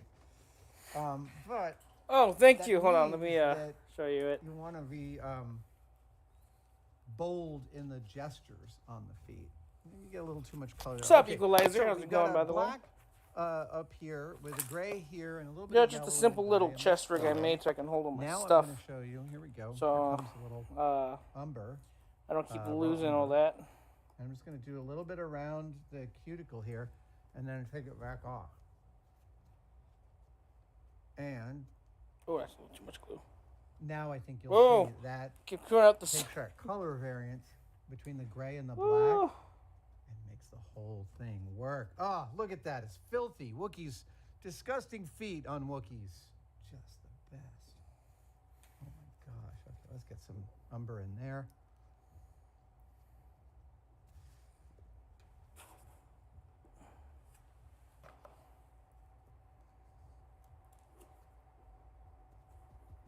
Make one dirtier than the others. That's also always a good idea. Yeah. Oh my God, this is great. And also, dirt gets in between the toes. Go ahead and put it in, take it back out. Put it in, take it back out. Put it in, take it back out. Now, that, damn, looks cool. Yeah, okay, cool. I'm going, stop it. I'm going to water down some yellow ochre here. What is this? This is standard yellow ochre. Yeah, look at that. I actually knew it without checking. And get a little bit of wet yellow ochre here on my brush, and I'm just gonna wet my brush and kind of just do a little bit there like that. Oh my gosh, dude. Yeah, as if he stepped in something. Yeah, see that? Oh. Oh. Oh. Oh. Oh. There we go. Yeah.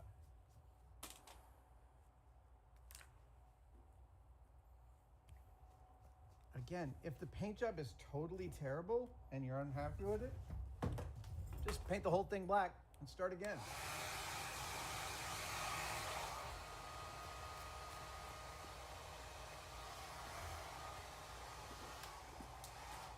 Okay, I'm going to get a little yellow ochre on this foot because that is just an awesome treatment. Yeah. Oh, yeah. Look at that.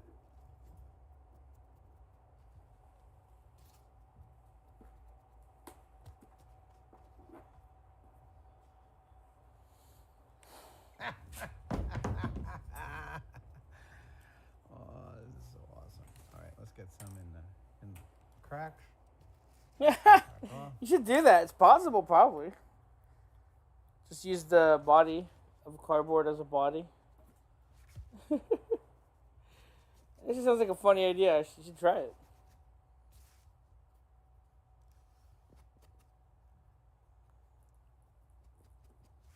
Mm-hmm.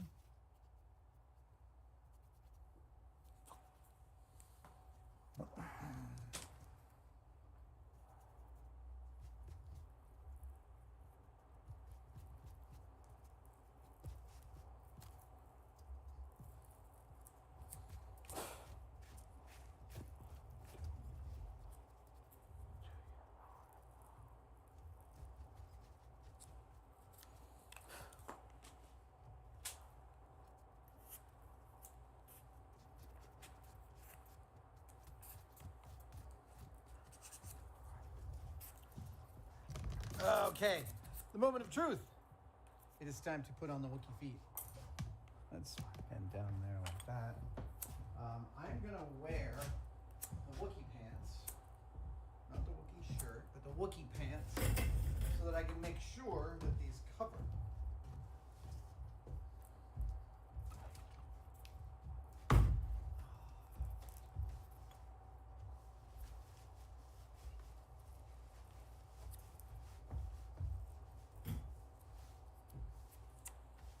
Yep, gotta roll up those Wookiee fur legs.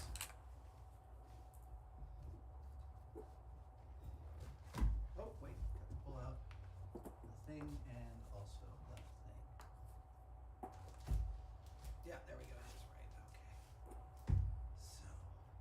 So inside, close to that. That gets pulled nice and tight. Outside. Let's clip to that.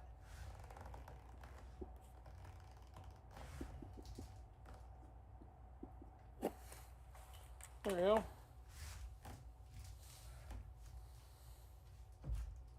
All right.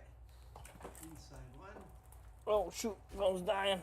No. God, I love this tightening method. It's so nice. So easy.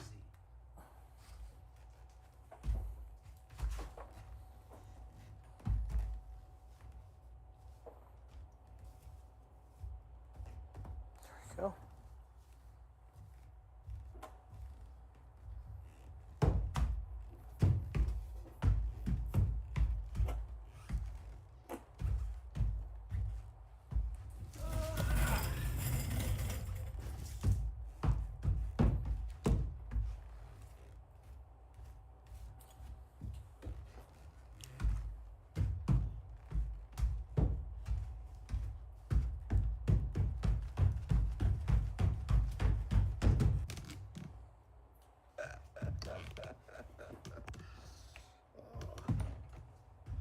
This is well, it's exceeding my expectations. Let's see here.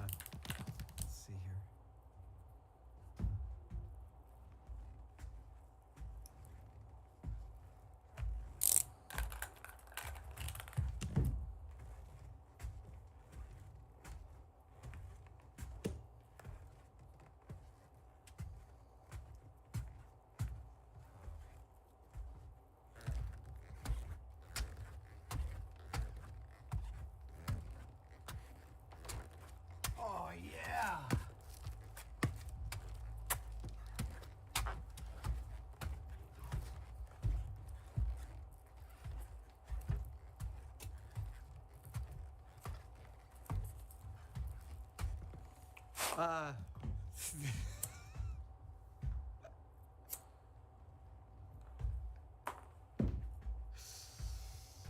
Let me see what I can do here. There we go.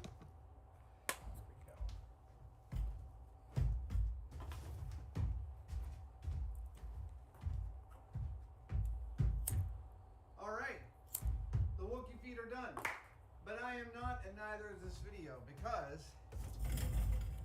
I recognize that I keep on doing videos in which, like, I don't fulfill the purpose of the thing that I'm building. And the purpose of these Wookiee feet are to be worn with a Wookiee costume. So rest assured, the next thing you're gonna see is me suiting up in a Wookiee costume so that Norm can get some good shots of it. Yeah. Dude, I am so psyched about these one-day Wookiee feet. And the Wookiee manicure, totally.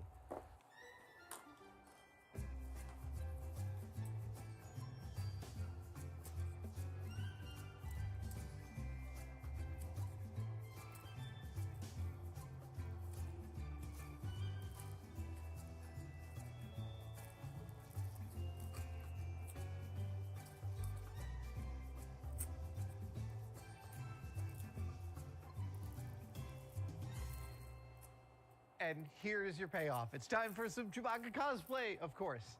Now, putting on this costume, the first couple of steps for me, at least, is one, putting in a contact lens.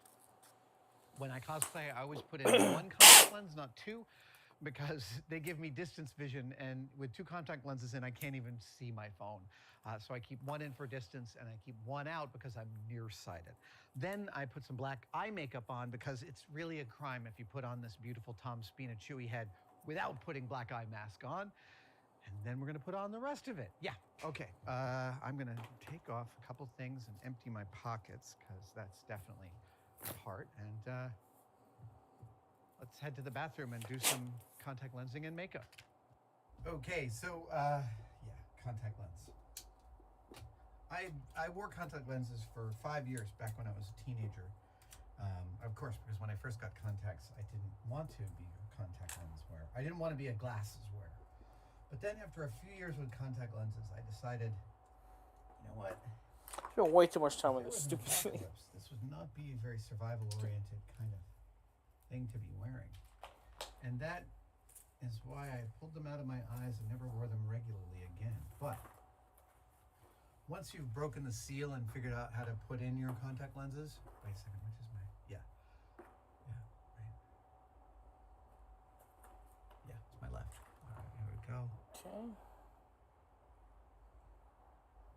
There's a little bit of discomfort from the finger oils.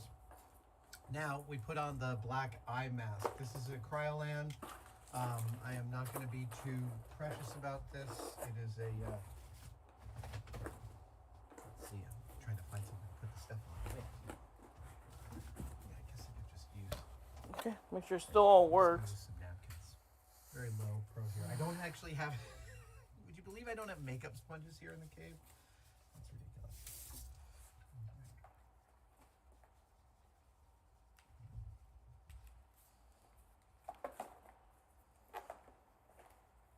It's time for the raccoon look.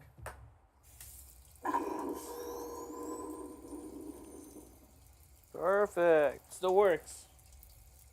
All right, I all always right. love all those shots of Peter Mayhew on set with the chewy head off and his black eye mask on. It's always so, I don't know why, but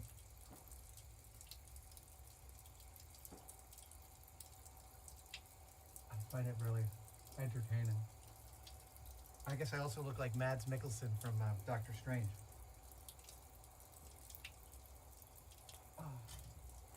Oh, smarty at it.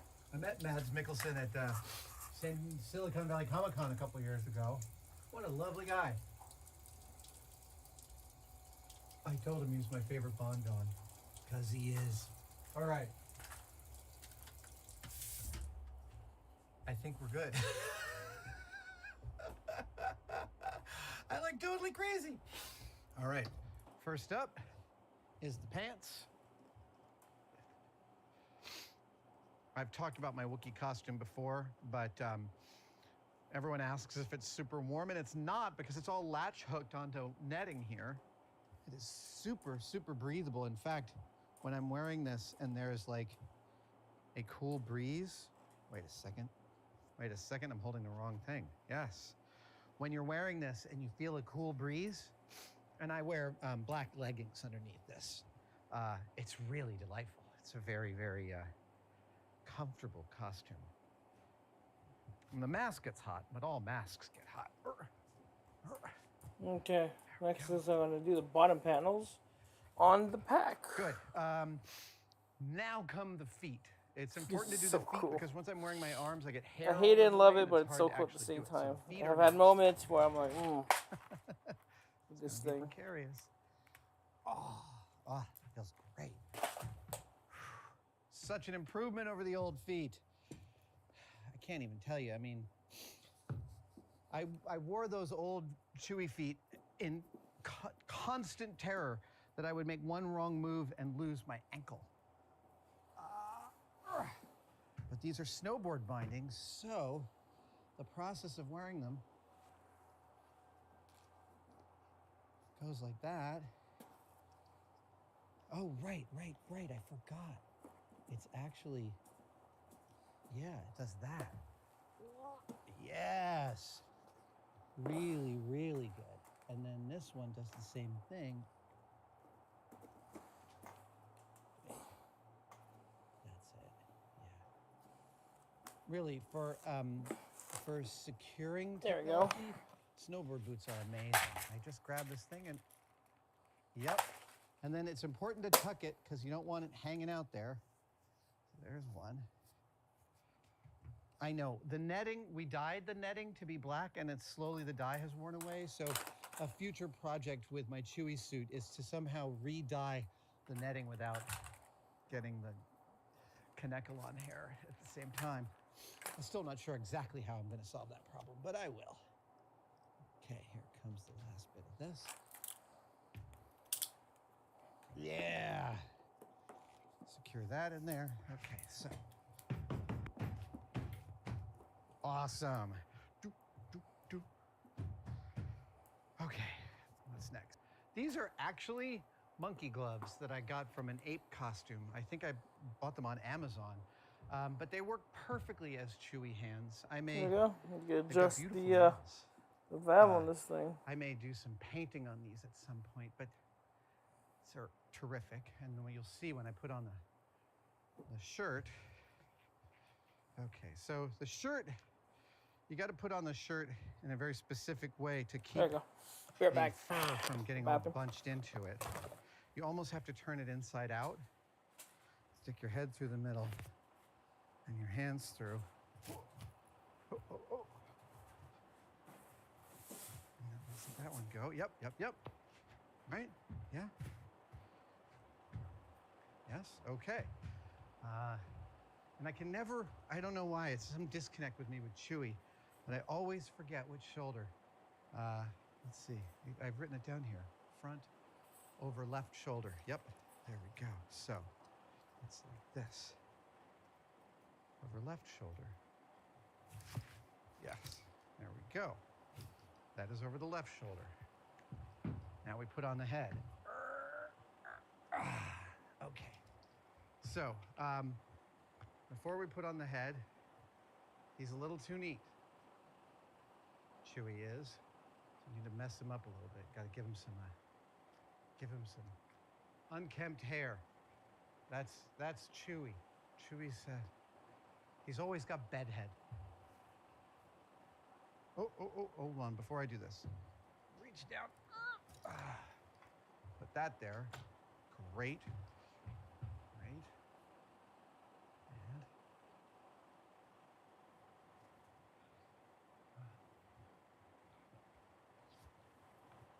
oh, now I have to take one of these arms off in order to tighten this.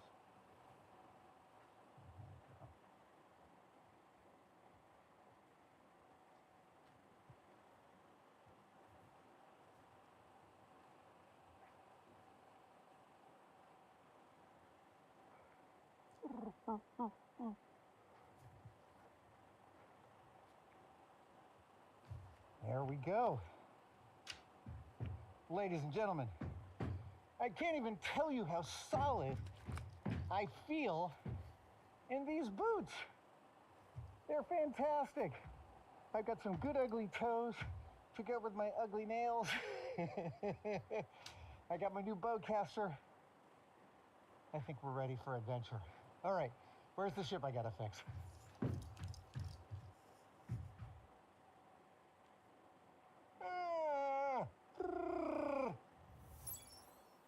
Thank you so much for watching that video. If you'd like to further support us on Tested, there are many ways you can do so. One is through paid membership, and there are several tiers of that, each with their own set of unique bonuses. You can follow the links below for that, or you can go to our merch store where we are always coming up with brand new products. In honor of the holidays, we've got our Tested Ugly sweater in both black and we have a white one. We have some brand new patches, and this is a particular type that I made a joke about one day, and now it's a reality. You know, merit badges. When you're a Cub Scout or Boy Scout, you get a merit badge for achieving something. Well, Tested now has demerit badges for when you screw something up, because that's just as important in learning as getting something right. So this is the badge for when you measure something once and have to cut it twice. This is the badge for when you accidentally hook up your electronics wrong and you release the mysterious blue smoke that powers them and they no longer work. And this one here is for when you get your finger caught in the lathe and it almost gets torn off. That might be quite me specific. I hope that never happens to you. These are all designed by Tested's own Jen Schachter, and they are not the only patches we're going to release. In fact, these are just the beginning. If you have ideas for demerit badges that we should release, we'd love to hear them. We also still have our regular complement of posters, and they're all back in stock, including my hand-drawn toolboxes. I love seeing pictures you guys send us of these hanging in your maker spaces, in your offices, your man caves, and your sheds around the world. Get to the store, follow the links below, and hey, some of these might make great Christmas presents for the makers in your life. Thanks, you guys. Happy holidays.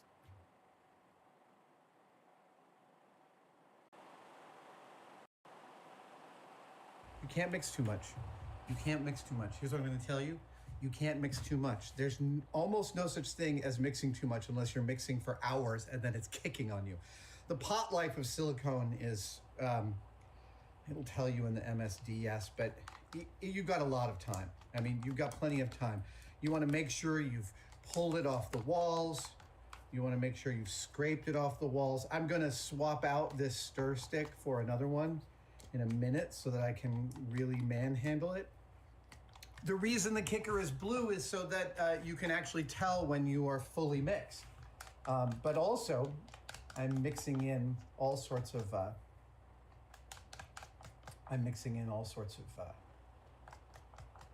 air, and the evacuator will get it out.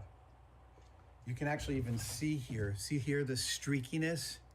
That's like not perfectly mixed. And if you end up with some of that next to your hero part of the mold, it's not gonna kick. Yeah. I've had to clean, I have made molds that I did not mix sufficiently, and I have had to clean hero parts of the honey-like silicone that's on them because I was a dummy. That is non-trivial and a real pain in the butt. Okay, so I'm gonna get rid of that. Okay. Let's go to this. Yeah, this one. That's it. Yeah, now I can really get a handle on it. So I go all the way around. I keep on going. I don't work purely visually. I also work like statistically. Have I dragged it across the bottom enough times that I really feel like I've sufficiently mixed it? Again, you can't overmix. Well, I believe this is pretty darn mixed. There it is. Now you can see all that bubbles? None of those bubbles are good. So we're gonna put it in here. I guess, yeah, you should watch this. You can see the silicone in there, and we're going to close off this valve, which seals off so air is coming out of here. And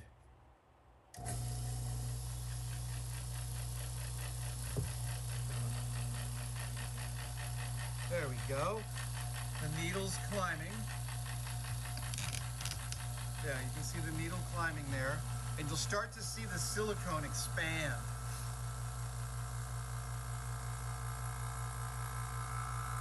And then when it expands, I'm going to release the valve a little bit and keep it from overflowing, because it can certainly do that. See it? It's like science fiction. Look at it expand. All right. So I'm gonna let it. So this is, I should technically have a larger cup than this. Bigger by the vacuum environment inside. The bubbles entirely. It's really close to that. Just have to ride it a little bit. There we go. Now I'm no longer releasing this, and you can see it's like, yeah. Okay, so now I run that for a few minutes. And you can see I'm getting a full 30 inches of mercury here. Come on. There you go. You can see I'm getting a good 30 inches of mercury, and silicone's looking good. Well, dear reader, it's been about 5 minutes. I think I can stop the pump, and it still does that a little bit, but that's diminishing returns at this point. If I really let this out, and again, I want to make sure the air doesn't actually, being released into here doesn't add more issues. But now the air that's inside the silicone is exceedingly small. The amount is very small, and you can see I'm releasing pressure here, slowly letting it down.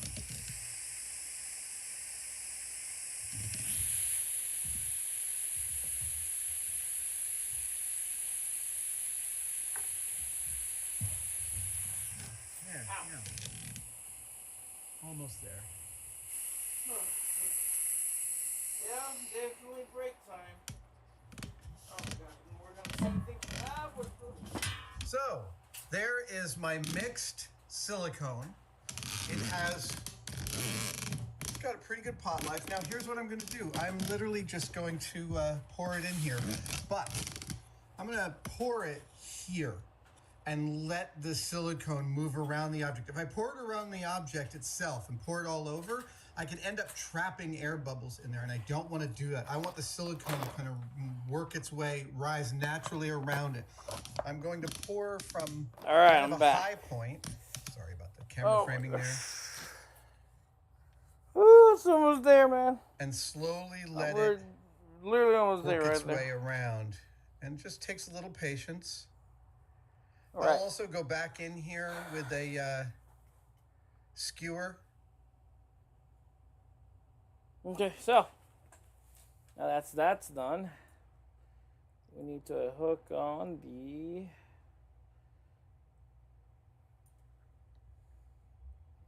little tube. All right, that's not too bad. All right, welcome back, There my we boy. go. Thank Working you. its way around the other end, All around right, the top. so It is now full of silicone. In a day, this will be dry, and we'll turn it out. there We'll we go. turn it over, peel it out, make a cast. There we go. Have some What's fun. up? Alrighty, so let's see. What did I? Just gonna come ripping out, or are they gonna actually stay still? All right. My fleur-de-lis has been poured into the mold. I'm about to pull it out and take a look at it. Now, the Instacast I used for this is an old kit, Okay. so it's not awesome stuff. It's quite brittle, but that's just a test cast. That's all. I mean, I may end up using this piece, but I'll certainly be casting up a few more. There we go. Separation seems good. Yeah, I've been going at it since I got home from work. I Yeah, realized I still need time to do the really should be pretty PKE meter and the ghost trap. So Let's take a look. it's almost there. Hey, look at that! It's almost there. I was gonna make the panels Dude, next. The panels need It to be looks made gorgeous. so I can. Excellent. Yeah, there we go. All right, let's clean this up. This technique I'm using, I'll describe it next time I make a casting. All right. Right now, we're almost there, got some boys. onyx here. This is a smooth-on product that's just phenomenal. I love this stuff. I'm gonna get some cups. Yep. All right. I'm going to All right, use all a right. very little bit of this. Actually, a very little bit. Hang on. That's 15 Okay. milliliters. One of the things about casting materials is that these resins can be hygroscopic. They want to draw water in, and that's not good for them. It actually foams them up. Okay, So cool. I got like 3 batches of old Yeah, resin man. here. Let me. They're all Here we go. Let me in show you. So I'm gonna get some substandard It's castings. getting there, dude. However, is I'm going to getting be able there. to make that all on the back side. So You got some adjustable yeah, bits. I'm You got actually the gonna little just stir clippered in this filter here. little You can cup actually 'cause I can. adjust. So per first se. rule of thumb with mixing, have I You done can this before? unhook 30 some times. 1, 2, cabling, so you can take this out and then plug it back in. It doesn't do anything, but it makes me feel good. 6, 7, 8, 9, Oh, 10. there you go. You Just can unplug make this sure you doohickey stir right it here. At least you 30 know. times, and I usually do For it example. almost double. So yeah. Scrape the bottom, then, scrape the sides. Of course, I already showed you the You'll feel it cyclotron start can be to warm taken up out. as it is, because But yeah, all that's left now is Exothermic just to run the main reaction, wires and then just and all pour a that little bit and into here. detailing, and we're good. So let's make these little bottom panels here first, so I can finally Hopefully this start will, running the cable there, and not be well, you too- know, All right. So now what I'm going to do is actually I'm gonna have get a it proton until pack, it's just right? a meniscus of the resin. I'm going to spray a little bit okay, of so universal I got mold a release across a piece of PETG, and I'm going to take little that. bit I'm going of to take that reference PETG, here. start at the bottom, and I'm just going to be contacting the resin. There we go. Now I have a nicely flat back. And put a little weight on there, and yeah. So there's 14 of these things. While this is setting, I Whew, can oh, no, monitor that's the it. setting with the cup of That's stuff it. that I already It's have. happening. I need some thick. And you can watch this. This is kind of cool how this happens. I used to do this all the time when I was working for Jamie. Have one piece setting somewhere, right? Like this. This is setting. It's thickening up. You can see that it's thickening up.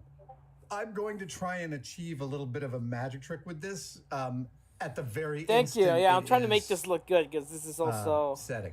like I told We'll you, see if my we'll see if I can do it. sort of my revisit to making a proton pack Just gonna after. have to sit here and wait. Just gonna have to sit here and wait. Why, you didn't know my face was that close, did you? After what, a decade No, and a I'm going half. to be- So yep, I really want to make go. this good and like what I would have been proud of. Whew, 10 years ago. Oof.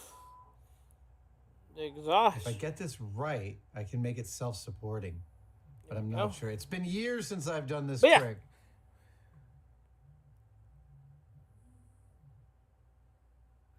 Oh, You only Ghost. get one shot at getting this right. I thought Come I on, did. come Hold on. Let me see. Oh, come on. Oh, here, I can do that right now. Bet.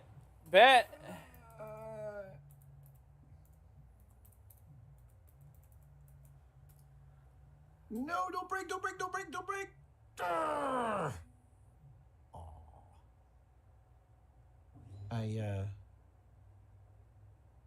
No. All right. This is going to be fun. Hang on. There we go. How's that for a title change, boy? So, Ghostbusters.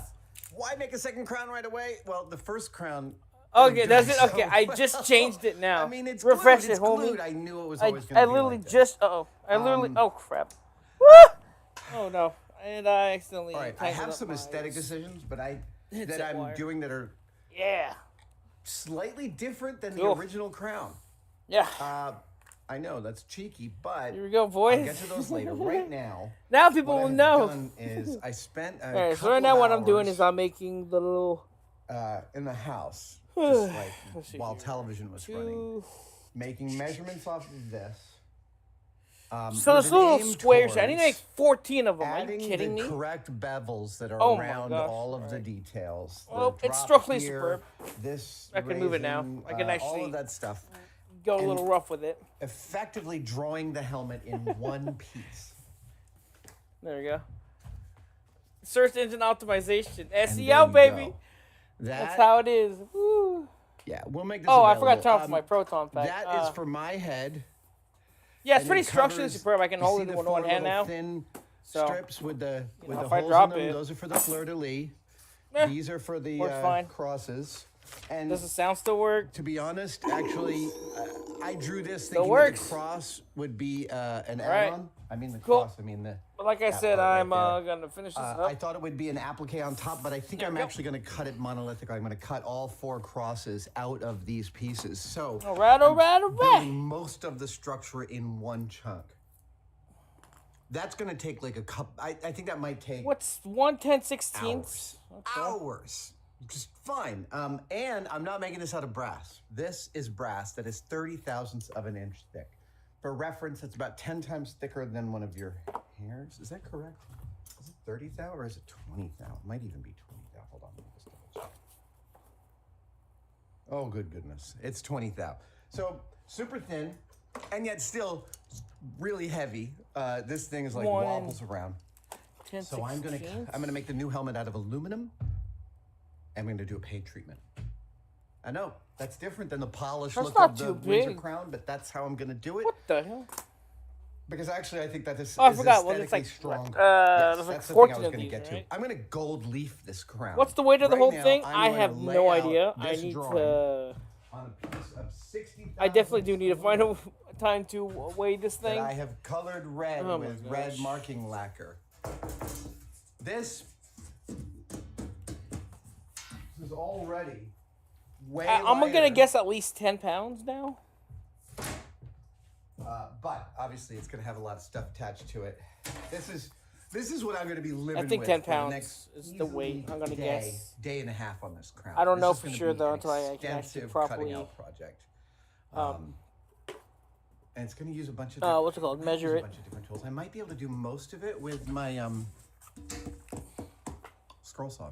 We'll see. Laying out is first, and yeah, I'm gonna time lapse this.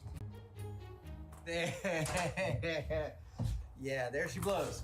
That was really satisfying in terms of layout work, by the way. It's exacting, and I think I got pretty close. Here we go. That's the layout for the crown. What I've done here is I have added in. And it's 2 inches The by crosses. 10/16 as well. The thing is that this height. Sorry. My apologies. That height is different than that height. That width is different than that potential width. Everything's a little bit. It's just required a little bit of 10, finessing. 16. So the process here is I'm now going to cut this out, and I'm going to use a few tools to do it. I have these long, straight cuts. they're that and big. These represent And the do they 4 fit main on the straps. I want Proton? those to be nice. They So I'm do. gonna use All right. the- I actually my, skilled them pretty basket and properly. My Look table at saw, that. my sled and table saw Look at that. to do most of those All right, cuts. let me go So cut that's that 1, out 2, real 3, quick, 4, and then 5, we're gonna 6, have to 7, make 8 14 of cuts. these bad Then boys. I'm going to come in with a bandsaw and rough out basically these 5 rectangles.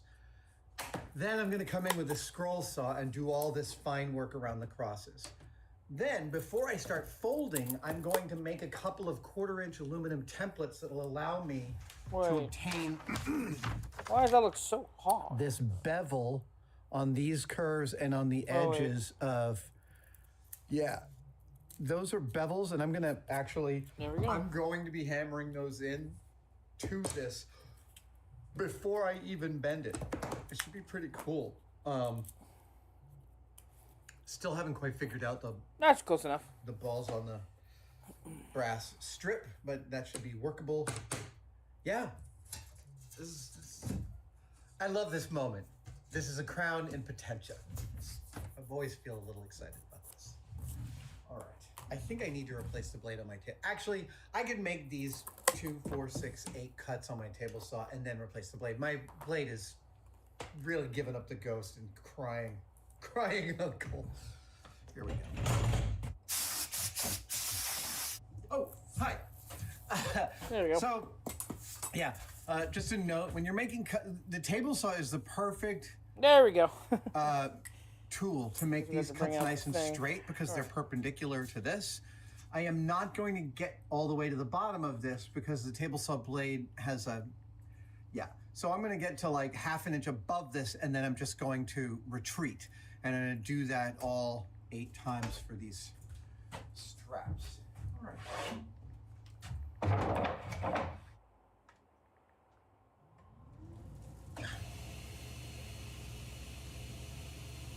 There we go.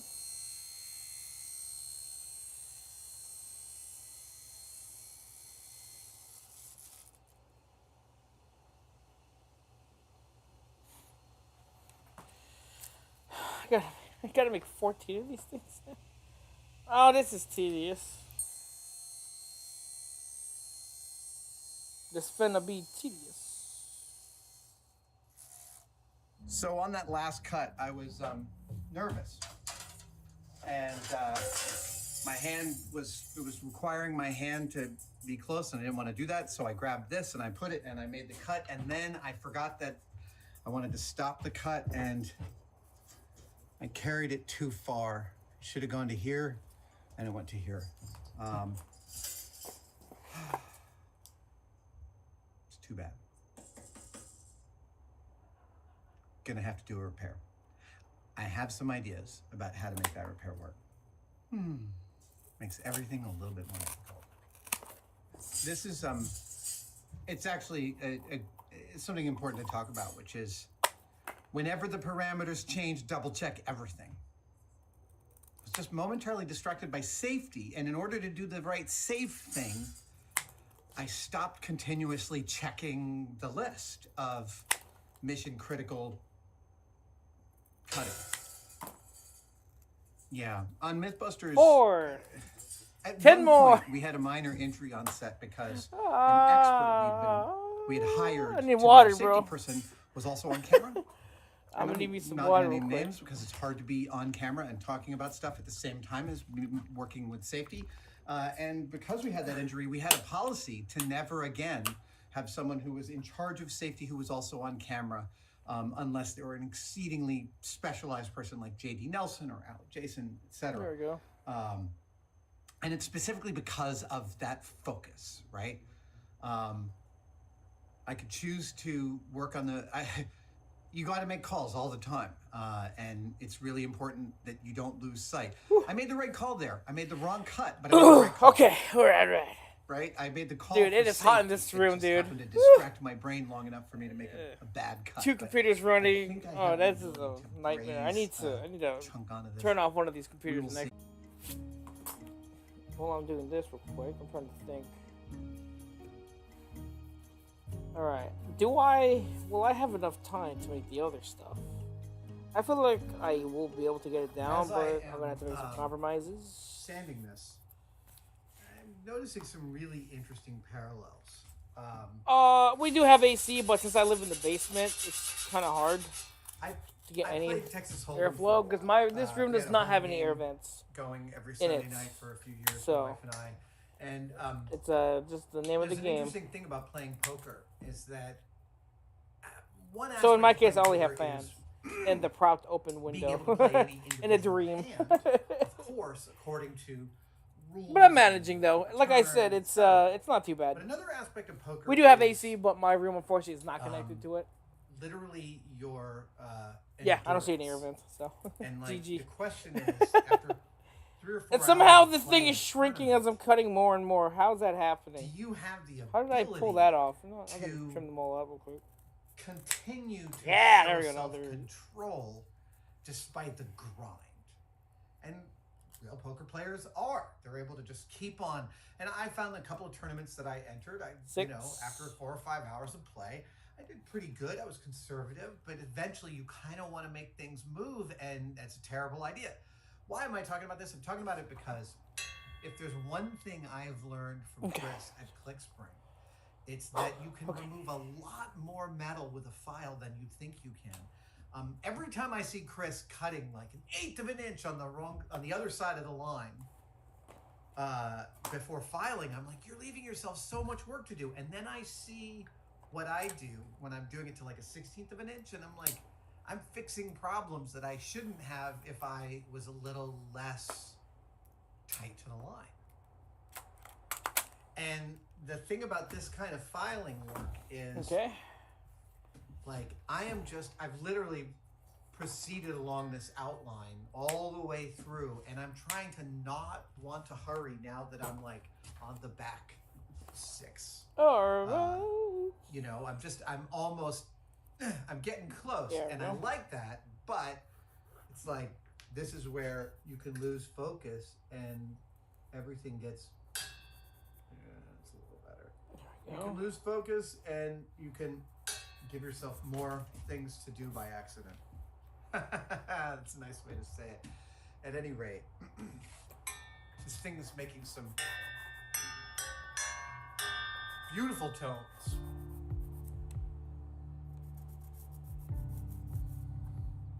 I need a better pencil than this thing.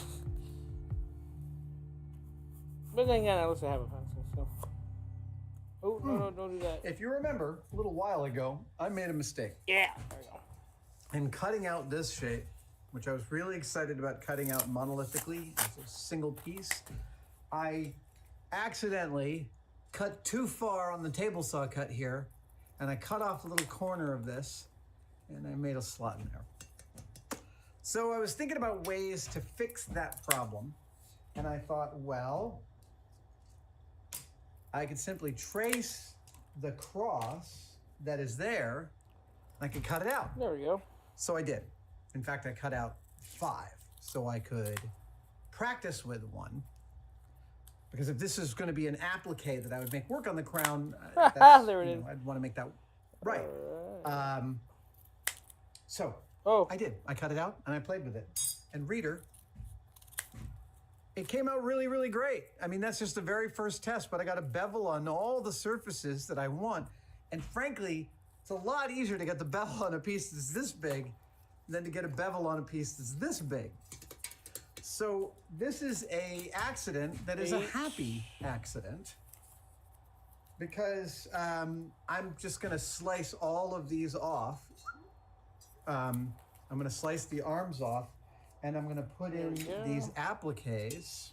Here's one, it's gonna look like this, doink.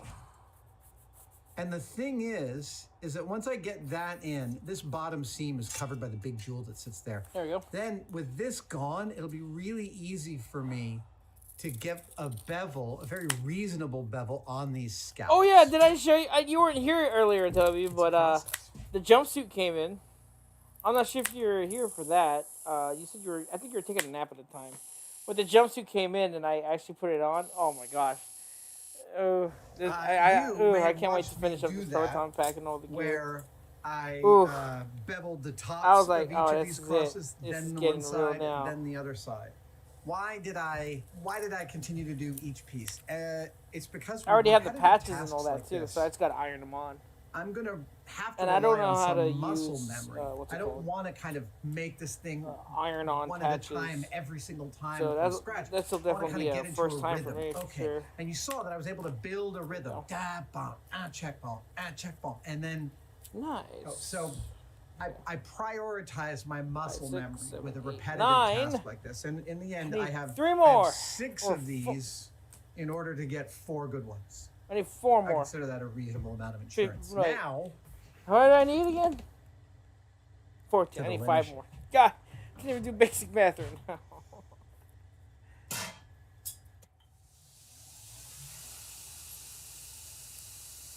Yeah, buddy. It's the heat, man. I swear. It's getting to me.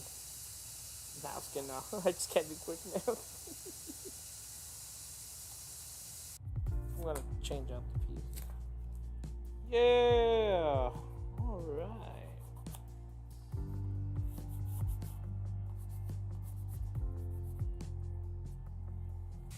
Ooh. all right. I have successfully completed 5. Yay! And now I'm going to trim. Yeah. I'm going to trim all those puppies off. It's going to be gross, but I'm going to use the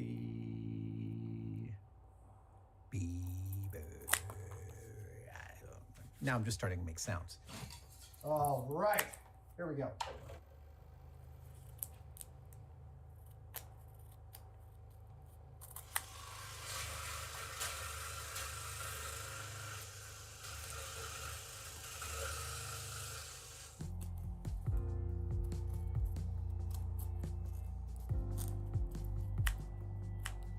There we go. I had to do a little bit of Dremel repair, but I'm really happy with how those came out. And notice that, notice how my rhythm, I think it's instructive to see how my physical thing changed each time. I'm always looking for the intersection that gives me knowledge, right? So I started out trying it from the top to the bottom, and then I realized starting at the bottom gave me a slightly better angle on making sure I was attacking it in the right way.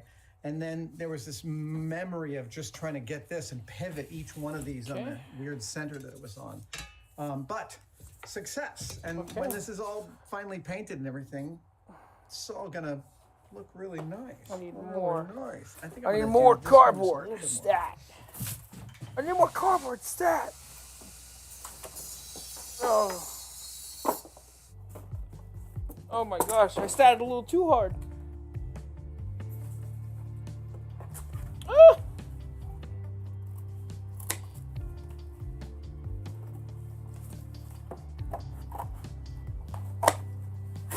There we go. I have been having. There's one problem on this Crown sequel that has been kicking my butt, and it's the balls. It's the little. So these balls are all over this thing, right? There's 2 rows on each of these struts, so that's 80 inches right there. And then there's another 30, 60. There's 140 inches of little 1/4-inch balls in a row. I have tried doing some soldering. I bought some balls that said that they don't solder. I thought about, I use glue on this, and that's why it's such a piece of garbage. And then I realized I had this 3D printer. And then I was thinking, how am I gonna make little balls in a row? So, look, reader, I'm sorry that it seems like I'm so rudimentary to this process, but I went on to Tinkercad and I drew little balls in a row. That file as an STL. I barely deserve this printer, but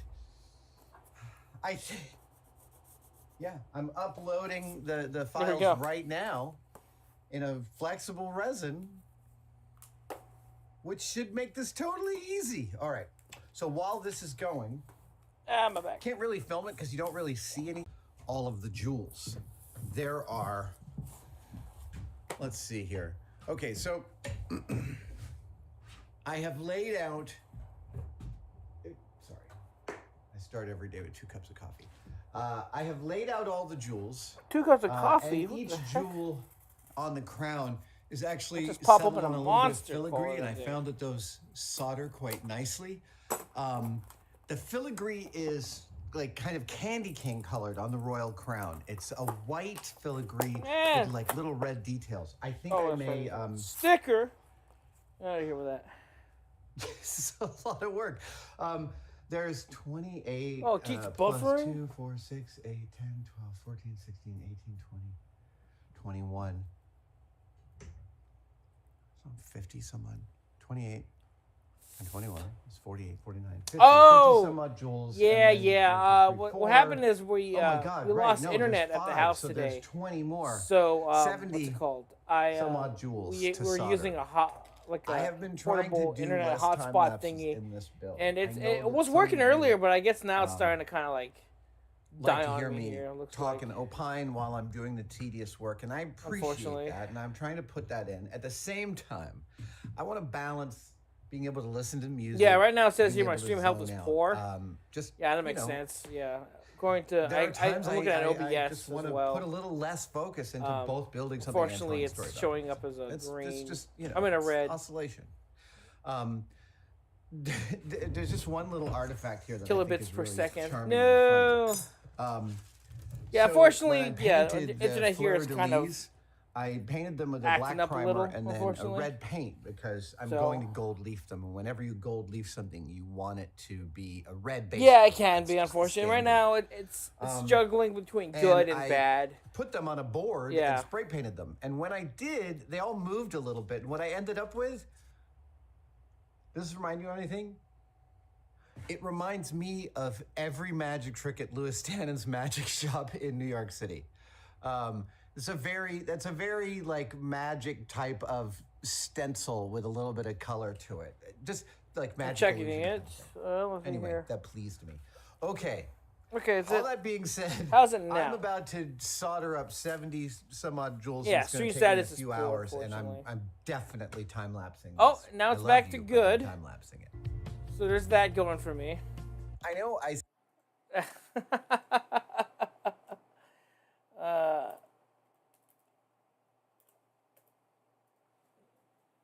Dang. Yeah. So what the heck is going on here? Yeah, it looks like it's what's it called? The internet might be acting seems good now. Okay, that's good. World of Lego Island. We're gonna watch some Lego Island now then. Super nostalgic. But yeah, super iconic. as I was trying to say earlier, No, it hasn't aged very well. You may oh have been crap, looking at my these freaking beautiful headset high-resolution wire textures keeps and acting with detailed me too. polygons thinking, whoa, is that What is it RTX doing? 2080? There we go. 8K 128-bit HDR? I really don't 88 like this miles per headset. hour? No, it is not. But those who grew up with it know how much fun this game was back in the day. And what it lacks in modern technical prowess, it makes up for in endless charm and There we go. enjoyability. Unfortunately, this game is officially old enough to drink now, and this old timer has more than a couple old time There we go. issues. One of the most infamous of these is the turn speed, which was left tied to the frame rate. A frame rate But yeah, as I was saying, 15 the jumpsuit I ordered for the costume came in, Used to struggle rendering this. and I put it on earlier, and it is amazing. With this game, A little bit big, but I ordered it big on purpose because I don't know exactly what my size is, so I ordered 3XL. So I think I'll set the girl into it. They found and even patched this super late in development, but the fix never made it into retail copies or even as a downloadable. So I kind of made my own. No, I'm trying to flex. This was actually much simpler than it might sound. I didn't go as far as decoupling the turning from the frame rate, but I did manage to override the multipliers used for calculating the turn speed, so you can finally What slow the yourself down. If you're a masochist, you can also speed yourself up. This is all in my tool, Lego Island Rebuilder, which you can check out using the link below. But that's not the point of this video. Today, we're talking about music. One of the most treasured parts of the game, if you ask any lifelong fan of it. But yet another thing that hasn't aged very well is the music quality. Doesn't it sound a little muffled? To be honest, it's hard to tell if you're used to it the way it is, but recently one of the game's composers released some new high-quality transfers from tape. Have a listen to this. There we go. Yeah, it is. Here, actually, let me put it on so you can see what it looks like. Just Oh my feel gosh, like I'm you clean the excited. wax out of your ears and surface Give me from a sec. 30 feet under the sea. It turns out to save storage space, Lego Island compresses the shit out of its music. When we talk about compression these days, we usually mean relatively unnoticeable compression schemes like MP3, AAC, or Vorbis to name a few. But back then, these codecs either didn't exist or would have taken I need way too one much more, to use in the seriously? game. So for Lego Island, Alright, compression fine, is I'm just gonna relatively quickly low. cut it from here. Most of the music is only stored at 11.025 Nope, I can't. kilohertz. It's too which, curved already. if you don't know, carries only a quarter of the total amount of frequencies that human ears can hear. 44.1 kilohertz being considered enough for all of them, which is why most digital audio you hear will either be 44 or sometimes 48 kilohertz. Alright. This is the top 3/4 Yeah, of the there we sounds go. been chopped out of music. This is what it would sound like if I did the same Nice, thing to my voice right now. Fun fact, this is actually what Megan Trainor meant by all about that bass. She's talking about Lego Island. It's also all mono, meaning just 1 out of 2 ears worth of information. It's fine, but as soon as you hear stereo, especially when wearing headphones, it's like... Okay, let me go put the thing on so I can Finally, show we you. have these high-quality releases thanks to composer. And also, wow, how did I lose all this Not the highest quality height on it? studio Oh, master maybe tapes, that's mind why. you. Just Okay. the highest quality tapes currently known to exist. The original master tapes are, they're unavailable right now. Who lives in a pineapple under the sea? The Lego Island soundtrack master tapes. So the question that comes up now that we have this high-quality music, can we get it back into the game somehow? Okay, let me The go put this answer on. was uncertain. I'm gonna show you, All man. Lego Island's assets are stored in proprietary, I'll just do some quick undocumented formats. trimming. They aren't just There we go. files that can be replaced. A few brave souls had managed to crack extracting music and some other assets from the game, but no one had quite figured out reinserting it. And after the journey I've been on, I can kind of understand why. Luckily, I had some starting points thanks to extractors like Show you. Rhyme, the Lego Island music extractor. It's a Python script and does exactly what it says. Hey, presumably if you know how to extract music, you more or less know how to reinsert it, right? Well, here starts the adventure in figuring that out. The first thing you need to know is that all the audio is uncompressed PCM. Yeah, buddy. Low quality, as I said before, but otherwise uncompressed. This makes it very malleable as we can more or less read and write to the audio data directly, rather than having to deal with the obscure mathematical algorithms of a compression codec. As such, we can do nifty things like import the audio directly into Audacity. As long as we specify the right parameters, which for Lego Island's music is this, we'll get Lego Island music. Sort of. There seems to be a little extra percussion in these songs. Okay, that's not music! Well, actually, funnily enough, it is music. It's just, for some reason, in a completely different format. While most of the music is 11 kilohertz 16-bit, a handful of tracks are 22 kilohertz 8-bit. I'm not exactly sure why. It ends up using precisely the same space anyway, since it essentially doubles one, halves the other. The 8-bit sample format needs to be read differently, but as you can see, it is indeed music. What's weird is some of these tracks are just the 11 kilohertz tracks duplicated in 22 kilohertz, but in those situations, it's still the 11 kilohertz ones that end up getting used in game. But damn, you can really hear the difference in the sample rate. Listen to the jail theme in both formats. Yeah. And then, where's my name tag? I actually kind of prefer the 22 kilohertz tracks, but I guess the noise was considered less pleasant or something.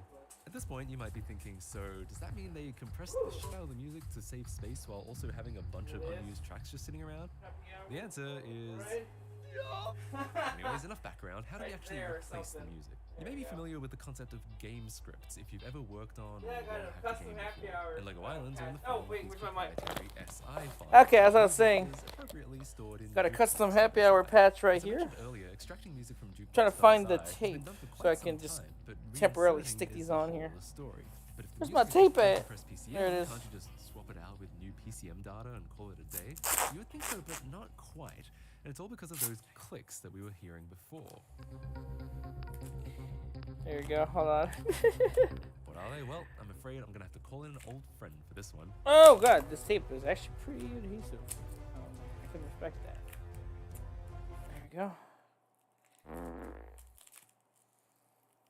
This is the hex editor, something all ROM hackers are eventually forced to become familiar with. Now I'm not going to go into There you go. excruciating detail here. I mostly want to stick to the basics, but if you're interested in the specifics, Yeah, happy just hour, right baby. up how this file works. As such, just Yeah. trust me when I say the first song in the file starts here. right after MXCH, followed by 18 bytes. So Now, yeah, scroll and down then through the Ghostbusters patches. Here we go. You'll eventually see another MXCH and 18 bytes right in the middle of This the one I just video. gotta iron In fact, on, you'll see but one for at least every second of music data, and sometimes you'll even there we see go. two. So what the hell are these doing here? Well, here's yet another. I thing can't wait that to get Lego these Island on here. developers I'm gonna have did to in order iron them for on or computers to something. hear and play their game properly. So The SI files are all split up into chunks, which is where the CH in MXCH comes from. The 22 bytes, MXCH plus 18 bytes, is a chunk header. And every click we heard in Audacity is it trying to read those chunk headers. yeah, I can't wait. And the best part, there's actually chest pockets here, so I can actually have my stuff right there.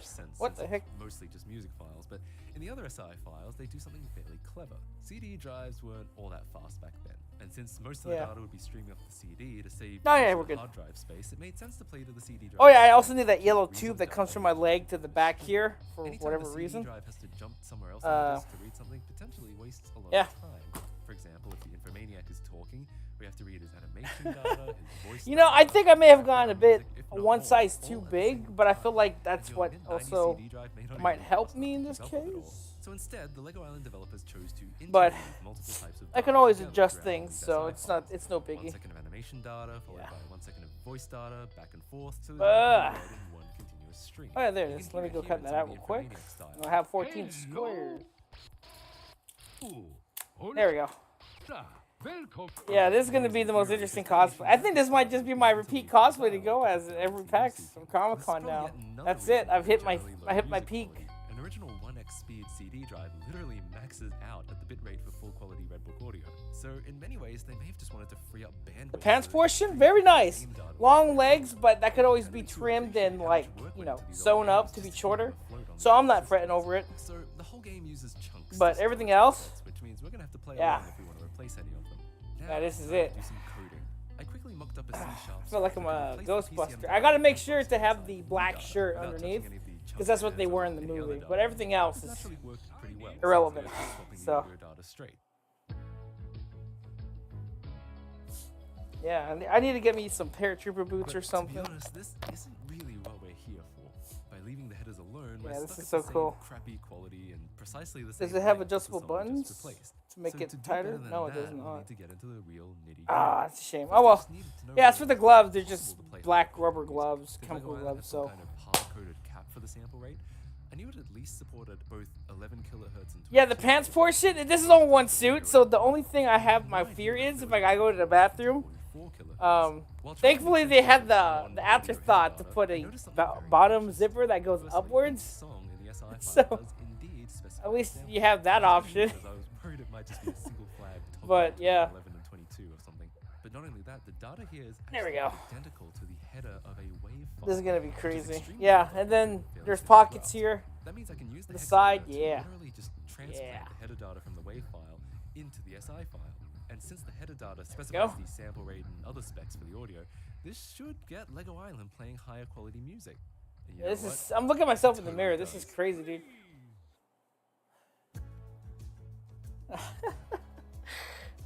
Wow. All right. Well, yeah. I'm gonna take it off now. It's hot in here. If you know audio, you may already know what it is. We've just upgraded from 11 kilohertz mono audio data to 44 kilohertz stereo audio data. That's 4 times the sample Yeah, rate this is and the double the channels, meaning 8 hardest part is times trying the to data take this size. thing And off. since Give we me a didn't sec. mess around with any chunks, we're stuck with the same amount of bytes as the last song, and suddenly that same amount of space means only an eighth of the audio time compared to before. For the information center theme, that means a 2.5-minute song becomes only 18 seconds. It's not even enough to get into the first verse of Africa.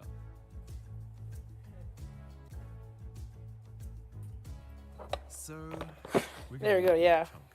chunk. Or Oh more. well. At this point, I wasn't entirely sure. My first idea was to try inserting one giant chunk at the end with the rest of the song. I figured since it's 2019 and I'm running the game off an SSD, it might just work. But nope, the game just crashes after those 18 seconds, rather than looping.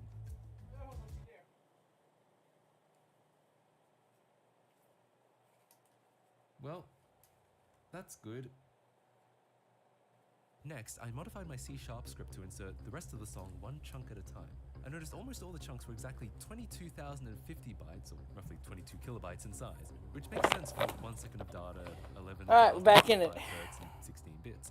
Even though a second of data is now significantly more than that in bytes, it still seems to be working for those. Hey man, 18 I need you high-quality to be on bytes same page as inside me of to know what to 22 expect.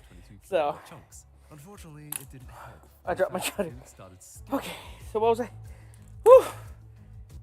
I'm gonna take a shower to this, that's for sure, man. Woo, Nelly. I was stuck here for a very long time. My parents There's are obviously upstairs are nothing enjoying their solvable. AC, but I'm here sweating my I butt scoured off. through all the header I got like data, two anything I might studio, have missed, oh not studio, any differences two between LED my lights file and the original, anything that facing might towards me. specify If you a notice, you length can or actually number see of me, even chunks, though but it's like 9 couldn't o'clock, find 10 any o'clock data. now. No one had written anything about Oh, the it's design, 10:13. and What the heck? none of the extractors Yeah, had so information, here's so that. all they needed to do was strip out the headers And then, figure out how they work. you know, I got No two matter what computers you do, running. the music One would for either the start references glitching I'm out or using, and just then one I'm completely actually crash the using. game. I'm using my I've been stuck laptop for to so stream long, I because that's actually newer gave than my up at this PC, point for and that's been weeks. working perfectly Completely dumbfounded compared to at my how little computer sense I where could I was make of it. kind of struggling a little. So, yeah.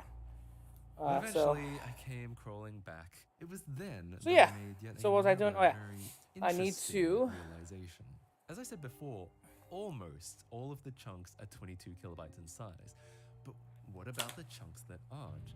I noticed them before, but couldn't deduce any sort of reliable pattern from them. All I knew was that every 5 or so chunks, it seemed, sometimes it was 7, sometimes it was 10, there were 2 significantly smaller chunks before returning to the normal sized chunks again.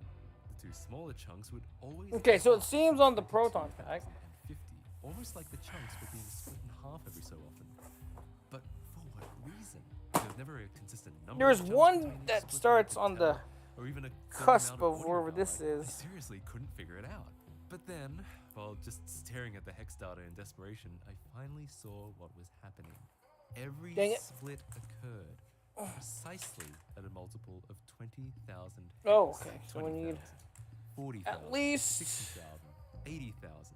For the entire file, everything was split Oh, it into is. It is. hex. It definitely is. realized That's why I said I'm every gonna take a single shower split to that this because you occurred, don't see it, the but first I one would am end right before a sweating like a multiple pig right now. 20,000 hex, and the second would start right Thank after. you, So, computer. Or here's what I think yeah, is well, I happening. need the computer. When Lego anyway, Island so. is reading from disk, it doesn't read one chunk at a time or anything like that. It has to buffer the data in, allocating 20,000 hex or roughly 131 There we go. kilobytes in memory to stream data from the SI files. And it will only read Okay. that much data So from does an it go SI all the file way at to the any given bottom time, of the an pack? offset It that's the does. exact Wait, multiple what? of 20,000 hex. If a chunk exceeds that boundary, the chunk has to be split, but the game engine will automatically connect it to the other half of the chunk in the next sequential read.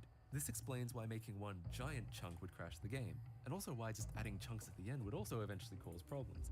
Without proper care and attention, these chunks would eventually exceed a 20,000 hex boundary, which would cause the game to try to read beyond the memory allocated for the SI data, which usually leads to a crash. This was the big breakthrough that allowed me to okay. insert music at So the video any game good packs are a bit quality, different, but looks also like. any length. But of course, it wasn't Okay, how do I- quite that simple, since if every song needs to be split at 20,000 hex, and I'm inserting a new, much larger song, then suddenly all the songs after have been shifted forward and need to be readjusted around these 20,000 hex boundaries so that they still play Oh, correctly. seriously, In if I essence, did a inserting oh, a song no! will inherently mess up every single song after it, which Okay, my is, fan is you know, cool. knocking things over right now. eventually I can't have reworked this my right now. scripts to reconstruct Trying to jukebox.si measure the bottom from here. scratch, extracting all the songs so that when it reinserts them, it can chunk them all around these boundaries and keep everything to Lego Island's surprisingly strict standards. But my Oh. god, was that a sweet, sweet victory to hear the first verse all the way to the end of Africa. From here, any song could be inserted, including But yes, the most very exciting, hot in here. high-quality releases of Lego Island. Very hot. This is kind of incredible, and it's crazy to hear the music you're so familiar with, but suddenly in such high quality. This is exactly what I was hoping for when I started working on this project. But unfortunately, it didn't end there. Listen to this weird audio glitch when the music changes. Oh my gosh, there's a. Even still, then doesn't fit all the Weird things I cut skipping out. that So plays what during is the? transition? Okay, let's adjust it. Here we go again. With no real knowledge on Lego Island, there wasn't much I could determine from this. I mean, I have no idea how its music transition functions work. But the only thing that changed is the jukebox.si, so it was back to staring at that in the hex editor. At this point, I was still using the 22,050 byte chunks, obviously splitting when necessary, since those have been working properly so far. But now I was wondering if Lego Island really expected each chunk to be 1 second long. Well, for a 44.1 kilohertz stereo 16-bit track, the chunk size would be significantly larger.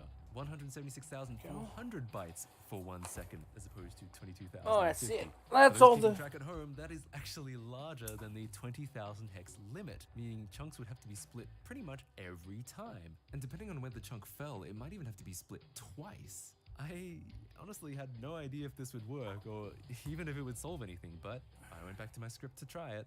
It actually, 1 in 10 inches. amazingly, works perfectly and fixed the transition skipping in the process. My only assumption is Lego Island does expect the chunks to be 1 second long, and therefore fades the music based on the chunk size rather than time. Either way, at this point I was just glad to have gotten this far. But there was one last issue, one last middle finger that Lego Island had to give me. The radio didn't work. In your home or in your car. How did I mismeasure that Rather, so badly? It did, but there were What? issues. Parts of the radio would play over each other, and sometimes there would be long pauses of silence.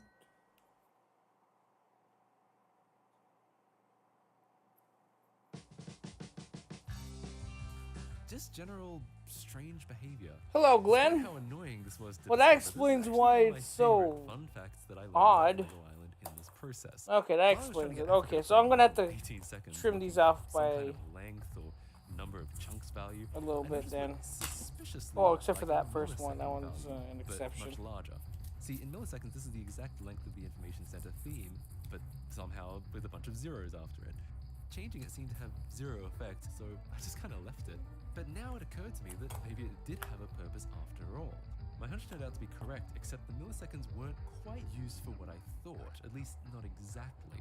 The millisecond value happened to be always followed by this, 10,000 here, but always some sort of multiple of 10. I could see that dividing the first number by the second would result in the actual millisecond length of the song, but for what purpose?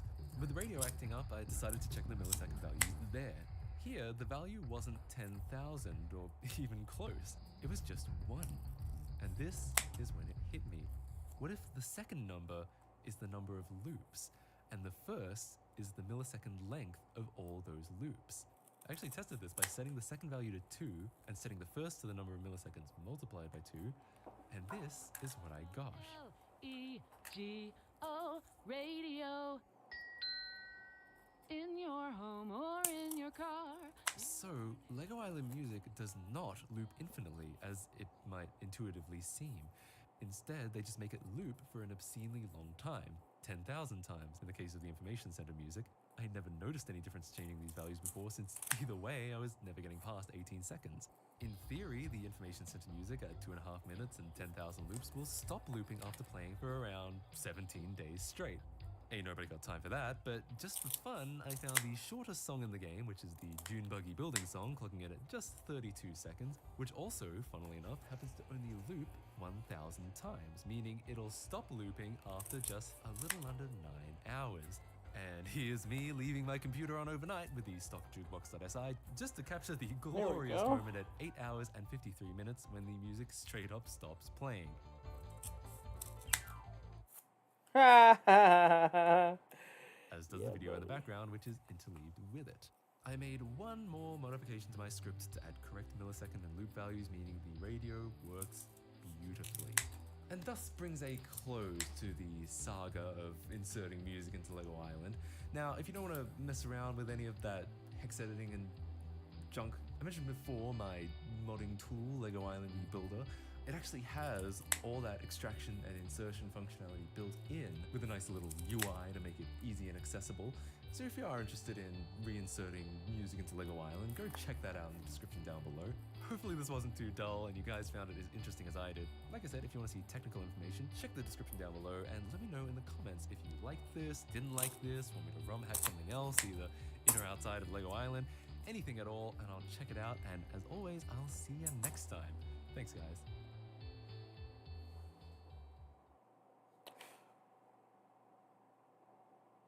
What is this?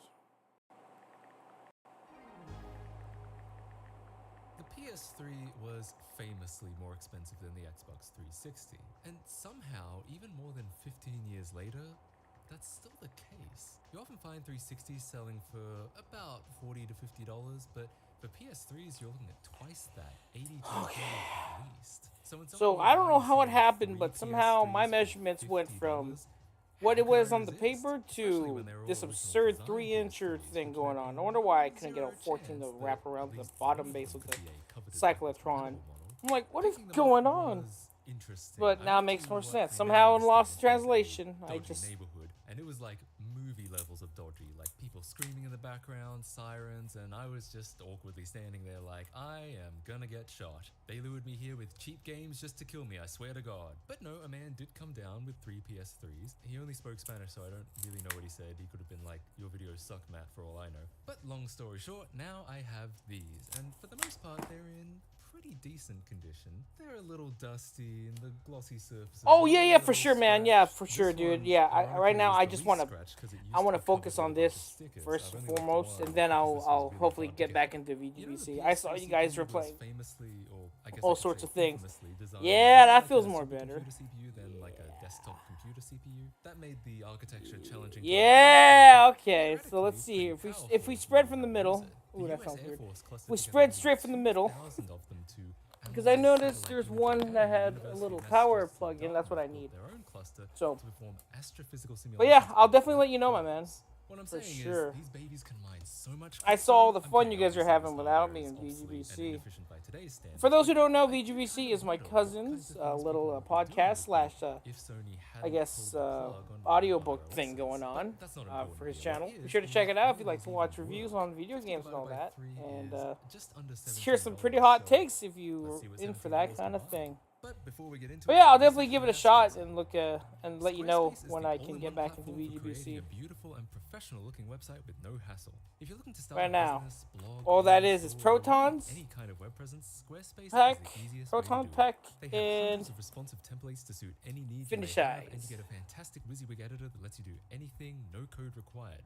But if you do like to code, you can also enter custom CSS and header code anywhere you want. I especially like running my online store on Squarespace because it means that all that delicate payment information is being handled by widely used and well-tested code, rather than something cobbled together by me at 2 AM. So if you're looking for a convenient and straightforward way to make a website, look no further than squarespace.com. They have a free trial that lets you check out all of their features, and when you're ready to launch, go to squarespace.com/MattKC to save 10% off your first purchase. Okay, first up, let's try Sticker Boy. Seems good.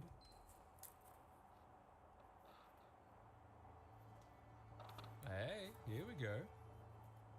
Yeah, not bad, not bad. I'll have to get a controller. Hang on. Fun fact, if you plug a PS4 controller into a PS3, it will work. It just can't be wireless. Oh, they're literally that close to each other? Are you kidding me? Piss. Alright, fine. Alright, we'll play that game. I was just tacking them on too. Oh my gosh. The pain. Of course, what else did I expect? But so far, it seems to be fully working. Alright, we gotta try a disc. I might prefer modding and playing games off hard drives. Do this again. It is something we need to know. So, I misread the thing. Look at that. It may say eat more acid on it, but this seems to be perfectly fine. Anyway, I call that $17 well spent. Alright, next up. I don't know how to differentiate these, so I'm gonna call this one Billy. What do you got, Billy?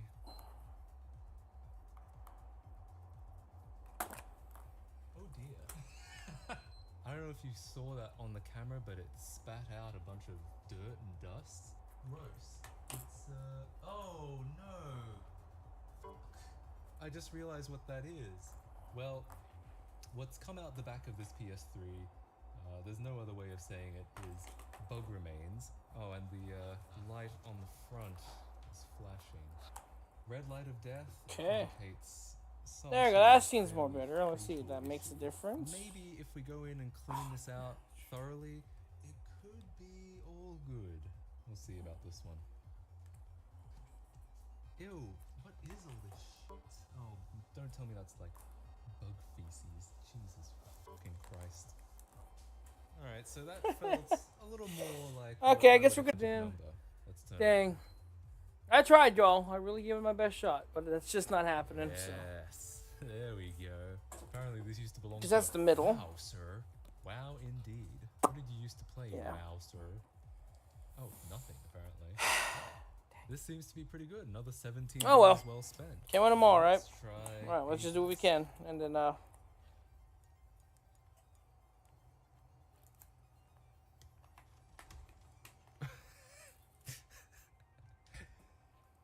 that's not a good sign. But you know what? That is okay. Like I said, I'm the kind of person who likes modding and running games off hard drives anyway, so lack of disk functionality, not such a big deal for me.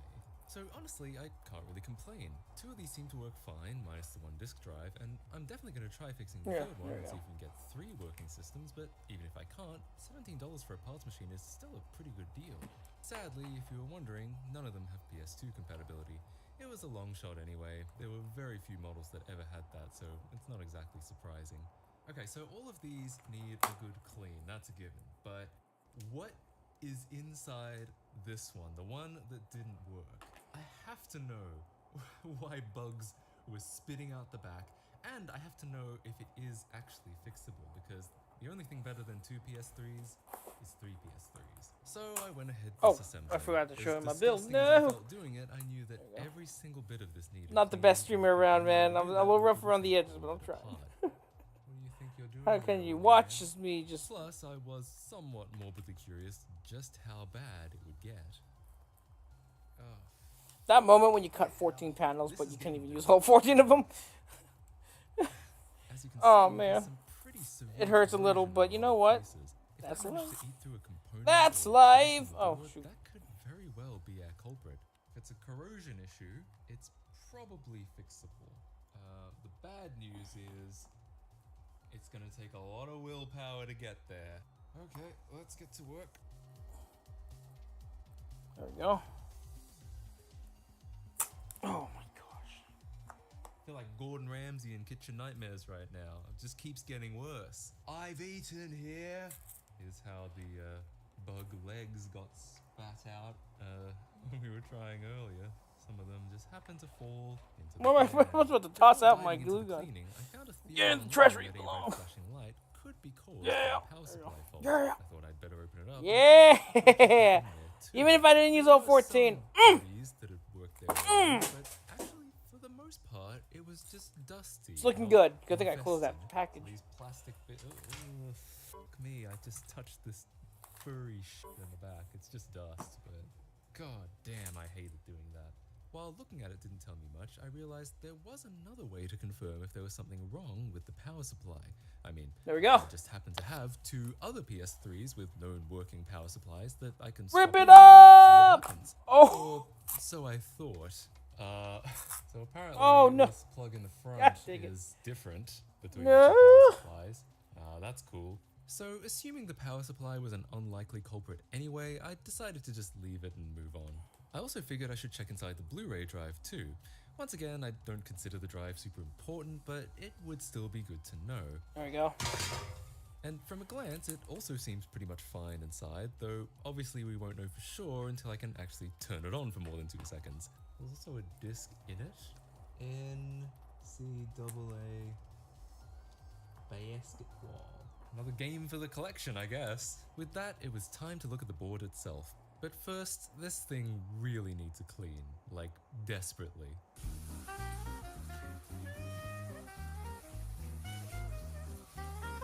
Okay, so everything has been cleaned. Most of the bug carcasses are gone, but there's still areas that need a lot more care and attention. So I cleaned these areas off with a lot of alcohol, as well as some isopropyl alcohol for the board, and then went ahead reflowing any joints I could see that looked corroded. I also figured while I was here, I may as well replace the thermal paste too. Honestly, I was very much stabbing in the dark, just we had some way of reporting error codes. Hey, wait a minute. The PS3 is a very complex device, so there's a lot of things that can go wrong. Thankfully, it's also a very intelligent device, and it constantly monitors its state for errors, especially during startup. The PS3 system controller, or syscon, logs these errors, and this log can be accessed externally with a simple serial connection. If we hook into that, maybe So right we can now I'm figure out adding the little exactly what's going on. panels here. Now there are some complexities to this. And I Each board believe division puts these one of points in the different panels places is and where also the, reports error codes in slightly different ways. But oh eventually God, I which figured out one where is the it? points were and started getting One of error these codes. panels is where If you the look at tubing output goes here, through. I the should left probably column are the actual error codes, while the right column check on is that the real time quick. the error occurred at. The Ah. time F's here because I removed the Ah, battery. hit As me in far the as face. error codes go, This there's is a lot the of info about loom these that in I'm the using PS for Dev it. Wiki. For our purposes, This we should can be ignore enough the for A0 what I'm at trying the to go start. for. The next two digits represent the Yeah, I think it's startup long enough. step Yeah. that the error occurred on, ranging from 0 to hex 8. Yeah, it fits. Since these all say Thank 8, goodness that it means fits. the PS3 Okay. actually passed Okay. its power on self-test. That's what I was and worried started about. All right, booting we're good. Before the error occurred. The Continue. next four digits are the actual error, and we seem to be alternating semi-randomly between 1002 and 2124. 1002 represents a power failure in the PS3's GPU, also known as the RSX. Specifically, it indicates noisy voltage on the RSX's power line caused by bad filtering. That's definitely useful information. 2124 is less well understood, but appears to be a general error in the console's AV or HDMI encoder chip. So what does that tell us? They both seem to be graphics related, but what does that actually mean? To be honest, I was a little worried about the HDMI encoder error because it's a surface mount chip with a lot of tiny, delicate pins. If it had to be replaced like PS Dev Wiki suggests, I honestly didn't even know if I'd be able to do that with the equipment and expertise I had available. However, I also realized that the much clearer error 1002 did have a much more obvious culprit. There are a set of high-performance capacitors that are a big part of the power filtering and supply for the CPU and GPU. They've become known as the NEC tokens like it for obvious just goes reasons, on to there. and they've become kind of the Xbox clock capacitor of the PS3. Not in the sense that they start leaking and corroding the board, thank God, but that they're starting to fail en masse, becoming one of the most common issues with PS3s today. PS Dev Wiki even says that while many components are involved in filtering and could cause 1002, that it very much points to the NEC tokens. I had a sneaking suspicion that the HDMI encoder error was actually a red herring, or at least a symptom rather than a cause of some kind of greater power issue. With this, and knowing it's a common fault anyway, I decided to dive straight into replacing the NEC tokens. While you can't buy exactly these things as a replacement, you can buy a number of surface mount tantalum capacitors that achieve the same result. Dude, I'm actually running out of... So finally, I have the some good glue sticks. What the heck? Like a rainmaker. Now, this is not cheap. Each capacitor costs between $1 to $2, and you need 4 of them to replace each NEC token. That means to replace all 8 NEC tokens on the board, you need to buy 32 of them. So all in all, that ends up being about $50. And as we all know, you could buy 3 PS3s with that. I come from the school of older electronics where if you're replacing capacitors, you may as well replace them all, but it's actually recommended to keep at least some of the originals in place for reasons that'll become clear later on. But not knowing that yet, I carried on removing them all, which in and of itself is a bit of a challenge. They're soldered on the bottom, which means the usual tricks like solder braid or desoldering guns won't work here. At first, I tried a heat gun to try getting the solder hot enough that it would just come off smoothly, but I'm still not super experienced with stuff like this, and I couldn't really seem to get anywhere. The PS3 board is very thick and infamous for being able to quickly dissipate heat. Eventually, the capacitor started coming apart, so I just picked away at it, which is actually one of the recommended ways of removing these things. Yeah, as we learned from the Wii's capacitors, often the easiest ways to remove surface mount components is by destroying them, paradoxically causing less harm to the pads as well. In this vein, I later took another recommendation of using a razor to slice them off. While I was initially skeptical, this actually did end up being the cleanest and most effective way to remove these, at least for me. What we're left with is 4 pads per capacitor. The 2 on the outside are positive and the 2 on the inside are ground. As I said earlier, we'll be placing 4 new tantalum capacitors on each one, but there's a slight complication. The new caps are actually too long to fit snugly between these strips, which means you either need to scrape away at the board to expose more of the pads so you can mount them vertically, or just mount them diagonally, which is what I opted to do. It took a bit, but all capacitors have now been replaced. I think I did everything correctly. Here we go. So is this thing so loose? Why is it so... less functional. Not only had this not fixed the PS3, it was actually shutting off much sooner than it was before, indicating an even more severe fault. I redid them all, hoping I'd just made a mistake somewhere in the soldering, but it didn't make a difference. As it turns out, I had made a mistake, but actually not in the soldering.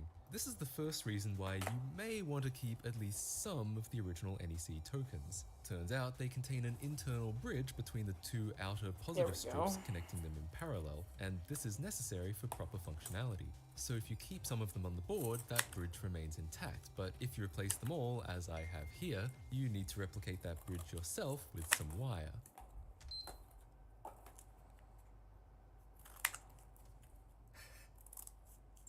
There we go. It's staying on! Come on! Hell yeah. So we Nice. officially have confirmation that despite all the cockroach bodies and feces packed into this thing, the only actual issue affecting functionality was a very common fault with the NEC token capacitors. Except another issue started to rear its ugly head. Uh-oh. Hang on. I turned it off.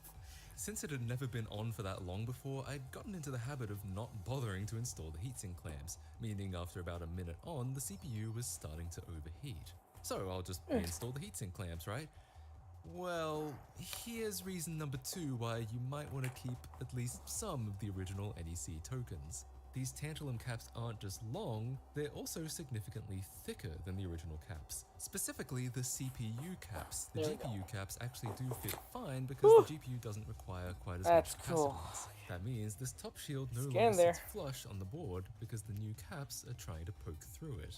No matter, I'll just cut some So holes the into thing the is top here. case. I mean, it would be going out through this hole. Now right we can here. install the clamps and we're all good. Where's right? the loom? Give me the Well, loom. No. Naturally, this isn't The just loom an would issue go with the top shell, it's also through an issue here, for the this bottom one. shell, where the board Right, actually that's what I makes need to contact know. with the heat sinks. You Can can even know see those. from how the There new we go. heat sink grease was spread, or more specifically how it wasn't. No, I should probably make the the end CPU filter now since I'm definitely already isn't at it. making good contact with the heat sink. This was unfortunate because the bottom shell is a lot thicker. Yeah, I'm gonna need that end Regardless, filter. I went ahead cutting more holes We to gotta make add more the- space for the new capacitors, only to find that even that didn't really help. Turns out the CPU heatsink actually overlaps a significant amount of the capacitors, and the new caps are so thick they're just slightly taller than the CPU itself, basically ensuring that the CPU doesn't make good contact. While I might have been able to cut holes into Here the we go. shielding, the heatsink is another story entirely. I don't know if I could cut into this thick metal even if I wanted to, so I had to think of something else to do. I thought, well, if they're only slightly too high, maybe if I cleaned up my solder job and got them as flush to the board as possible, and as far away from the CPU as possible, maybe that would fix it? But sadly, it didn't. They were still tall enough to interfere with the cooling. I was stuck here for a while. It seemed like there was just no good way to solve this problem. At this point, I really was wishing that I had kept the original CPU caps on the bottom, especially since the CPU didn't seem to even be the problem. All the errors were GPU related. And it's not like I could restore the old caps because obviously they were destroyed by the removal process. I kept thinking about it, and really I just needed the caps to be somewhere else, preferably as far away from the heatsink and shielding as possible. And that's when I got an idea that was pretty radical. There was this kind of empty space to the top left of the caps, which was not only out of the heatsink's way, but also completely clear to the bottom shield. Could I somehow move the caps up there? With no other ideas I could think of, I decided it was worth a shot. I soldered the new caps in a row on some cut-up bits of paperclip, and then soldered the paperclips to the pads, almost like a railway track. I had no idea if this would work. I mean, it's kind of ridiculous, right? Well, it did.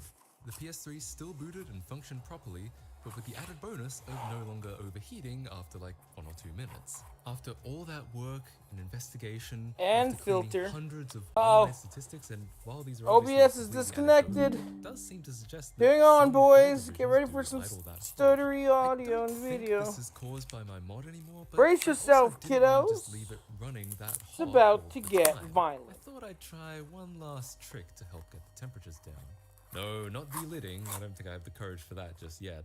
This is called the eraser mod. Essentially, you just stick some heat-resistant and non-electricity conducting substance, like a plastic eraser, under the CPU clamp, and it adds just a little bit more pressure, increasing the CPU's contact with the heatsink just that little bit more.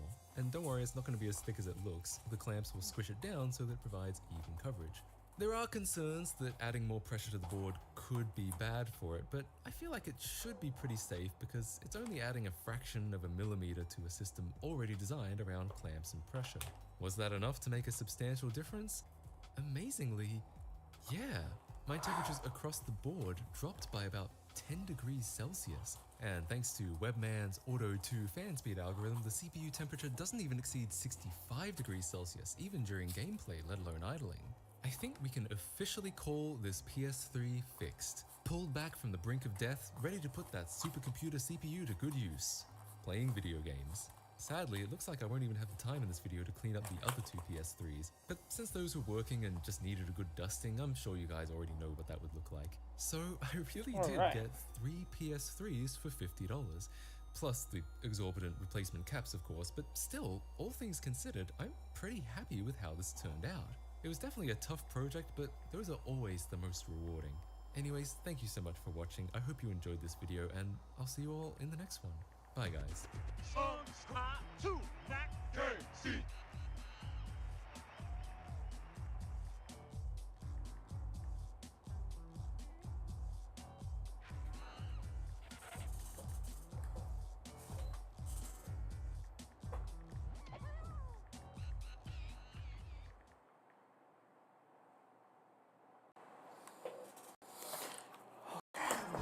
Oh, my. So you may have seen on my channel recently I was fixing 3 PS3s that I got for $50. But there was kind of a side note to that none of those PS3s came with a controller.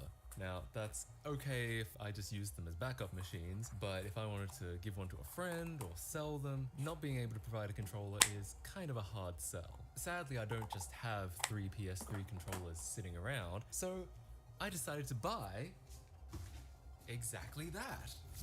This is actually 8 controllers. 5 of them, I think, are genuine, and 3 of them are generic. Smells like Actually, burning. it looks like 4 of them are genuine. Ah! I And burned this myself. one is the imposter, you sussy barker. They might have written What in the the- listing that it was what did you 5 say? genuine and not been able to tell that this was Double Shock 3. Double Shock, I mean, close enough. In the vein of good deals for low money, all 8 of these were $40, so that's $5 per controller. One of these working is like, what, at least $20 on eBay? So getting 8 controllers for the price of 2, I reckon that's pretty good. Now, they were sold to me as untested, which obviously means they don't work. To help me keep track of which ones are which, I'm going to label them A through H and write down any faults that I discover. Oh, wait. Okay, so Oh, I'm gonna make a template. There are 9 here? No, it says 8. There are actually 9. 5 of them are genuine. 1 is a sussy sundae, and 3 are just generics. These are probably, and I'm not saying this to be rude, How did I- worth oh, absolutely nothing. But hey, I'm always going to need a controller to give to a friend. No, they can't have any of these. Only one of these. All right, let's start with this. It has on it, does not turn on. I'll be the judge of that. Let her rip. I mean, you're seeing that, right? It literally says does not turn on. Bruh, what do you call that? Alright, as far as I can tell, all the buttons are working. There is something a little odd about the thumbsticks. It's like they're a little loose, or at least the left one is. The right one, actually, that might be fine. But you can even see on the left one, there's this, like, gap. How between did the I mess that thumbstick up so and badly? the casing. That should never be there. In fact, How I'm did I just do seeing that? now, look at that. There's this, like, go. imprint that the left thumbstick has made, which it never should be doing that. That's a weird one. But I mean, as far as does not turn on goes, I'm calling that a win. I'll make a little A from a piece of sticker paper. It even runs on battery. I could maybe believe this does not turn on message if maybe its battery was cooked or something, but no. Moving on, does not connect. Well, we'll plug it in. So the computer seems to have picked up on it, but it does indeed not seem to be connecting. What a funny issue. That seems like almost a firmware issue. I've never seen a firmware issue on a controller before. Then again, Maybe it's just the PS button doesn't work and you need the PS button for it to select player 1. Does this work wirelessly? I'm gonna say that's inconclusive. It might just be low on battery, but so far it is not powering on from the button. Then again, if my armchair hypothesis that the PS button is simply broken, then it wouldn't turn on from doing that either. This is B. This is actually correct. Does not connect. This one is not labeled at all. Literally not at all. Not even the sticker on the back. I don't think that's a good sign. I'm gonna guess that it's not gonna turn on at all. Oh, okay. PS button, alright. Oh, interesting. All buttons and triggers seem to be good. Both thumbsticks are a bit wacky though. Even when extending them all the way, it's a little fidgety. Well, this gets C, 6-axis. What do we got? Ah, seems pretty dead. I thought this would happen eventually, though. Oh, never mind. I don't know what happened the first time. Maybe the plug just wasn't in all the way. Triggers are good, buttons are good. Thumbsticks, they feel disgusting. You can practically see the sheen on this one. The right one seems to be working fine. The left one though, it's actually like kind of stuck up. Look at that. This might be the grossest one so far. It's just greasy and sticky all over. I'm gonna guess that's probably its issue as well. Someone poured some Sunny D into it or some shit. Okay, so this is Unit D, second 6-axis. What do we got here? Oh, okay. Working. This left thumbstick, similar issue, but towards the bottom right. Again, this might be another situation of it's just dirty and sticky. It also wouldn't surprise me if both 6-axis controllers maybe came from the same household, and so they exhibited the same behavior, but seems otherwise pretty much functional. Unit E. Yeah, I'm really becoming discount Markiplier now. Let's try the Sussy Barker. I don't know, man. Uh-huh. Well, that's interesting. I guess light number 3 is out. R1 seems to be stuck in a little bit. You see that? That's probably fixable. That's probably just a matter of opening this up and realigning it. Ooh, what the fuck? What the hell is going on here? This has got to be a mapping problem.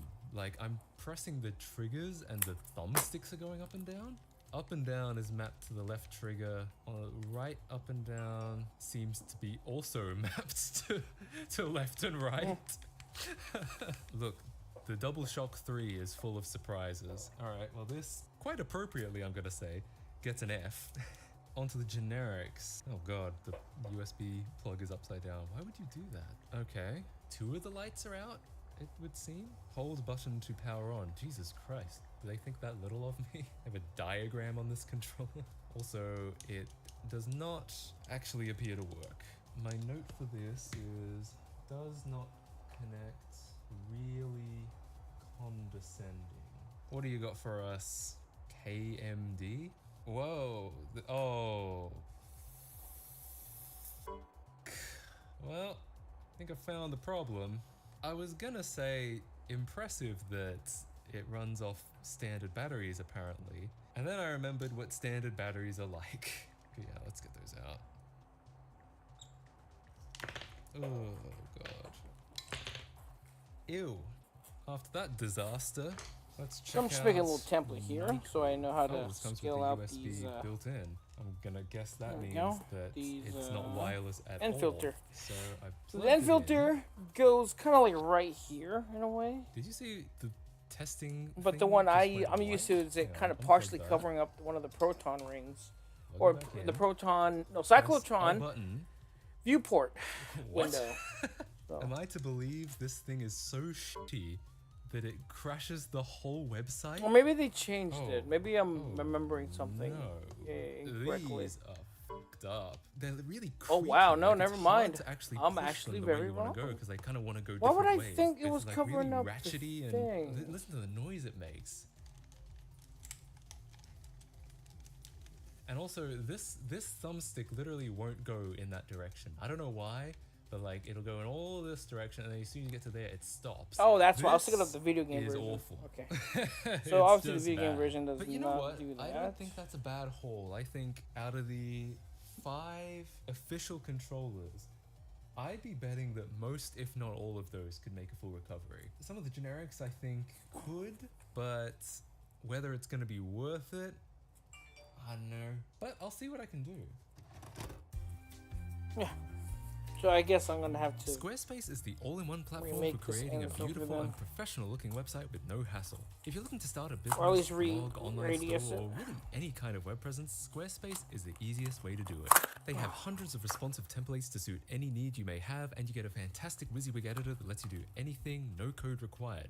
But if you do like to code, you can also enter custom CSS and header code anywhere you want. I especially like running my online store on Squarespace because it means that all that delicate payment information is being handled by widely used and well-tested code, rather than something cobbled together by me at 2 AM. So if you're looking for a convenient and straightforward way to make a website, look no further than squarespace.com.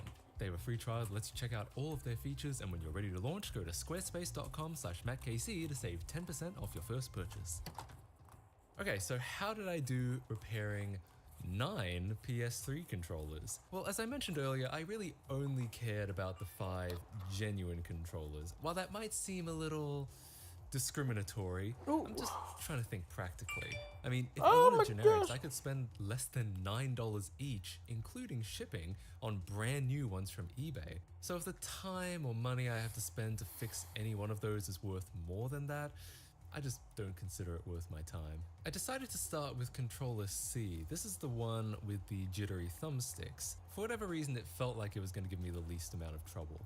Immediately, I discovered something I didn't notice before. The USB plug is actually slightly broken. You can see if I fiddle with this cable enough, eventually it loses connection. And if you actually look closely at the plug itself, you can see a tiny little chunk of plastic has cracked off. I don't know how that would have happened. I guess someone was just a little rough with it while it was plugged in. I don't actually think I'm going to take the time to fix it now, simply because this is predominantly a wireless controller, and it isn't really an issue if I leave it alone while charging. If it does become a problem later though, it should be pretty simple to replace the plug with a new one. That's the power of using standard plugs like this.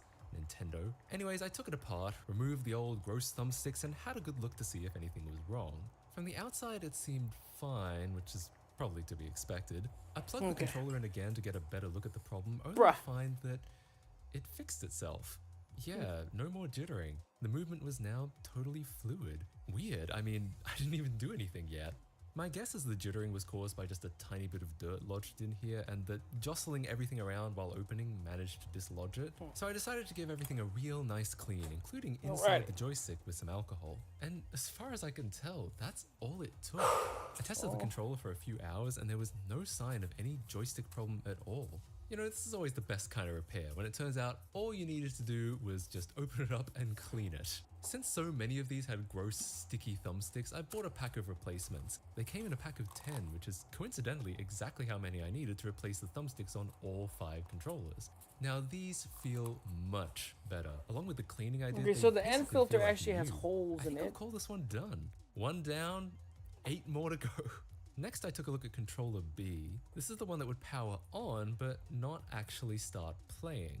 And this one too I thought was likely to be easy because I suspected it was just a broken PS button. Unfortunately, while opening it up, I accidentally broke part of the plastic that holds the triggers in. There's 9 holes in this thing. I guess I'll have to reattach that sense. later. But for now, I got See down if to I the can figure printed this circuit out. film.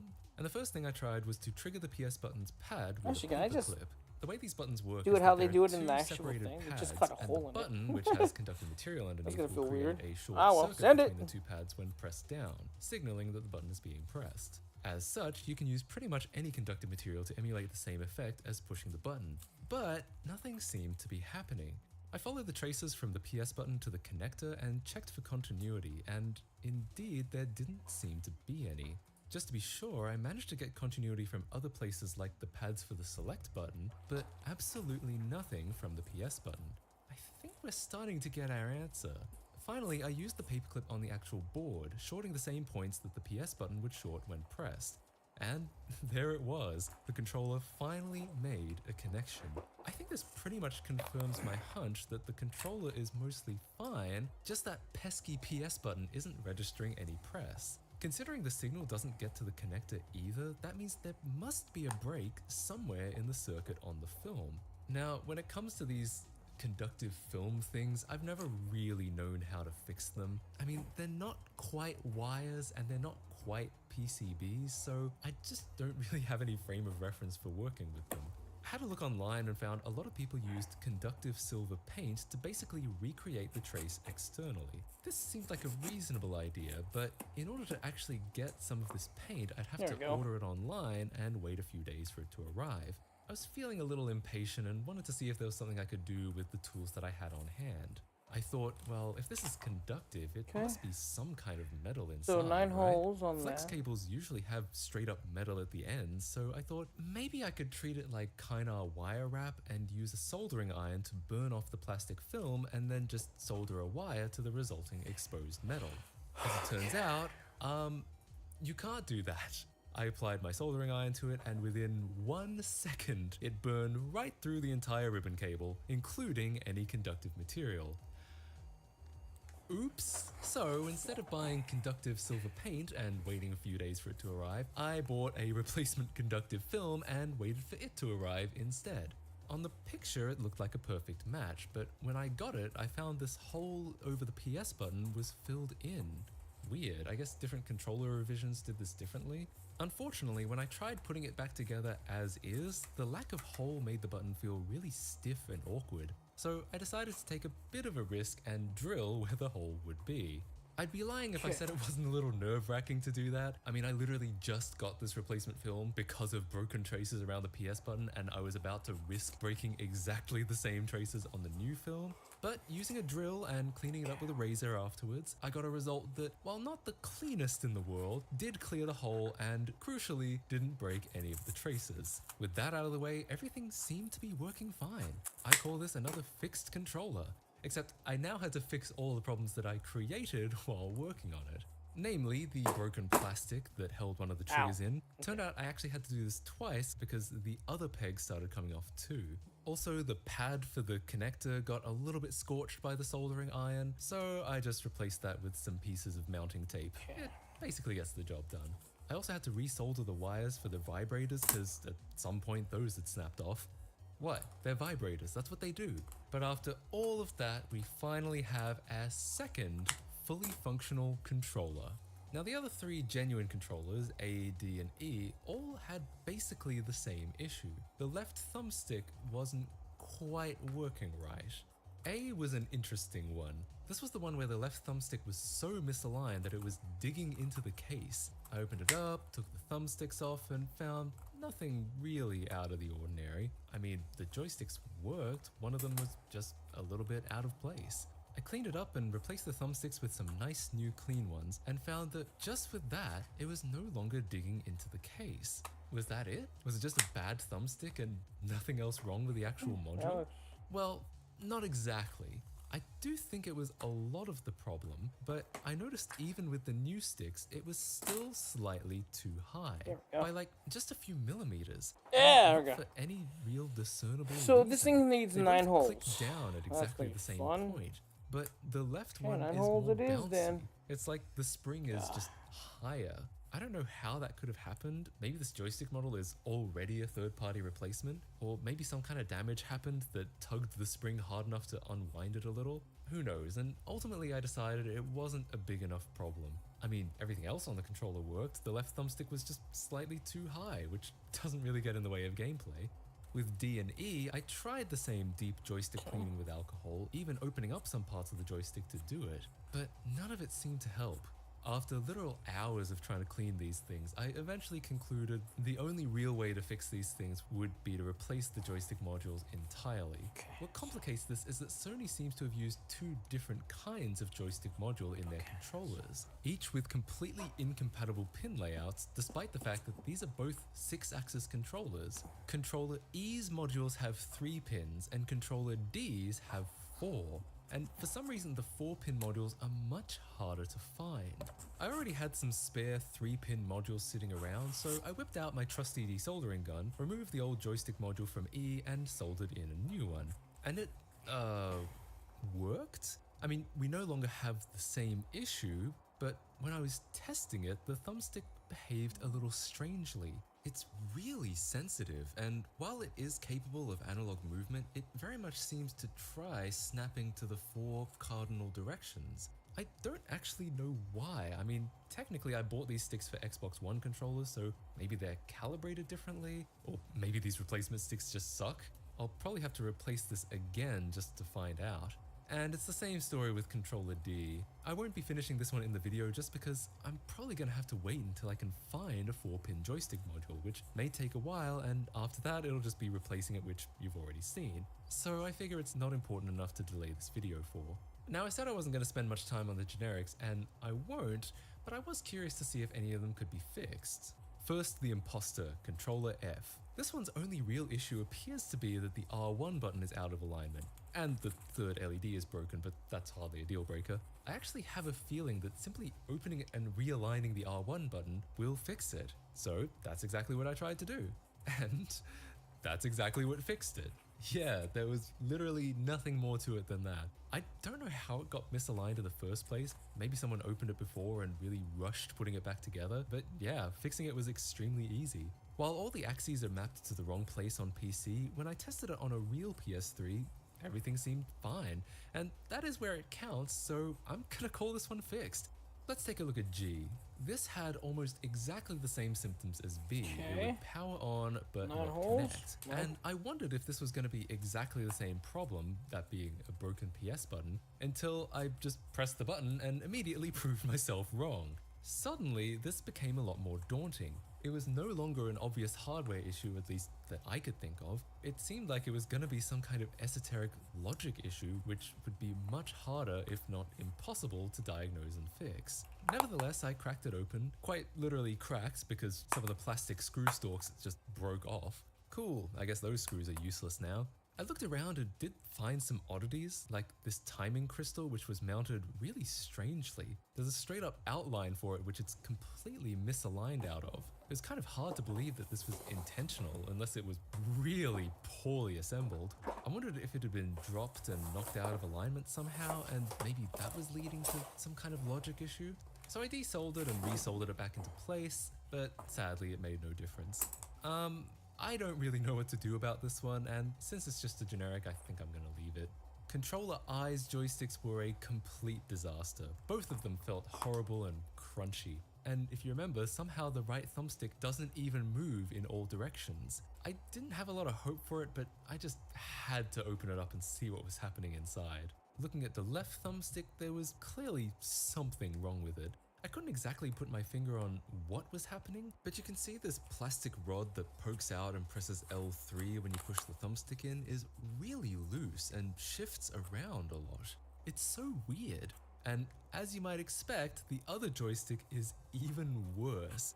Yeah, that's the same plastic rod for pressing R3, but somehow it's ended up inside the joystick module, jammed into the top right corner. I can only really guess what happened, and my guess is that this thing was at some point slammed, joystick down, so hard that it completely snapped and dislocated these clicky bits, and this is the end result. I just don't know how to make anything else out of it. I think the only way to fix these would be to replace them completely, and once again, I don't think I'm gonna bother for this one. And last, but okay, maybe this is least. Controller H, the one ravaged by battery juice. Technically, this is probably fixable, and probably pretty straightforward to do so. However, there were other weird things I noticed about it, like the fact that this controller has no mini USB port on it. It wasn't a wired controller like controller I, so this was really weird, because it's kind of a requirement on a PS3 controller since it's the only official way to charge and pair it with a console. I briefly wondered if maybe it was a misidentified PS2 controller with some kind of counterpart dongle that makes it wireless. Well, I was half right.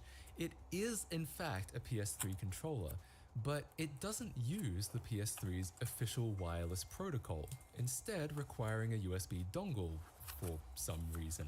The ads boast about it using 2.4 GHz Wi-Fi rather than the PS3's standard Bluetooth, but is that actually better? Or could they just not afford whatever licensing was required for real Bluetooth and or real PS3 communication. Whatever, the point is, I don't have whatever dongle I'm supposed to have to use this controller, meaning even if I did fix it, I wouldn't even be able to use it. Considering that, I don't think I'm gonna bother with this one either. While I do feel a little guilty leaving it in this condition, the fact that it's just a generic, and even if I did completely fix it, I then have to track down some obscure dongle just to even use it, really just makes me feel like it's not worth my time. But hey, that's all 9 PS3 controllers. Considering I got 6 good ones, including 5 genuine controllers for 40 bucks, I think is pretty good. Anyways, I hope you enjoyed this video. This is actually my last one for the year, so I hope you also enjoy whatever celebrations you have planned, and I'll see you all in the next year. Bye, guys. There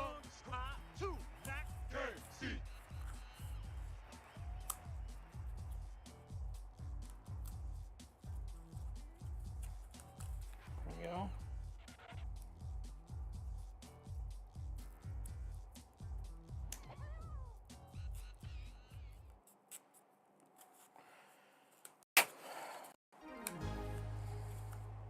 It's time to chill out. We've been talking a lot about the Xbox this year, so why not play the most famous Xbox game of all time?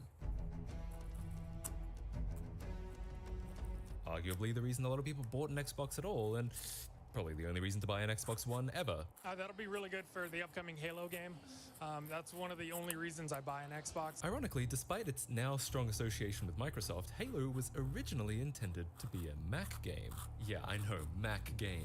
It's an oxymoron today, but back in the 90s it wasn't as much of a joke. Sure, even back then Windows was the dominant player, but at least Apple was pretending to try. I want to talk one other thing real briefly here, and that's games. We love games, and we're trying to bring as many great games to the Mac as we can. Okay, they probably were trying when they thought they had to. And it is true that Bungie was initially a Mac-only game developer, due to co-founder Jason Jones's affinity for them. Therefore, it only made sense that Halo's first ever public appearance would be at Macworld 1999. At that time, it was a third-person shooter, so probably quite a different game from the one we ended up with. But as far as the look and feel, it's very much Halo, and there was considerable hype for what was sure to be a great game for the Mac. At least until the following year. The Mac gaming community was concerned when a few weeks ago they read that Microsoft was going to acquire Bungie. And they were concerned, what would that mean about the future of Bungie's games on the Mac, about the future of Halo on the Mac? Okay, so it's a good question, right? Am I, a faithful Mac user from the year 2000 who this game was first revealed to the year before, actually going to be able to play it? Well, here comes a Microsoft exec to help clear the air about all of that. But you know, Bungie, let me tell you about Bungie. You know, we're working on this other project. It's called Xbox. And you know, the whole reason that we wanted to get together with Bungie was so that we could bring Halo to Xbox. And I know you're probably not super excited about that, but I want to bring up Alex Sorokian, co-founder of Bungie, and he's going to talk a little about why it's so important that we do that. Did you get all of that? So to answer the question of, is Halo still coming to the Mac, he said, we're working on this thing called Xbox, and we really want Halo on the Xbox. Anyway, here's someone else. Why did you could have said nothing and sounded less guilty. The silence is so palpable. These people are not impressed. Thanks, Steve. A lot of you probably know that Bungie, we got our start on the Mac. And I'm here to just let you all know that we still have a lot of love for the Mac platform, and that yes, indeed, we will be bringing Halo out for the Mac. Okay, finally, a straight answer. But why didn't he just say that from the beginning? Why did he have to waffle around with, well, we're working on the Xbox, I don't care, but it just made it sound so much worse. Boy, I really hope somebody got fired for that blunder. Okay, so as promised, Halo did eventually come out on the Mac. However, it was in 2003, 2 years after the original Xbox release. So let's say I'm now a faithful Mac user in the year 2003. My computer is a couple years old. It's from the year Halo was first announced in 1999. A little old, but not that old. The question is, can I finally play Halo on it after waiting all of those years for it to come out on the Mac? Well, let's find out. Alright, so here I am with my best friend, my iMac G3. Let's go ahead and install Halo. Now, don't look, because then you'll notice that I'm pirating Halo. Alright. Processing Halo. Mentally and emotionally, I'm sure. This is like a therapy session for my iMac. This was me when I played Mass Effect 3. Okay, here we go, check this out. 800 megahertz or faster PowerPC G4, G5, or Intel processor, alright? What have we got? 500 megahertz G3. Well, we don't quite match the minimum requirements, but we are on the right operating system, for what that's worth. Yeah. Alright, let's play. Halo requires a CPU running 675 megahertz. Well, make up your fucking mind. Was it 800 or 675? To bypass this check, hold down the P key when you start Halo. God, they're really looking out for me. It's like they wanted this to happen. And why wouldn't they? Yeah, there we go. 32 megabytes of VRAM. What? What? How many megabytes of VRAM do I have? God damn it, it's a shame to even tell me. 8? Oh, that's a little less than 32. You're right. Is this really how it has to end? 32 megabytes of RAM. Not today, old friend. You did all that processing for nothing. Or did it? Because it turns out this VRAM check was only added to later releases of Halo for Mac, specifically the Universal Binary version released in 2006 when Apple started transitioning from PowerPC to Intel. I discovered that if I dug up the original 2003 release with its noticeably more primitive installer, no such VRAM check existed, so the game would let me play. Okay, so as you can see, I was so upset about the G3 not working last time that I cut off half my hair. But that's okay, now I know how to make it work. Oh, hang on, what's this? Let's watch some movies.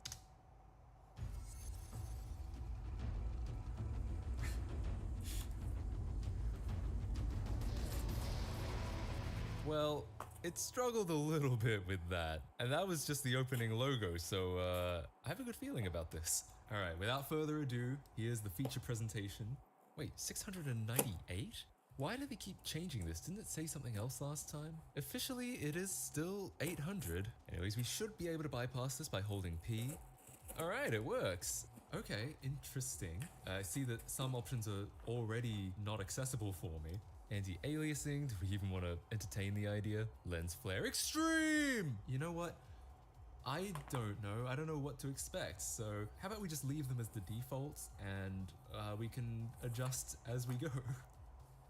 Ooh, that was a tasteful fade out. Oh, oh no. So it turns out the iMac G3 only runs in 1 refresh rate per resolution, and my capture card didn't support the refresh rate it had at 640 by 480.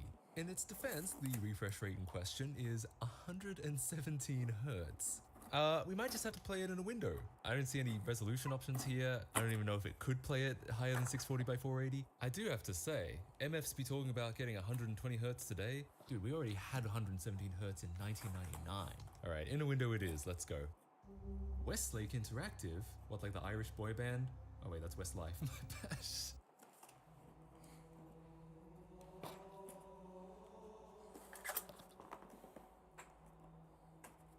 I mean, they did warn me.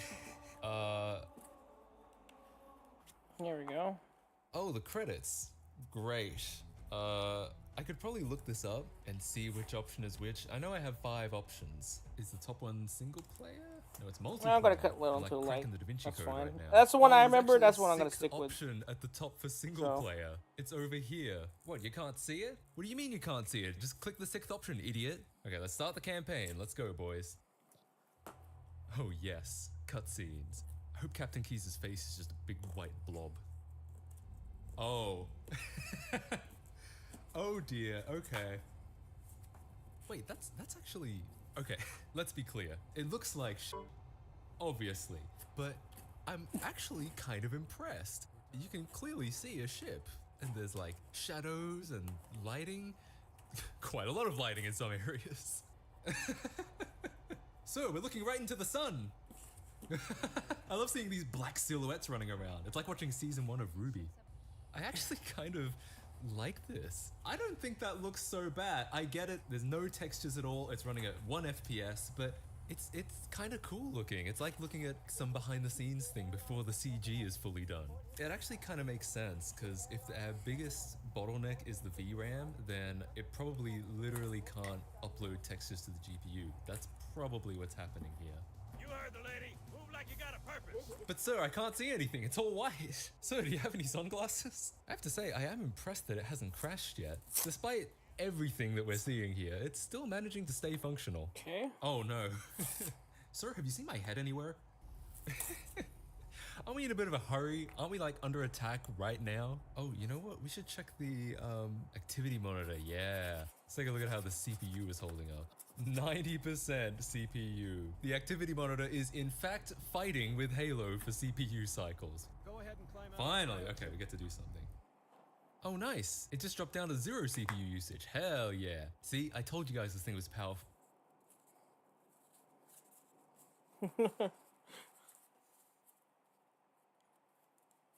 You know what? Let's submit a bug report. I think Apple needs to know about this. Hi, Tim Apple. I was just trying to play a nice game of Halo on my iMac, and for some reason, it crashed. I couldn't imagine why, but maybe you will know. Thanks for all the work you do. I hope he's not confused that the date and time say 1969. Wait, what? Why can't I send it? Oh, because I'm not connected to the internet. True. Hang on. Can we get an Ethernet connection in here? I think we can. Here we go. Life-giving Ethernet. Yes, let's do it. Send to Apple. Well, I feel good. I think that'll be some useful information for Tim. Okay, so let's try some different settings. I know that there are a lot on this config window that I just left at default. I'm gonna see if any of these make any difference whatsoever. Yeah, no shaders. Let's try that. Lens flare. As much as I love an extreme lens flare, let's go low. Let's try that out. Ow. Is that better? You can see the halo now. Oh, he's got a head! Yeah, I think this is actually a little bit better with no shaders, whatever that means. If it doesn't crash this time, I might actually be able to get somewhere with this. Ah, there we go, it didn't crash. Look, I'm actually playing. Oh shit, I'm on the moon, but look how floaty the jump is. Oof! Wait, check this out, I can do some Mario 64 style optimization by looking at the floor. Look at that, that's like 20 FPS? Oh, whoa, holy shit. Is this Metal Gear Solid VR missions? Alright, hurry up, I can't wait for you. Wait, I can't walk around him? Seriously? Seriously? I have to wait for him? Oh, okay, finally. Also, everything is still green, and I don't know why. Oh, it's blue now! Man, this is a really interesting visual style. In fact, can someone make this like the 3rd graphical option in the Master Chief Collection? That'd be sick. Oh no. Oh no, hear a lot of hard drive activity. Oh, is it coming back? Oh, damn it. Damn it, I really wanted to beat that stage. Hey Tim, me again. I've been enjoying the first 2 minutes or so of Halo, but have struggled to get to the 3rd minute. Regardless, I am impressed by your computer from 1999. I can't wait to see what you come out with in 2000. Oh shit, because I connected it to the internet, it's now got the correct date and time. Wow, impressive. All right, well that should be a lot less confusing for Tim. Okay, so we're probably not finishing the campaign on here, but we might be able to get away with some multiplayer. I'm gonna try to set that up later in the video. Squarespace is the all-in-one platform for creating a beautiful and professional-looking website with no hassle. If you're looking to start a business, blog, online store, or really any kind of web presence, Squarespace is the easiest way to do it. They have hundreds of responsive templates to suit any need you may have, and you get a fantastic WYSIWYG editor that lets you do anything, no code required. But if you do like to code, you can also enter custom CSS and header code anywhere you want. I especially like running my online store on Squarespace because it means that all that delicate payment information is being handled by widely used and well-tested code, rather than something cobbled together by me at 2 AM. So if you're looking for a convenient and straightforward way to make a website, look no further than squarespace.com. They have a free trial that lets you check out all of their features, and when you're ready to launch, go to squarespace.com/MattKC to save 10% off your first purchase.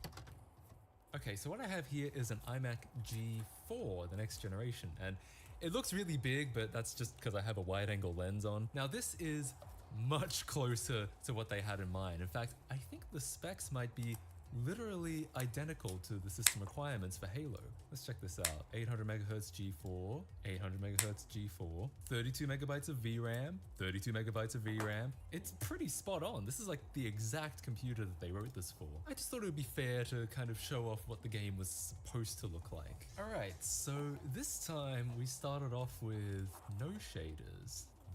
What? On the G3, I at least had the option for vertex shaders. What the hell? Is this graphics card worse than that one? Okay, I guess we'll just leave it at no shaders. So here comes our first advancement of the G4. The FMVs play properly. Now that's a smooth logo. Okay, here we go. Just that little bit of extra VRAM, really. You know, these two computers, again, only differ by about 2 or 3 years. Imagine having that much of a disparity between a computer from this year and a computer from 2019. It looks good, but there's something... The visuals definitely do seem a little bit off. Like, just look at the Master Chief's suit. It's a little bit cartoony looking. Yeah, it's obviously a lot better, but everything just seems slightly off. That's probably the no shaders setting that we had earlier. It's definitely not hitting a consistent 60 or even 30. Like this over here, this isn't even 30 FPS. This is looking pretty smooth. This is looking like it could be something like 40 to 50 if we employ the same floor technique. LOL. Alright, now I have to admit the frame rate is a little slower than I would consider acceptable. You can see the CPU is getting maxed out now. What's ironic is because this is a lot closer to playable than this was, I have a lot less sympathy for it. This was objectively much, much worse, but I was kind of like, look at it try, look at it go. Whereas on the G4, I'm kind of like, oh really? It's only like 25 FPS? Pfft, that's weak. That's a bit shit, isn't it? Okay, so I put away the G4 because I wanted to try this out on a more modern system. This is macOS High Sierra, much better hardware, should be able to play Halo with no sweat. I figured a modern system would be the best chance it would have to look good. Indeed, this finally allowed me to use all 3 shader options and a 4th one that I hadn't seen before. I'm guessing this was added in Halo Universal, which I had to use here for Intel support, but to keep it fair, I stuck with the highest shader option that the original game had. Oh, but we might finally be able to try extreme lens flares. Hell yeah. Wow, look at that. All these blurring effects. We've come so far since the G3. I mean, we've been fretting over 32 megabytes of VRAM. What does this have, like several gigabytes worth? No more odd unshaded polygons or missing gold visor. I don't know what kind of Mac you would have needed to get this back in 2003. I guess the Power Mac G5 came out that year. That's not overkill at all. But I guess we can at least confirm that none of those graphical differences were the fault of the port, just the iMac G4's apparently weak GPU. Alright, I promised a LAN. Let's set up a LAN. I still have my G3 here. Oh, you can't see it behind this monitor. I still have the G3, 2 iMacs, both running Halo. Yes, this is actually Halo. You might just think it's a white screen, but it's actually Halo. We're gonna see how this turns out. So I'll host the game on here, and I'll join it on here. I don't even want to think about what would happen if we hosted the game on here as well. Here we go. And let's go ahead and join over here. Oh no. This is like what Bubsy 3D Online would look like. Now what you're probably thinking is, Matt, wouldn't it make sense if you had a friend over who could play the second computer? Yes, but the thing about having friends is... Oh, okay, there I am. Right, hang on, let me shoot myself. Let me see if I can score a victory on the G3 end. Really struggling here to get a good shot. Yeah. Yep, I'm doing it. I'm scoring a victory. Nice! Oh, I'm supposed to be red. I mean, it was a bit of a rigged competition. The G4 didn't really have a chance. Oh, yo, let's get an warthog. Man, that mountain is kind of struggling to exist. Okay, this is going to be the real problem, is actually finding where I am. Oh, what the hell happened there? It looked like it flipped, but then it didn't. Alright, where am I? Oh, I saw me through the rock! Through the rock! Yeah! Oh, shit. Yeah, I got him! I'm actually succeeding at Halo on this. Now, maybe it would be a little bit different if I was actually playing against someone who was playing back. But what I'm getting from this is that it is theoretically possible to play Halo online. Let's do some co-op. Let me get in the back. Alrighty. Oh, I can't. I have to be playing Team Slayer. Okay. Yeah. Hey, that. friend. Us Mac users gotta stick together. Oh shit, you couldn't even see me coming. That was like a jump scare. Surprise, motherfucker. Wait, what the hell is above me? Oh, it's that little green triangle. It's it's not quite able to draw that green triangle above my head. Need a ride? I have candy. Yeah, look at that. Cooperation. I can shoot with one mouse, drive with the other mouse. It's perfectly doable. Just had to get me an iMac G3 to do it. I'd love to try one day, maybe setting up like a server with my friends or maybe you guys, where we all play on outdated Apple hardware, or at least one of us does, and it's a hilarious meme. The problem is I'm sure someone will be like, yeah, I'm totally playing on an iMac G3. Pfft, he's on his Ryzen Threadripper. Alright, well with that, I think we have exhausted all of what Halo on the Mac has to offer. We didn't quite get through the whole campaign on the G3, but it wasn't for lack of trying. Anyways, I hope you enjoyed this deep dive into some nerdy shit. As always, thanks for watching, and I'll see you all in the next video. Bye guys. There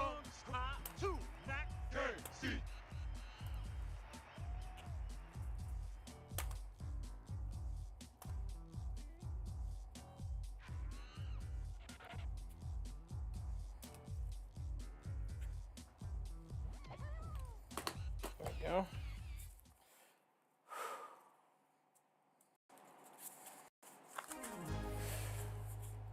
It was a familiar story. Two European investors, with the help of local government, set up a software development company. It's as common as two guys walking into a bar. But there's something uncommon about the story, and it's where the company was set up and which local government was helping them out. None other than the Democratic People's Republic of Korea, better known as North Korea. You thought India was the cheapest place to outsource IT to? Think again. The company was called Ghostbusters, and they quickly found work from a number of European companies looking for cheap software development. They were mostly known for mediocre mobile games like Bobby's Blocks. By far, most of their work came from Europe. In the US, the government had sanctions and trade embargoes that made working with a North Korean company almost impossible. Though somehow American film studios did allegedly manage to commission The Big Lebowski Bowling. So yeah, Ghostbusters was hardly turning heads, but was absolutely fascinating from a geopolitical standpoint. You know how sometimes people go to North Korea for tourism and occasionally they come back alive? Well, you can't actually fly directly into North Korea unless you live in Beijing. That is how most people from the outside get in. They go to Beijing first, and from there a company like Koryo Tours will gladly bring you into North Korea. North Korea is Koryo Tours' specialty. It's plastered all over their website, despite the fact that right now they're not actually allowed into the country due to that non-computer virus you may have heard of. But back in 2012, they were looking for a way to promote their services and had an interesting idea. Why not make an online game about North Korea and commission real North Korean developers to create it? What resulted was a game called Pyongyang Racer, Pyongyang being the capital of North Korea. At first it looks like a joke that some edgy kid made on Newgrounds, but nope, it's really real. And recently while hanging out with friends, I'd randomly remembered it existed and wanted to show them. There was a problem. The game was written in Flash, and since the epic downfall of the Shockwave Flash dynasty, the game had been removed from its website. I found a few sites that had mirrored the main SWF file, but it didn't seem to make it past the opening logos. And I was really upset because I looked like a damn fool in front of my friends trying to show them Pyongyang Racer when it didn't seem to exist anywhere. They were just like, did you just fucking make this shit up, Matt? This is the last time I'm inviting you over. I brought up the story on stream one day and the chat convinced me to run the game through a Flash decompiler to see if there are any clues about how to get it working again. So that's today's plan, decompiling a Chinese Flash game. You know, that's not actually a bad idea. I don't know how far we'll get. Let me see if I can find the SWF again. Now, oof, I'm glad I didn't show that on stream. Oof, oh no! I'm trying to download this Pyongyang Racer.swf, and it's on one of those shitty websites where all the banner ads are like chatterbait. Let's have a look at this. Okay, so here is a Flash decompiler. I don't know why it's styled like Office 2007. Is it full of dodgy anime ladies, Matt? No! Oh, speaking of dodgy anime ladies. Jesus Christ, that's kind of creepy. That's like a Uncanny Valley Japanese robot thing. Yo! What the f? Why is it just her decapitated head? Oh god! Why is she putting her hand up like she's about to slap a bitch? Maybe that's what happens when you go to North Korea. You're American. Honestly, this is more of North Korea than I've ever seen. I mean, they're not very high res, but it's more than I've ever seen before.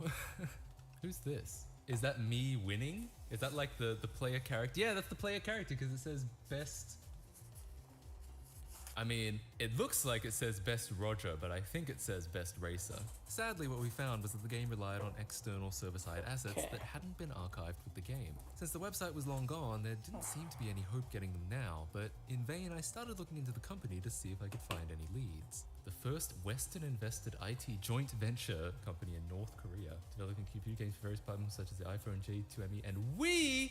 There were Wii games made in North Korea? What Wii games did they make? Or are they games that were only ever released in North Korea? One very big role-playing game for the Nintendo Wii. Why is it showing me this? Oh, these are the people that made it. These are the people that made the game. Well, I'm glad that the image resolution hasn't improved since this game. Quietly churned out various popular games, including one very big role-playing game for the Nintendo Wii. Why is that in quotes? It's like it's making fun of it. Like, yeah, that's what they say, wink. How many of these people are still alive? Oh God, don't say that. How many of them have been like Thanos snapped by Kim Jong himself? See, the problem is now I definitely can't go to North Korea because I've been talking them live on stream. They're gonna watch this and be like, this guy needs to die. Wait. Company video. Red alert. Oh, damn, the account was murdered just like all these people probably were. Is this the company? This even looks like some Soviet Union propaganda. Yo, yeah, I want to go to this convention. I've gone to VidCon, I've gone to RTX, I don't know if I've been to any more, but that's why I need to go to this one. European Business Association, DHL and the DPR. Yeah, there's a lot of references to German companies. Yo, I wonder what music is like in North Korea. What are the top hits? Apart from the hit that Kim Jong-un puts out on you when you visit. The US Air Force had a defector. He went to North Korea and became a movie star as the American bad guy in their movies. Holy shit. I'm a big believer in you gotta fill your niche in the world. That's a fucking niche in the world, I won't lie. Filling a niche, but at what cost? It's like that Wario meme. This is the guy that moved to North Korea to become a movie star. Yeah, here we go. Finally someone asking the real questions. Oh, this is that video. Once again, it was around as late as 2017. Hang on. This is what we gotta do. I've gotta go to North Korea. I've gotta find the Novo, and I've already forgot their name. Oh no, it was Nosotech. Why do I keep thinking it was Novo? Okay. I gotta find Nosotech. I gotta find the people that haven't been killed. I gotta raid their servers and find the assets to Pyongyang Racer.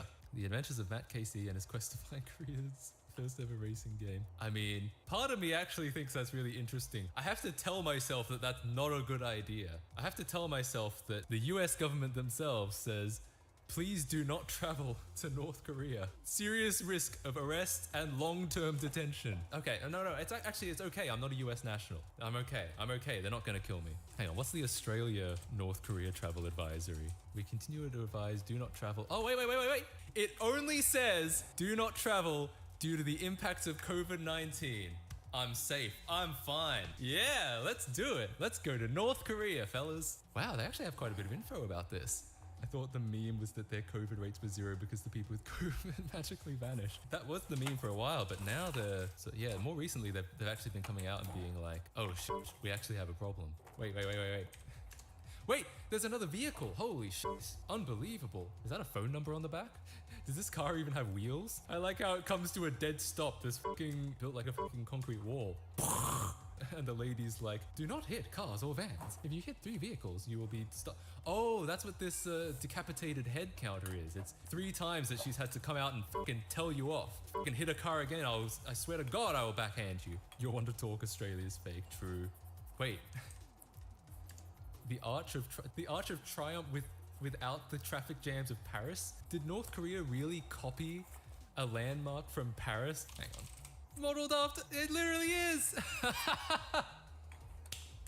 They copied a fucking French landmark just to be like, yep, we've got one. Usually at 11:30. No way. Does North Korea but I'll make have exceptions. an And also, I'm not Eiffel going to Tower? work tomorrow. I accidentally sprained my ankle working on the deck, so I'm not going to work tomorrow. So I can don't stay know why I think later that's really funny. than usual. So. But usually 11:30 is when I call it. They found me. Call it. It's really cool. Give me my family. Like, good for the night. I didn't say it was bad. I said it was funny in a good way. Turn left. You shouldn't be allowed on the road! Exclamation point. Full stop. My guy is playing the game has a humiliation fetish. Oh god, playing this bout to go spank me mommy instructor. That's the thing though, you could actually go in and probably find the dialogue and make it say some weird shit. Congrate? Is that supposed to say congratulate? Gotcha, yeah, but for in this case, I'm staying a little bit longer. Congrate. Because, well, yeah. Oh, texts. Wait, this is just like, you are stopped for bad driving.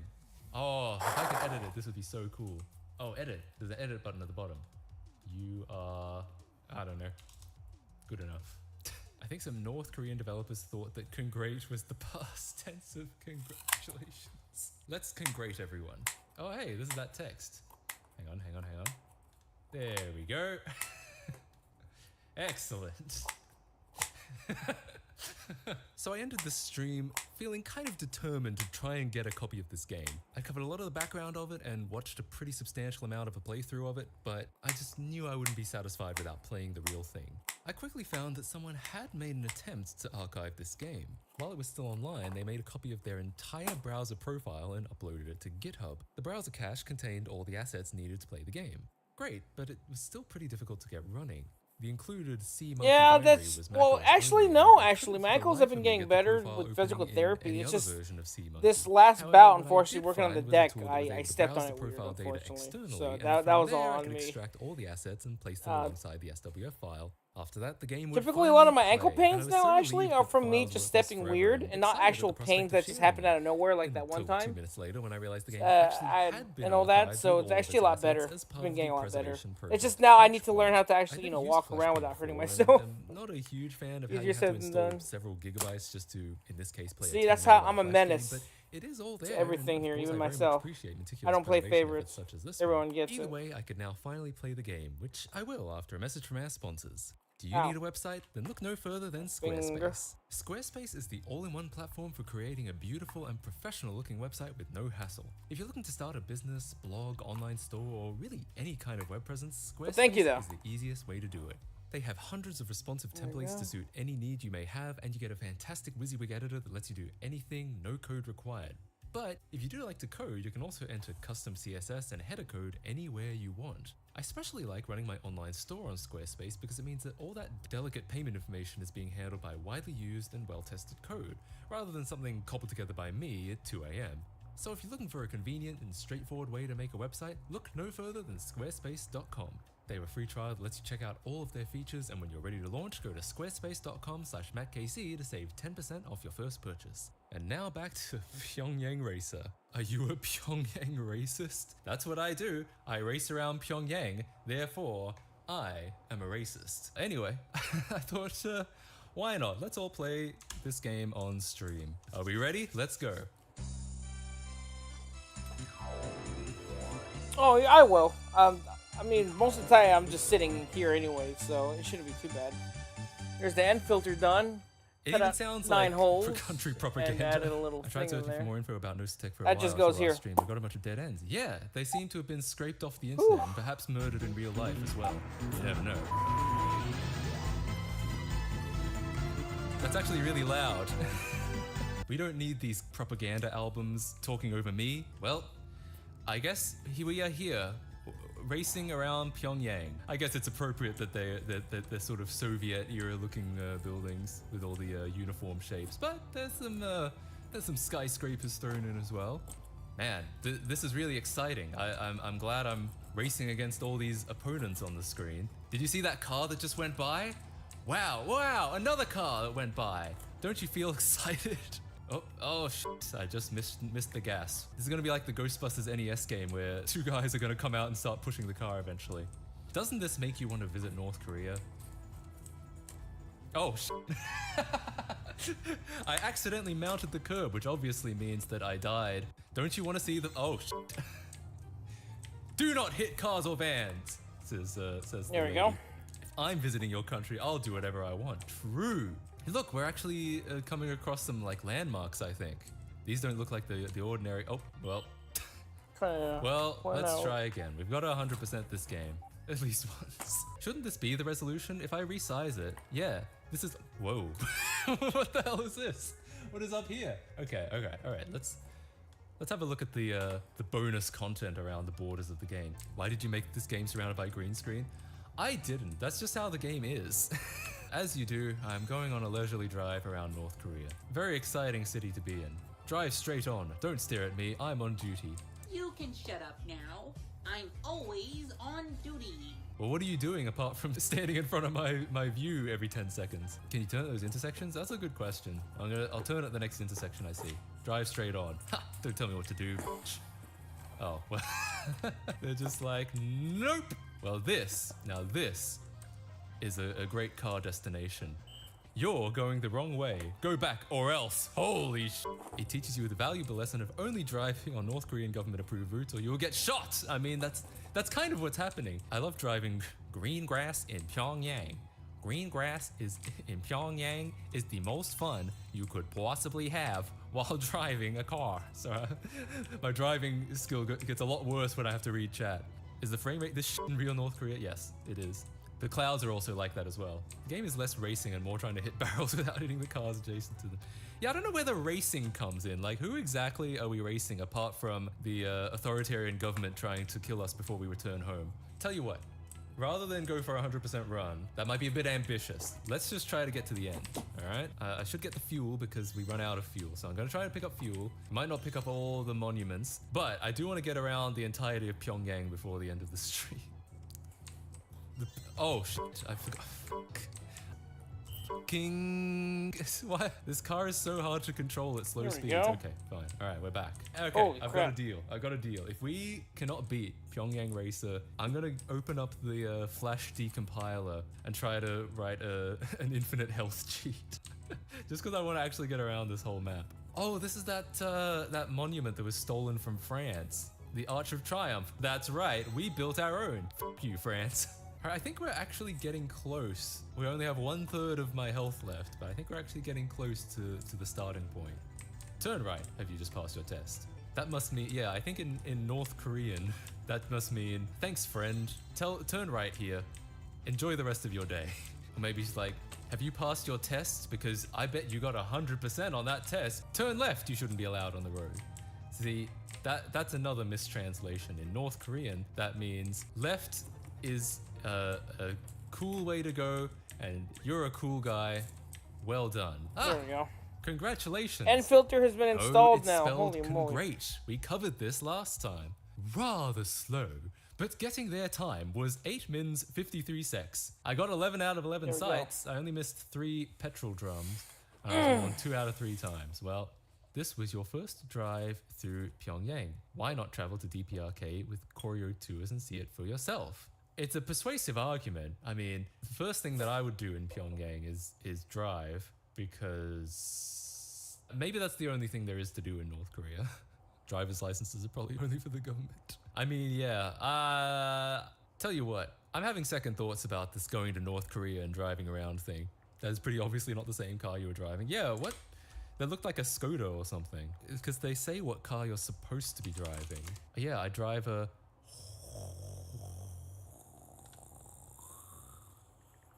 Brilliance BS4. It's I guess a Chinese car, and it was developed in cooperation with Porsche and used borrowed technology from BMW. Yeah, I was driving a luxury European car in North Korea. No big deal, no big deal. Brilliant bullshit for more like, that's what I'm saying. Let me actually read this article. The Okay, car was just scheduled for checking. launch in Germany, Europe's largest national car market, Alright, in 2007. Following poor crash test results of the I'm trying to BS6 find model the- and ensuing press comments, a Western launch was postponed at the last minute, and the vehicle structure Alrighty. was expected to be modified in order to achieve improved European crash test rating. After modification, it achieved 0 stars. 0 stars? From who? For safety? Oh god. No wonder they were so concerned about me driving into cars. They were like, this car could explode any second. Ride quality is reasonably comfortable, but steering is vague. And you know what? I think they really captured that in Pyongyang Racer. I think the vague steering, I think I was right on the money. The European market-based version, a sloppy 5-speed manual gearbox is offered. Yeah, mate, I love me a sloppy 5-speed. I like how the Wikipedia article is genuinely roasting this car. Interior plastic is harsh and cheap, and leather quality cheap. At least it's not harsh.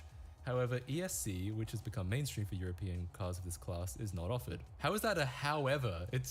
You're still criticizing it. The brilliance. You'd be better off in a go-kart, apparently. You'd probably be better off just standing on the road. All right, let us examine. Let's see how well this this car crashes.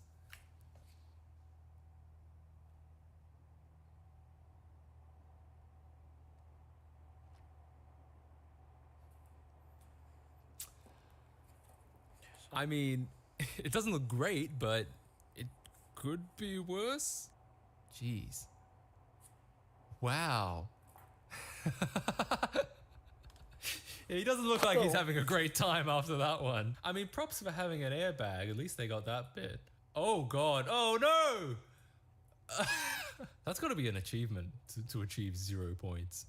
Oh, okay, under the old Euro NCAP guidelines. So now I'm going to make the NCAP that goes But into... the BS6 was worse. Right A score that the BS6 needed 2 tries and a structural redesign to match. Okay. Okay, how bad was the BS6? You know it's going to be good when the first paragraph is safety. Welcome to diners, drive-ins, and death. How bad? All right, let's do it. Let's look. Wait, this is the same footage, isn't it? Or is this a different car? Oh no! Oh no! It is a different car. That is so much worse. Oh no! What is this car made out of fucking paper? Oh no! Oh. This is literally, we were joking about the buildings in the game being made of cardboard. This looks like fucking straight up cardboard. Just to be clear, they are meant to crumple at the front.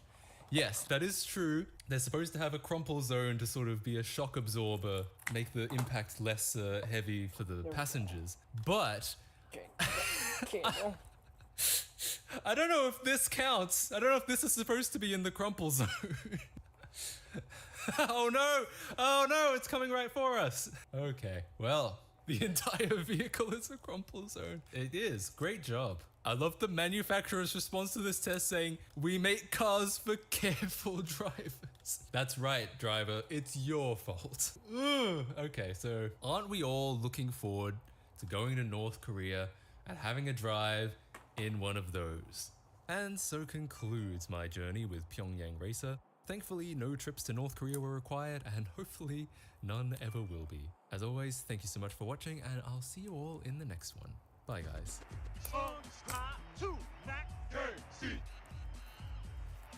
There we go.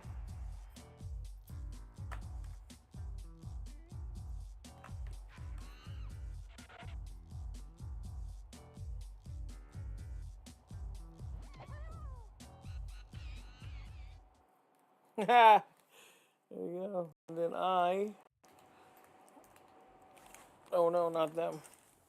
What is up, everyone? Welcome to the WAN Show. We've got a great show lined up for you guys today. Well, we're going to make it great. We've got a few topics. First of all, begun the chatbot war. It was a familiar story. 2 European investors, with the help of... In the immortal words of Jerry Seinfeld, what's the deal with Sonic games? Seriously though, I've talked about this before in my Sonic Heroes video, but it really shows the power of a great brand that Sega can keep releasing turd after turd, yet gamers are still interested in upcoming Sonic games. A lesser character would have never survived this many fatally bad products, and I have to wonder if Nintendo is pissed off. Like, we've spent almost 40 years releasing great games with our characters, and you guys are still paying attention to this ridiculous hedgehog? You can't keep getting away with it! Yes, we are, because every now and then the stars align and they release something that's truly a B+? Not bad. In fact, right around the time the Big Red Button was developing what would become the universally panned Sonic Boom Rise of Lyric, Sonic Team themselves were working on something completely different. It was a game called Sonic Runners for iOS and Android. Okay, yeah, it's a mobile game, and I'm sure plenty of people turned off the second I said that, but that's kind of a shame. Despite being mobile, many people fell in love with its music, visuals, and addictive gameplay. And while detractors may say Sega was just cashing in on the endless runner concept, if any franchise makes sense to cash in on it, it is Sonic. How many times have you heard people say speed and 2D platforming is where Sonic is at its best? That's not to say it's perfect though, it did suffer from a lot of mobile gameness, pop-up ads, in-app purchases, Facebook integration. Smoking these meats, just set the charcoal up and you set the wood. I'm the meat chef. But I get it, no one wants to pay for apps, so developers have to make their money somehow. And on a completely unrelated note, have you heard of this video's sponsor, Squarespace? Well, let me take a moment to tell you about them. Squarespace is the all-in-one platform for creating a beautiful and professional-looking website with no hassle. If you're looking to start a business, blog, online store, or really any kind of web presence, Squarespace is the easiest way to do it. They have hundreds of responsive templates to suit any need you may have, and you get a fantastic WYSIWYG editor that lets you do anything, no code required. But if you do like to code, you can also enter custom CSS and header code anywhere you want. I especially like running my online store on Squarespace because it means that all that delicate payment information is being handled by widely used and well-tested code, rather than something cobbled together by me at 2 AM.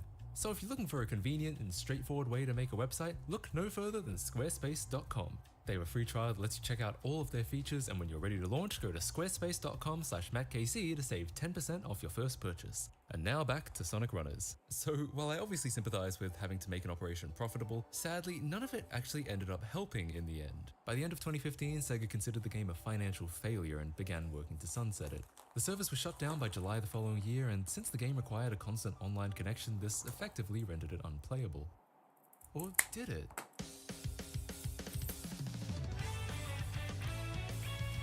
Thanks to a team of dedicated fans who reverse engineered, re-implemented, and open-sourced the server, the game is now playable once again with just some basic binary hacking to point the game to a custom server rather than Sega's. With control over the server, the community could now not only keep the game running, but also provide some long overdue new content, since things like custom stages, characters, and events were all pulled from the server. Truly an impressive display of the community banding together to keep something they love alive. Unfortunately, it didn't take them long to realize that this wouldn't work forever. In order to really maintain the game long term, the community would need to be able to update the client as well. And barring some kind of catastrophic leak from Sega, this would probably have to be through some kind of reverse engineering.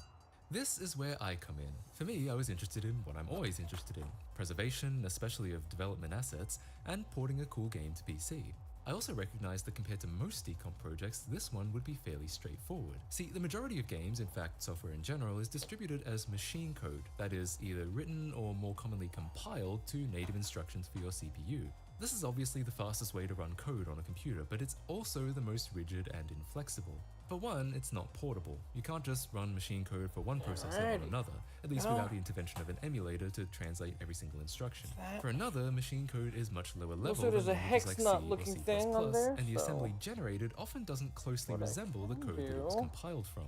Many people will say Ooh, it's what I can impossible to do- derive C or C++ source code from a compiled executable, often comparing it with trying to unbake a cake.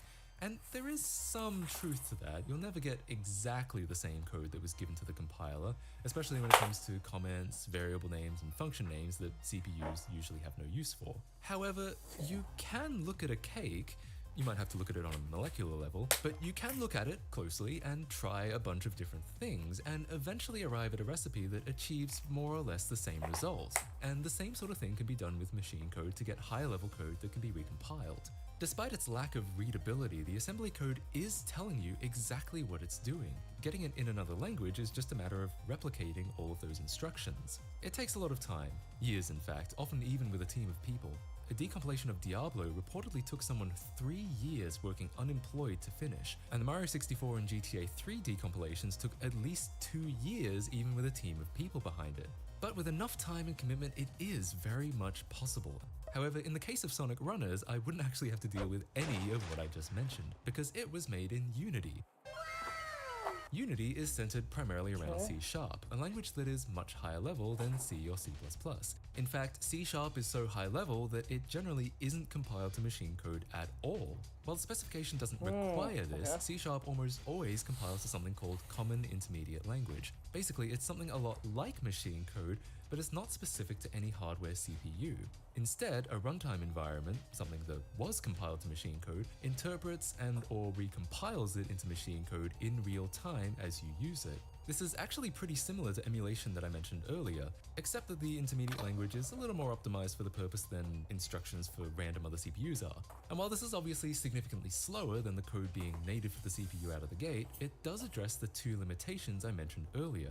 Namely that it's portable, it can run on anything as long as a C# interpreter is available, but also that it can much more closely resemble the source code it was compiled from. So closely, in fact, that CIL can generally be decompiled straight back to C# automatically. In fact, unlike developers of machine code, C# developers often have to explicitly use obfuscation techniques just to prevent their applications from being completely decompiled. As such, if we open up the Sonic Runners Android version, find the .NET DLLs, and run them through any CIL decompiler, we effectively get the full C# source tree intact, minus the comments of course. Job kinda done. But it turns out we were a little lucky here. Speaking of obfuscation techniques, Unity contains a build feature called IL2CPP. This does exactly what it says on the tin, converts intermediate language, i.e. compiled C# code, into C++, which can then be compiled to machine code. This means that not only will the resulting game run faster, it'll also be much harder for hackers like us to reverse engineer it. For a developer, it sounds great, and naturally Sega did opt to use it. However, back then, the feature was only available for iOS builds. That means that while we got full source code from the Android version in just a handful of clicks, we would not have been so lucky with the iOS version, or if the game had come out a couple years later when Unity made that option available for both. But let's not worry about that. We have our decomp, let's use it. Except this is actually only a fraction of what we really need. We're missing, well, all of the Unity assets. Thankfully, there are tools for extracting those from a compiled Unity project too. In fact, there's a tool called uTiny that can generate an entire Unity project from a built game. Once again, job done pretty much, except there was a problem. See, Sonic Runners was built with Unity 4, first released in 2012 and last updated in 2016. Today, this version is considered absolutely geriatric, and most tools like this simply don't support it. uTiny can only produce a project compatible with, at minimum, Unity 2017. Okay, that's only like 2 years later, that doesn't sound that bad, right? Except Sonic Runners also uses a number of APIs that were deprecated and then removed, and not just minor things either. Crucial parts of the infrastructure and communication between client and server relied on APIs that simply no longer existed in 2017. Trying to open it in 2017 threw literally thousands of compiler errors, and enough had changed between the versions that even though runners wouldn't have used any Unity features after Unity 4, uTiny's 2017 compliant output simply crashed Unity 4 when trying to open it. Wow, how helpful. So I needed to make a decision. Either figure out how to get this project opening in Unity 4, or find a way to upgrade the game code to work in newer versions. Both of these choices would require a lot of work, and I ultimately decided to go with the former approach. Mostly because I felt it would be easier to try and match the original game as closely as possible, than have to rewrite large portions of the code, hoping it would more or less achieve the same result. In retrospect, I don't think this was true, but it was just at the time. The first thing was to figure out why Unity 4 was crashing. Unity project files can be stored in two different ways, either as binary files that are small and efficient, but can't be edited outside of Unity and can't be merged by version control systems like Git, or as text-based YAML. The YAML feature was really lucky because it meant I could compare side by side what a native Unity 4 asset was supposed to look like versus what uTiny output. And what I found immediately was that the game objects were written quite differently. So I wrote a script to basically rewrite and downgrade all of the game object YAMLs throughout the entire project, and after all this, Unity would no longer crash trying to open the project. Well, at least that's something, but we were still far from it actually playing. Naturally, it wasn't just the game objects, there were a lot of these assets that needed similar treatment. Animation controllers, particle systems, texture metadata, collision flags, and more had been updated in ways that Unity 4 no longer understood. A few weeks in, I had more than 30 different scripts just for downgrading each of these assets throughout the project. And this is why I say it may not have been the easier approach. However, it was the most accurate, and eventually things started coming together, at least on the opening titles. But that was about it. As soon as you tried to start the game past the opening screen, it would throw an error about failing to find something called unmanaged process. What is this? Well, it's a machine code library.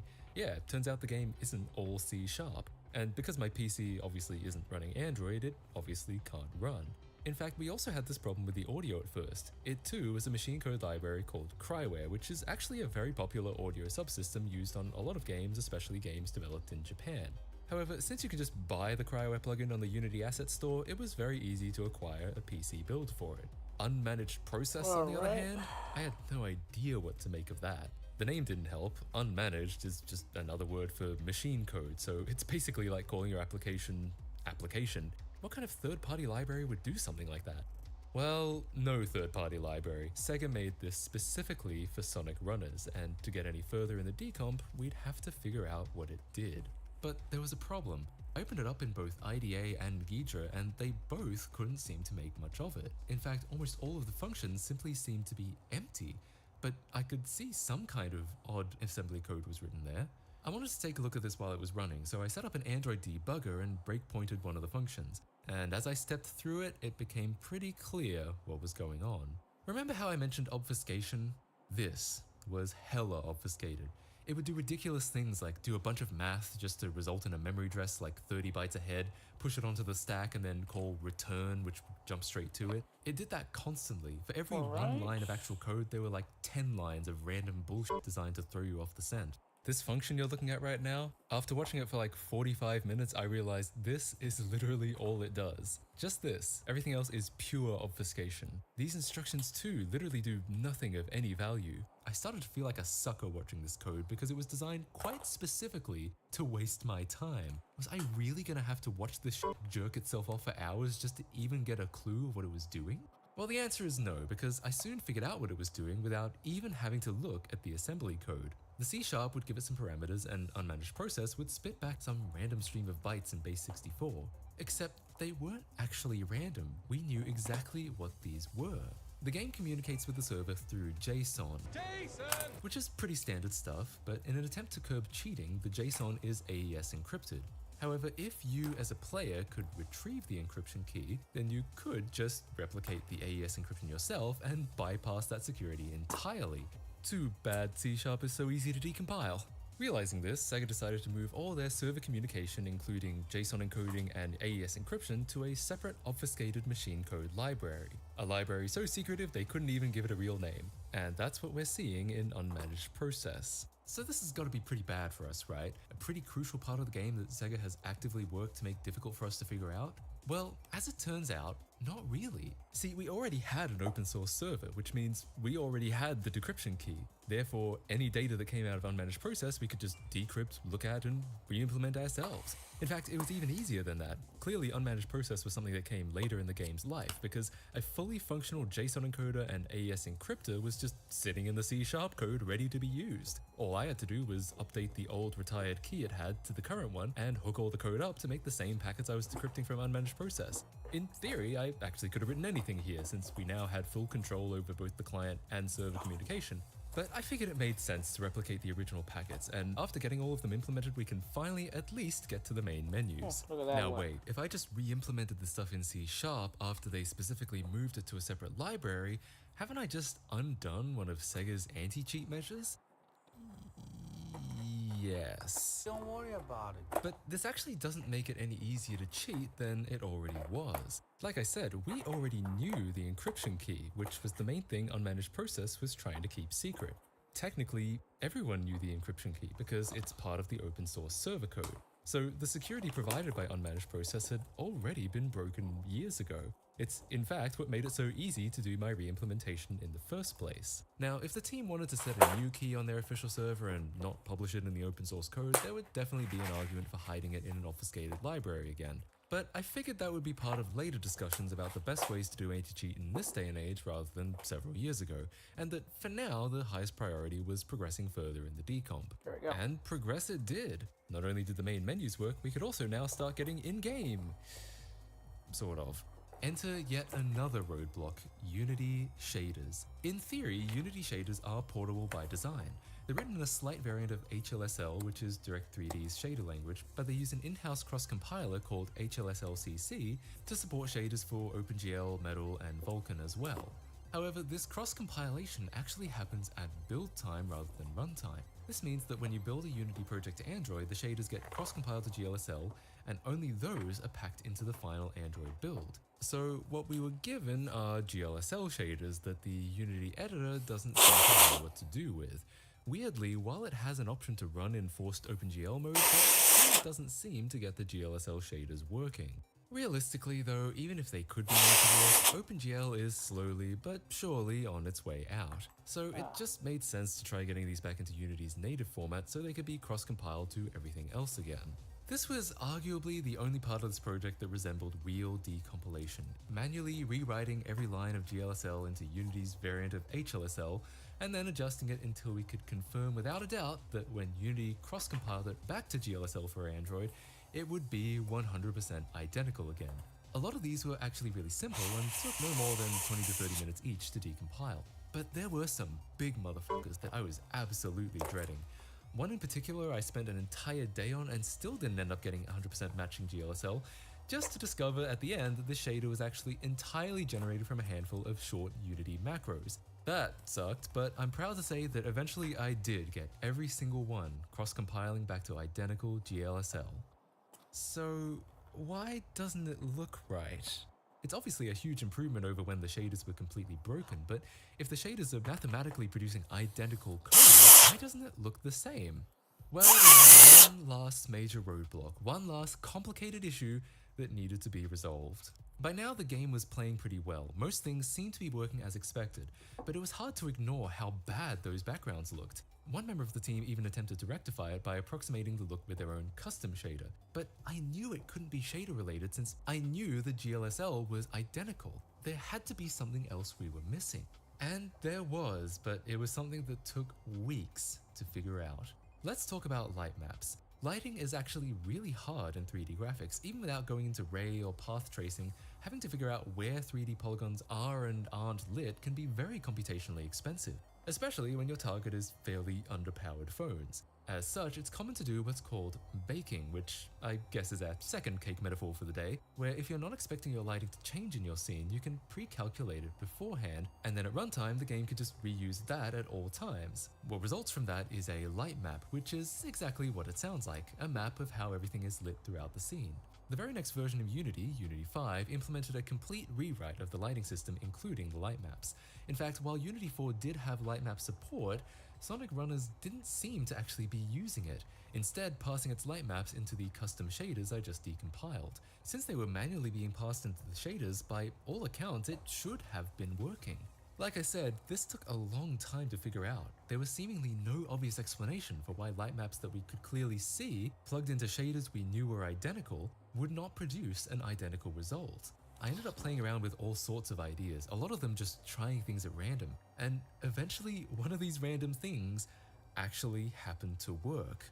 Looking through the YAML once again, I noticed this property called Light Map Settings. At a glance it looks fine, or at least there doesn't seem to be anything wrong, but as kind of a Hail Mary I just decided to clear it entirely, thinking it might help to at least be able to set them up from scratch. But then it just worked?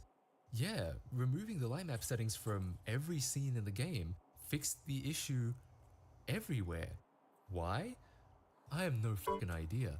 My only guess is that UTiny's output was just throwing off Unity 4 completely due to that rewritten lighting I mentioned earlier. All I knew for sure is that with this issue solved, the decomp was finally nearing a close. There are a few more minor issues here and there that I fixed up as the team got to start testing it, but for the most part it was ready for them to start making the additions that they had been waiting so long to do.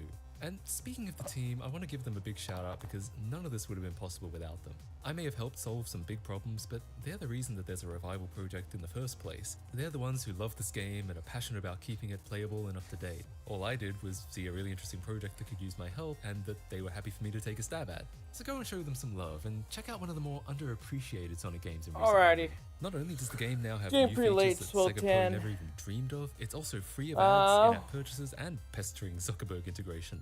You can even run the server on your phone and have a completely offline experience. So if anything, this is actually a better time to play it than when it's still supported by Sega. Well, I'm waiting for this And thing last to but not dry. least, if this is the first time you're hearing of Sonic Runners, I recommend checking out the History of Sonic Runners video by Patman. It's a much more thorough introduction to the game than this video is, and goes into a lot of detail about the ups and downs of the game's original run. But either way, as always, thanks for watching. I hope you enjoyed plug this that in. video, and I'll see you all in the next one.